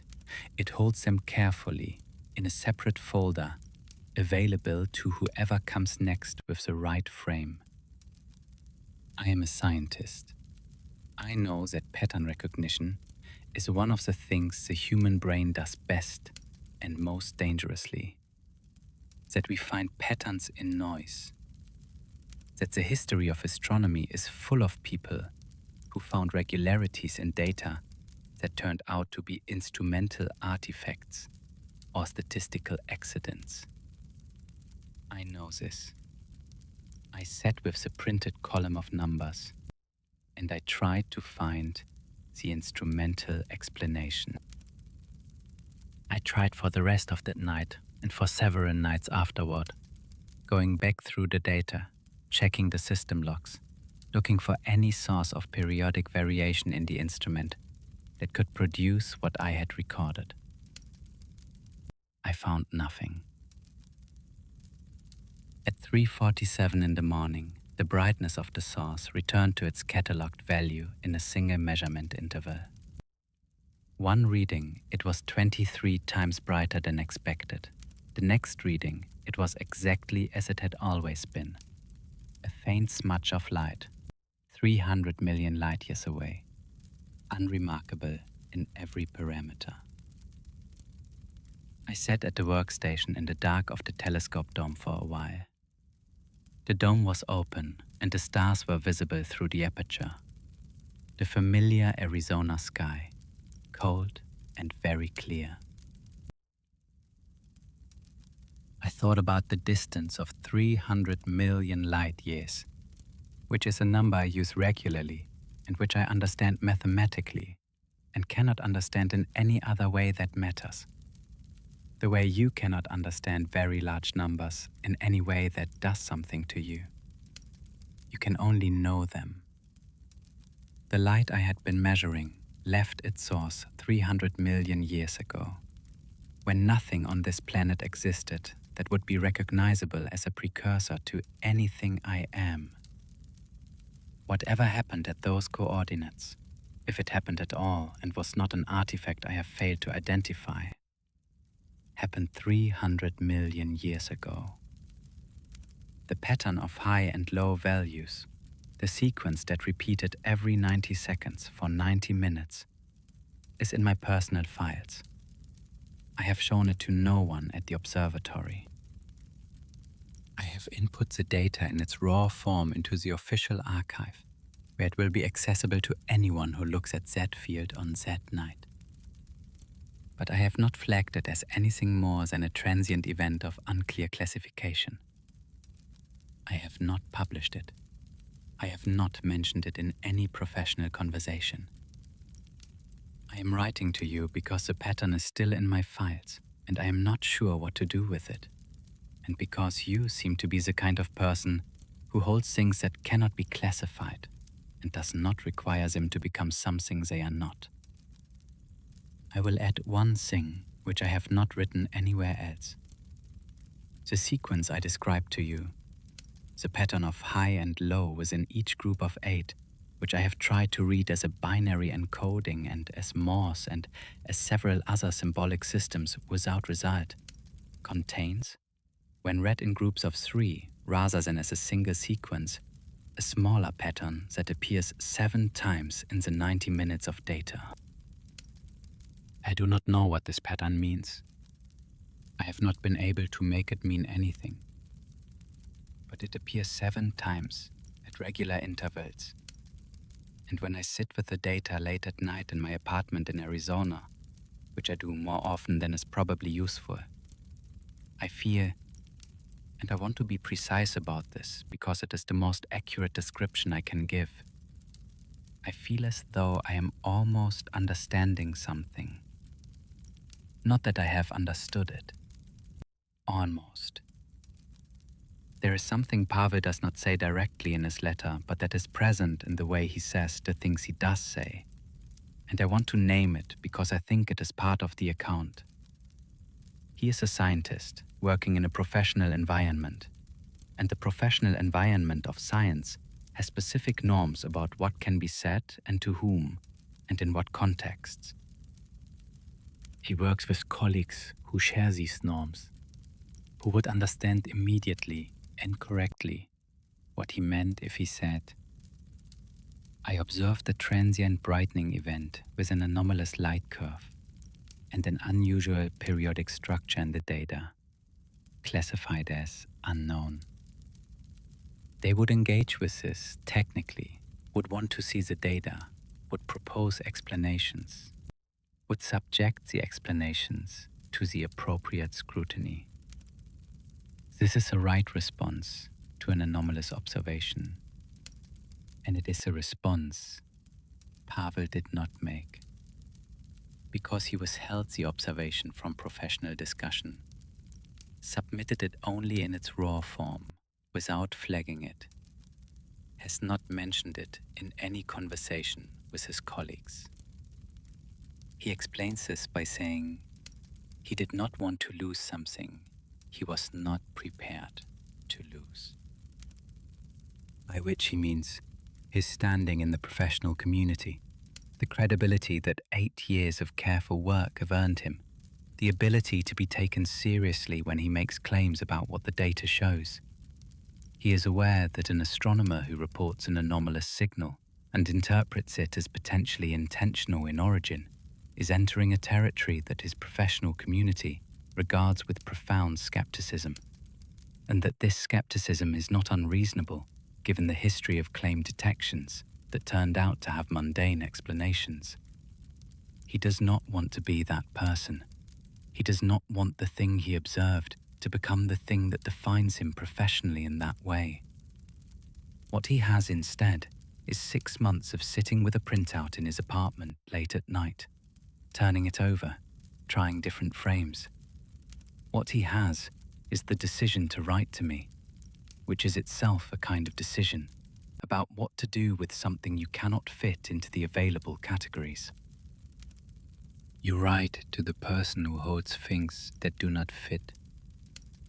You give them the record, and you let the record live, somewhere outside your own head, where you have been keeping it alone for 6 months, in the particular solitude of knowing something you cannot say to the people you spent your working life with.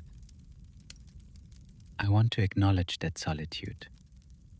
It is a specific and not entirely comfortable thing, to know something that your community does not have a frame for, and to be unable to share it through the channels that your life provides for sharing. Pavel is a careful and honest person, and honest people in this position carry an extra weight. The weight of not being able to say what is true, because the saying would require a frame that does not exist in the context where you would say it. He carried this for 6 months before writing to me. I am glad, he wrote. I am glad the record exists. I hold it in its separate folder, in the archive, carefully. Whatever it is held. There is a quality to working alone at night with instruments that are pointed at the sky that Pavel describes only obliquely, in a subordinate clause about the particular sound of the dome rotating, and that I want to try to give more of, because I think it is essential to understanding why the events of September mattered to him in the way they did. When you are the only person awake in a building that is oriented toward the universe, something happens to your sense of scale that does not happen in the same way at any other time. The universe is always there, obviously, in the daytime as much as at night. The 300 million light years and the billions of years and the distances that human number systems can express, but human imagination cannot hold. But in the daytime, the sky is blue and the human world is loud and present, and the universe is available as an idea rather than as a presence. At night, in the mountains, in a dome with a slit open to the sky, with a telescope tracking a galaxy that the light from it left before anything on this planet had yet learned to breathe. The universe is present in a way that is more than conceptual. Pavel had been working in this presence for 8 years. He was, in the way of people who do demanding work for a long time, somewhat immunized against the awe that the work might produce in someone encountering it for the first time. The way a surgeon becomes somewhat immunized against the visual shock of open surgery, without ceasing to understand the gravity of what they are doing.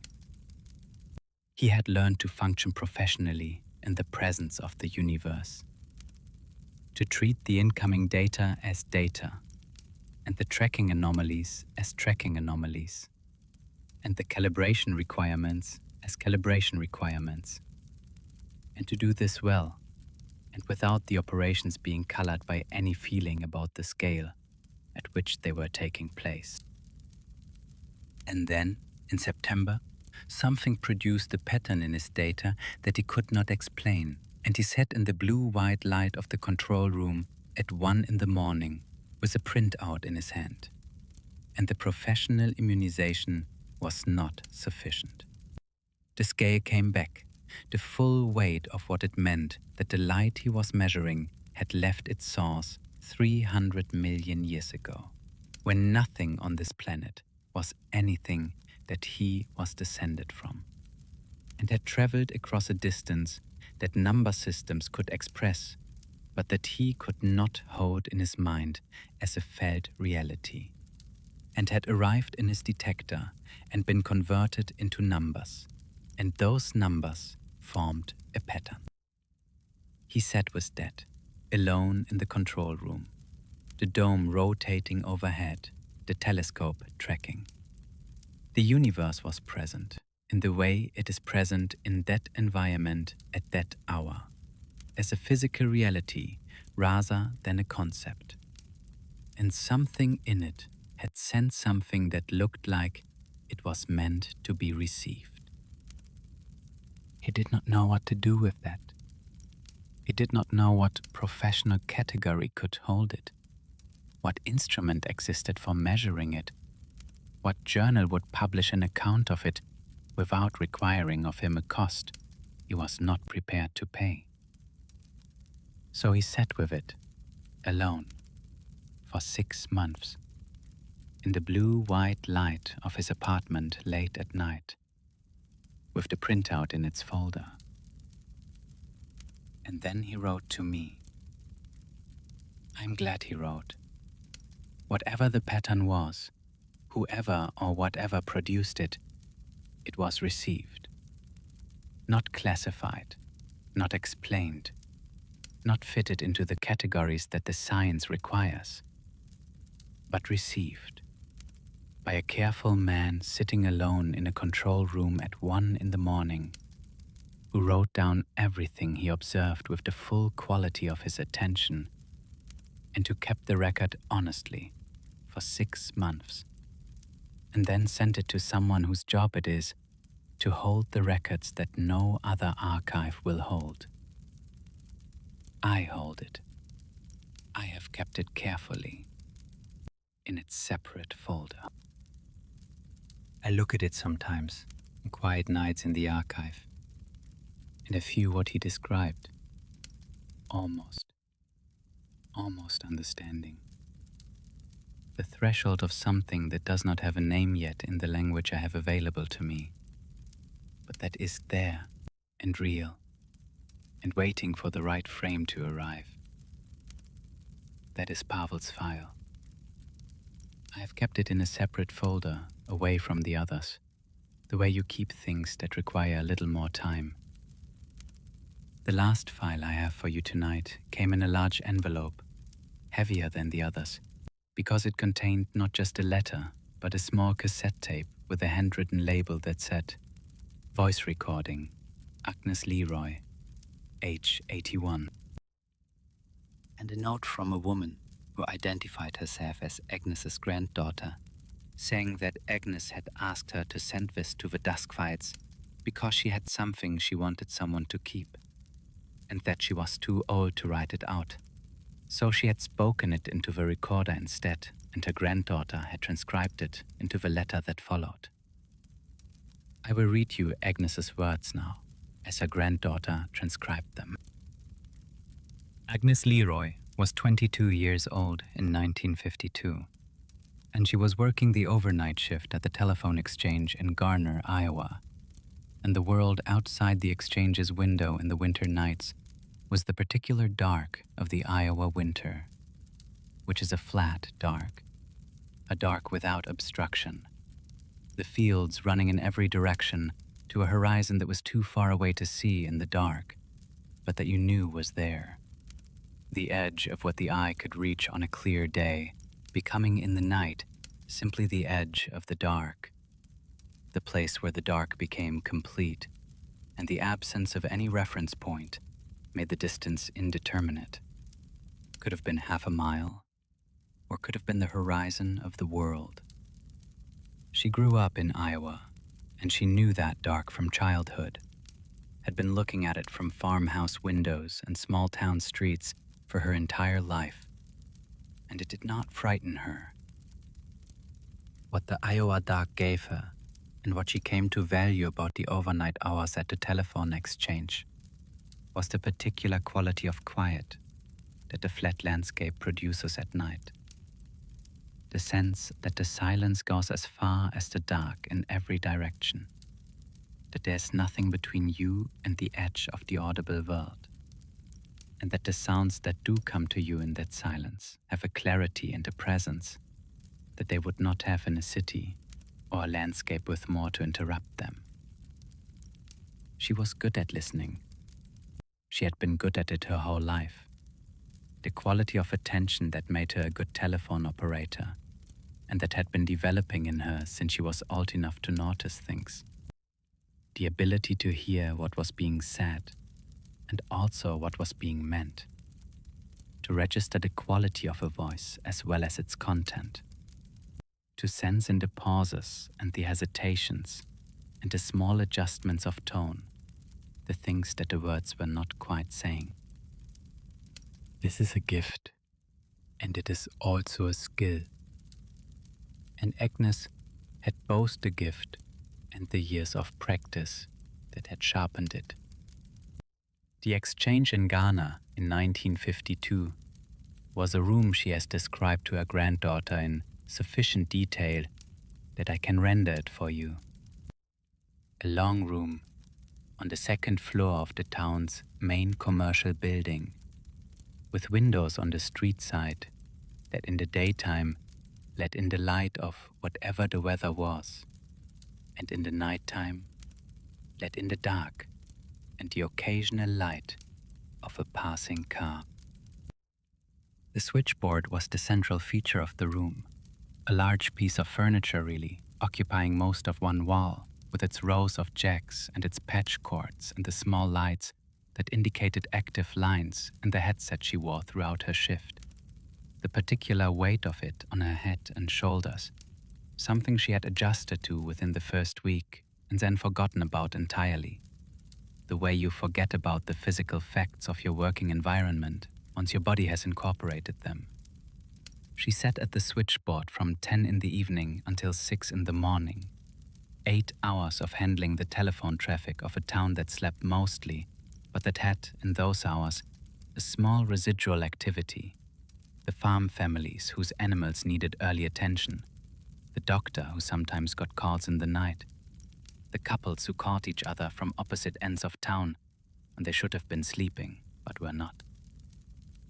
She knew these callers by voice, and they knew her by voice. And the overnight at the Ghana exchange had the quality of a small, closed world, a community of the awake in the sleeping town.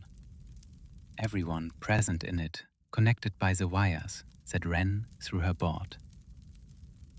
By the time he began calling, she had been at the exchange for 5 months. She knew the texture of the overnight well enough to be surprised by something new in it, to notice when the pattern changed. He called on a Thursday, and Thursdays had not previously been remarkable nights. He called at a few minutes before 2, which was not a busy time. The line opened, and the quality of the connection told her it was a local call. A call from within the exchange's coverage area, not a long-distance connection routed through from outside. She said hello. He said good night. I'm going to tell you about the switchboard. Not because it was the most important thing in my life, because it was not. I had a husband and children and grandchildren, and those things are the most important things. But because it was a thing I have thought about most in the years since. The thing that I come back to when I am trying to explain to myself what I believe about the world. I was 22 years old when I started working the overnight shift at the telephone exchange in Ghana, Iowa. This was 1952. The telephone exchange in a small town in Iowa in 1952 was a room with a large switchboard and several operators who connected calls by physically plugging cords into the right jacks. And for the night hours, from 10 in the evening until 6 in the morning, there was usually only one operator, which was me. I had taken the job because it paid slightly better than the alternatives, and because I like the nights in a way I had always liked them, without being able to say entirely why. The switchboard was not complicated once you knew it, but it had a specific quality at night that it did not have during the day, which was the quality of being the center of a web of connections that was mostly sleeping. During the day, the calls came steadily, local businesses and households reaching each other, the traffic of a small town conducting its ordinary life. At night, the calls slowed to a few per hour. The board sat quiet in front of me, its jacks dark, and I sat behind it in the lamplight and listened to the radio at low volume, and sometimes read, and sometimes simply sat. The Thursdays accumulated. This is what Agnes keeps returning to in her account, the accumulation of them. The way 112 Thursday nights at 2 in the morning became a specific texture of her life, in a way that no other texture quite paralleled. She has lived a long life. She married at 25, a farmer named Leroy from outside of Ghana, and she left a telephone exchange and kept a farmhouse for 30 years and raised 3 children and lost a pregnancy and watched her parents age and die and helped her husband through a health scare in his 50s that turned out to be survivable, and saw her children leave the state and come back at various times and leave again, and eventually settle into their own versions of a life at distances from the farm that required driving to visit. She has had a life that contained, as most lives contain, the full range of what lives contain: joy and loss, and ordinary days, and the particular joy and particular loss that come from loving specific people for a long time. None of this, she says, was quite like the Thursdays. Not because they were more important, not because the voice on the line was more to her than her husband or her children, not because the exchange was more her home than the farmhouse, but because of the specific quality of the Thursdays, the quality of a regular small thing that asks nothing and gives something that has no name exactly. The way a person says something you did not know you needed to hear, and you receive it, and you carry it, and you cannot say what you are carrying, but you know it is there. She looked at the clock on Thursday nights, not always, not obsessively, but with the particular quality of awareness of a time that means something. The way you are aware of the time when you are waiting for something, not anxiously, but with an attentiveness that is its own kind of pleasure, a readiness. She had her work to do, the other calls that came through in those hours, the patching and the connecting, and the occasional wrong number to redirect. She did her work, but at the back of her attention, from about 1:30 onward, was the readiness for the line to open and the quality of the connection to settle and his voice to begin. He said other things sometimes. She had asked him how his evening was, and he had answered briefly, with the quality of someone who had answered a question they had been asked, and was satisfied with having answered it, but did not feel the need to extend the answer into conversation. He said it was quiet usually. He said the weather was one thing or another. Once, in what must have been the second winter, he said that he had seen something in the sky that he thought she might have liked, which was the aurora, visible even at Iowa latitudes on a particularly active night. The green and white lights moving across the northern sky in the way they move, slowly and then not slowly, the way light behaves when it is not light exactly, but something with the quality of light and the quality of something else. She said she wished she could have seen it. He said she would have liked it. And then, in the way of their conversations, it was done. And he said good night, and she said good night, and the line was quiet, and then disconnected. She has thought about the Aurora conversation many times. It has the quality, she says, of a gift, something he saw and wanted her to have, offered in the only form available to him, a description, words about a thing he had witnessed that she had not. She has been carrying his description of the aurora for 60 years. The green and white lights in the northern sky, seen through the memory of a man whose name she does not know, on a winter night in Iowa in the early 1950s, when the sky over the fields was dark enough that even the distant phenomena of the upper atmosphere were visible. The voice began calling on a night in March of my first year. approximately 5 months after I started the job. I want to be careful about how I describe the voice because I've spent 60 years thinking about it, and I want to be accurate.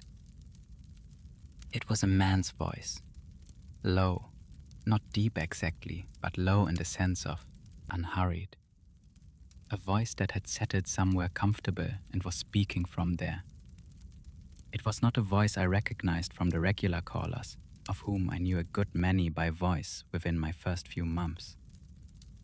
It came in on the main line rather than a specific extension, which was unusual, because the main line was the number you called to reach the operator if you wanted to be connected somewhere.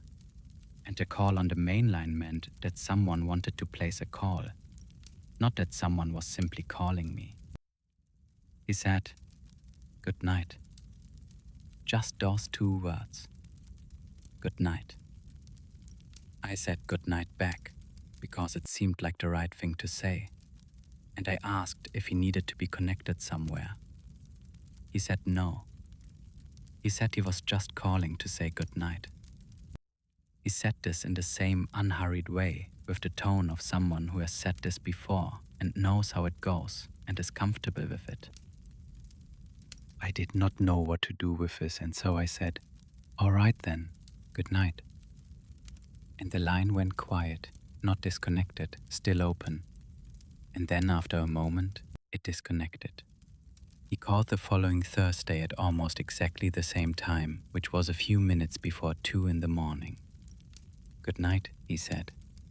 "Good night," I said. Was there anything I could connect for him? "No," he said. "Just calling to say good night." "Good night then." And the line went quiet and then disconnected. I told the day operator about it, a woman named Shirley who had been at the exchange for 15 years and who regarded the overnight hours with the mild contempt of someone who did not understand the appeal. She said it was probably some old man who had gotten confused. She said to just let it ring if it happened again. I did not let it ring. He called the following Thursday, and the Thursday after that. And by the 4th or 5th Thursday, I had begun to look at the clock at 1:45 with a specific quality of attention, the way you look at a clock when you are waiting for something.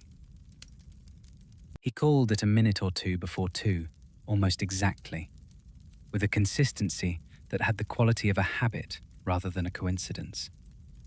He said good night. I said good night. He said no when I asked if I could connect him somewhere. And then the line went quiet and disconnected. We never spoke about anything except good night.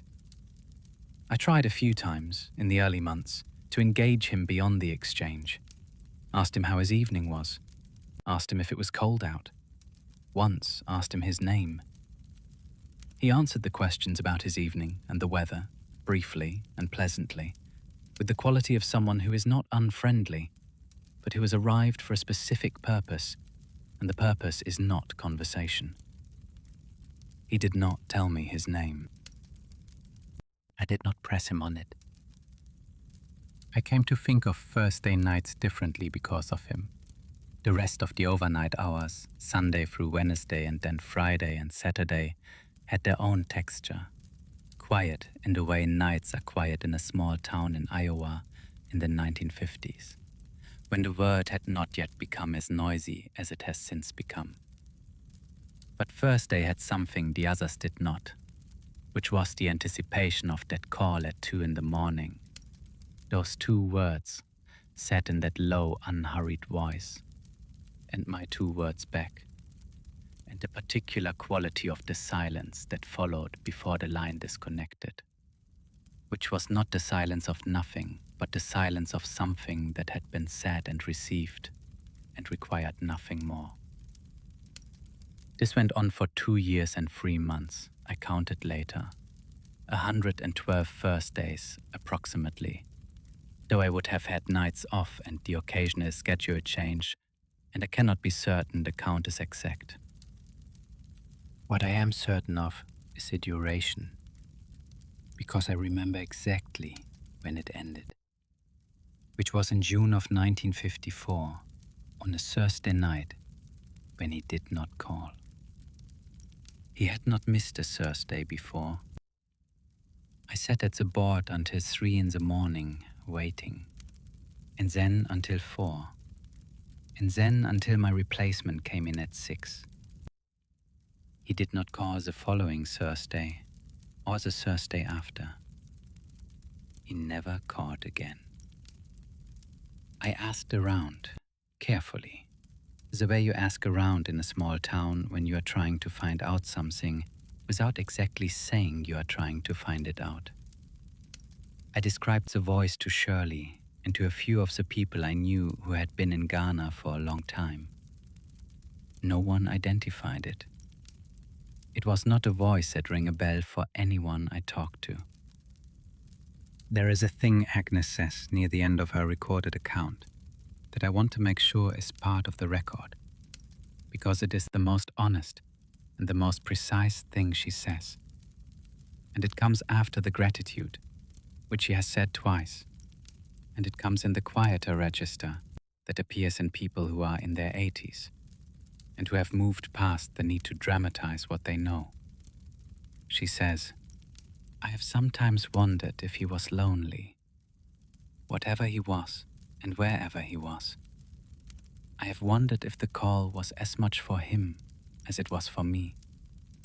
If he needed to say goodnight to someone who would say it back. If that was the thing. Simply the exchange. Good night and good night. The confirmation that there was someone on the other end of the line who had received the words and offered their own back. She says she hopes it was. She says she hopes that if something persists, in whatever way persisting works, and if in that persisting there is something like the experience of loneliness or its absence, that the first day calls helped, that saying goodnight to someone who said goodnight back helped. She hopes this, the way she hopes her children have enough warmth in the winters, wherever they are. The way she hopes the people she has loved over 81 years are all right. In whatever way all right applies to them now. Good night was enough. It was always enough. 2 words, said and received. 2 people on either end of a line. One of them in a room at the telephone exchange in Ghana, Iowa. The other, somewhere she cannot specify. They said it to each other for 2 years and 3 months on Thursday nights. And then they did not. And that was the whole of it. She says, I have had a good life. I am not saying this as consolation for the end of the calls, as a way of managing whatever feeling their ending produced. I am saying it because it is true and because I believe it is connected to the calls. Not in the sense that the calls caused the goodness of the life, but in the sense that they were part of it, one of the pieces, not the largest piece, but a piece that I can feel the shape of when I try to understand what my life has been made of. A woman in her 20s, alone in a telephone exchange at 2 in the morning, saying goodnight to a voice that said goodnight back. It is part of what my life has been. I am glad it is part of it. I received this, Agnes. I hold it in the archive. The record is kept. Good night. Agnes's granddaughter, in the covering note she sent with the transcription, mentions a few things about the recording that I want to pass along because they are part of the account, even though they are not part of what Agnes said. She says that Agnes asked for the recorder on a Tuesday evening, which her granddaughter thought was coincidental until Agnes explained that she had always associated Tuesdays with this particular memory and felt that Tuesday was the right day to speak it into the record. The recording was made in the early evening, before dark, Agnes sitting in a chair by the window of the room she had been living in for the past 3 years. A room in an assisted living facility outside of Garner that looked out, by coincidence or not, over flat Iowa fields that in October, when the recording was made, had been harvested and lay brown and open under a low gray sky. She spoke for approximately 40 minutes, her granddaughter says. The recording quality is good, the voice clear. An elderly woman's voice, with the particular quality of clarity that some voices acquire very late in life, when all the unnecessary things have been stripped away, and what remains is the essential register, the voice reduced to what it always most deeply was. She did not hesitate often, and she did not seem to be searching for words. She spoke as though she had been thinking about how to say this for a long time, and had arrived at the way of saying it, and was now simply saying it. Her granddaughter says she cried once, briefly, during the recording, at a point in the account that the granddaughter identifies as the description of the first call, the night in March when the line opened and his voice said good night for the first time. She does not cry again in the recording, as far as the granddaughter noticed, though she seems at certain points to be speaking with extra care, with the quality of someone handling something fragile. The recording ends, her granddaughter says, with Agnes sitting for a moment in silence after she has finished speaking, and then saying, in a different register, quieter and more personal, addressed apparently to the granddaughter rather than to the recorder, "I'm glad I said it. I've been carrying it by myself for a long time. It's good to say it out loud." Her granddaughter clicked off the recorder. She describes the room as very quiet after. The October fields outside the window, and the low grey sky, and the two of them in the particular quiet that follows the saying of something that has been held for a long time. Agnes looked out the window for a while. Then she said, "He had a nice voice. Steady. I always liked a steady voice." That is everything her granddaughter told me. I hold it, with the transcription, in the same folder. Agnes Leroy, 81 years old, Iowa, Tuesday in October. She had a nice voice. Steady. I have carried this for 60 years. Not with grief, I want to be clear about that. What I carry is more like gratitude, which is not a word I expected to arrive at when I started trying to describe it, but there it is. For 2 years and 3 months, on Thursday nights at a few minutes before 2 in the morning, someone called to say goodnight to me, specifically to me, and meant it. And I said goodnight back, and meant it. And that was enough for both of us.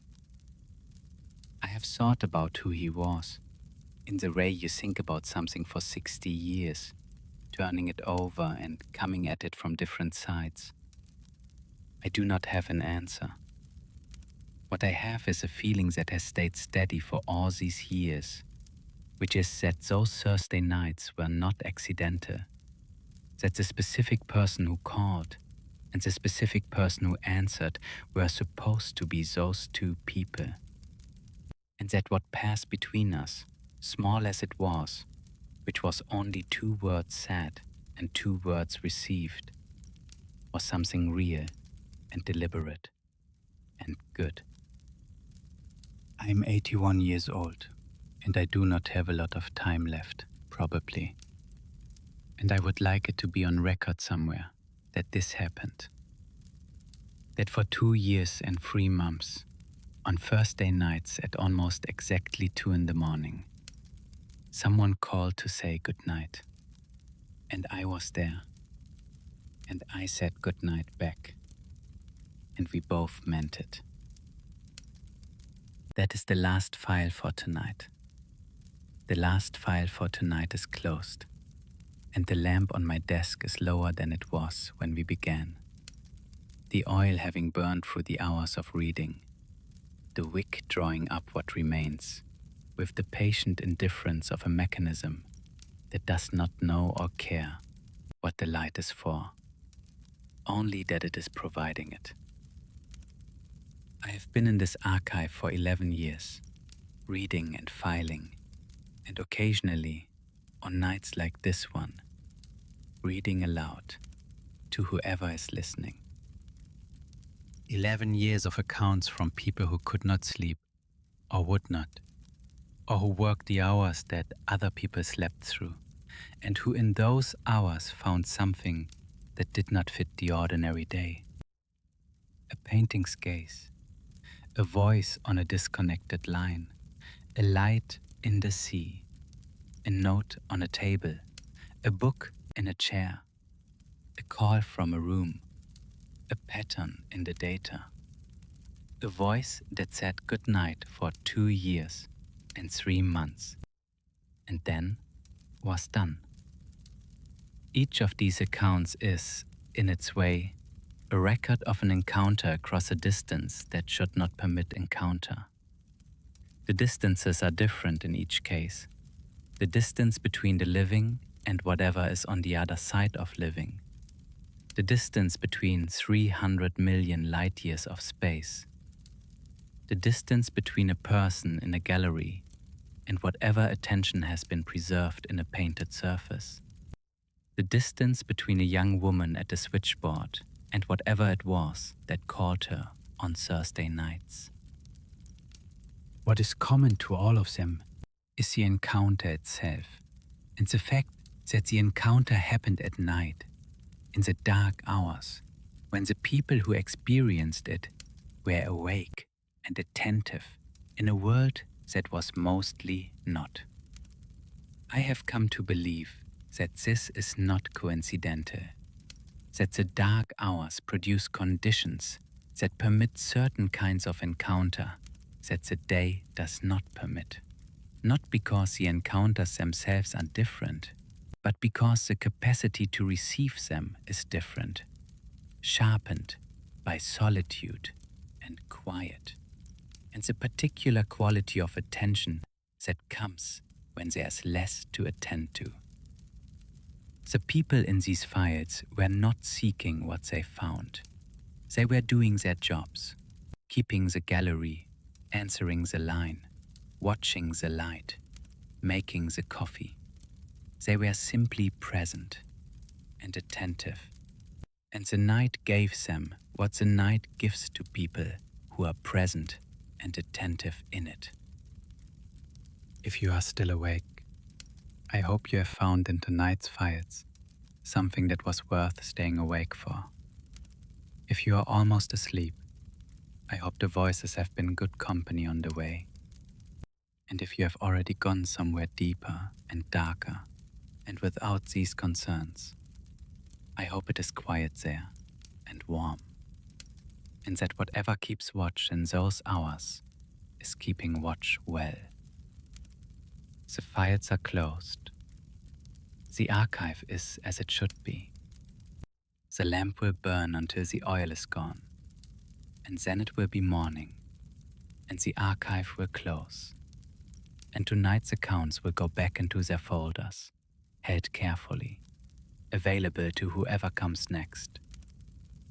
The archive stays open until morning. Sleep well, until tomorrow. And sat for a while in the quiet of the archive. The lamp was burning low. Outside the window, the quality of the dark had shifted in the way it shifts in the hour before anything begins. Not lighter yet, but different. The night having moved through its deepest part and now carrying something new in it. Something that does not yet have a name, but that you can feel if you have been awake long enough to feel it. I have spent this night with people who worked while the world slept. And what I find myself thinking about now, as the lamp burns low and the archive is quiet around me, is what they all had in common. Not the strangeness of what happened to them, though their experiences were strange in ways that resist ordinary accounting. What they shared was the willingness to stay, to keep the lamp burning, to stay on the line, to stand in the rain on the gallery railing, to sit at the desk and wait for the display panel to show a number it should not be able to show, to answer good night with good night for 2 years and 3 months and mean it every time. I think that is a thing that allows the unusual to find you. Not seeking it out and not being credulous enough to find it everywhere. Just staying. Just being the person who is present and attentive in the place you have been given to be present and attentive in, long enough and with enough care that something can locate you. The files are closed for tonight. The archive is as it should be. If you are still awake, I hope you can rest now. If you have already gone somewhere else, somewhere quieter and darker, and without these particular concerns, I hope it is good there. The archive stays open until morning. Sleep well. Until tomorrow.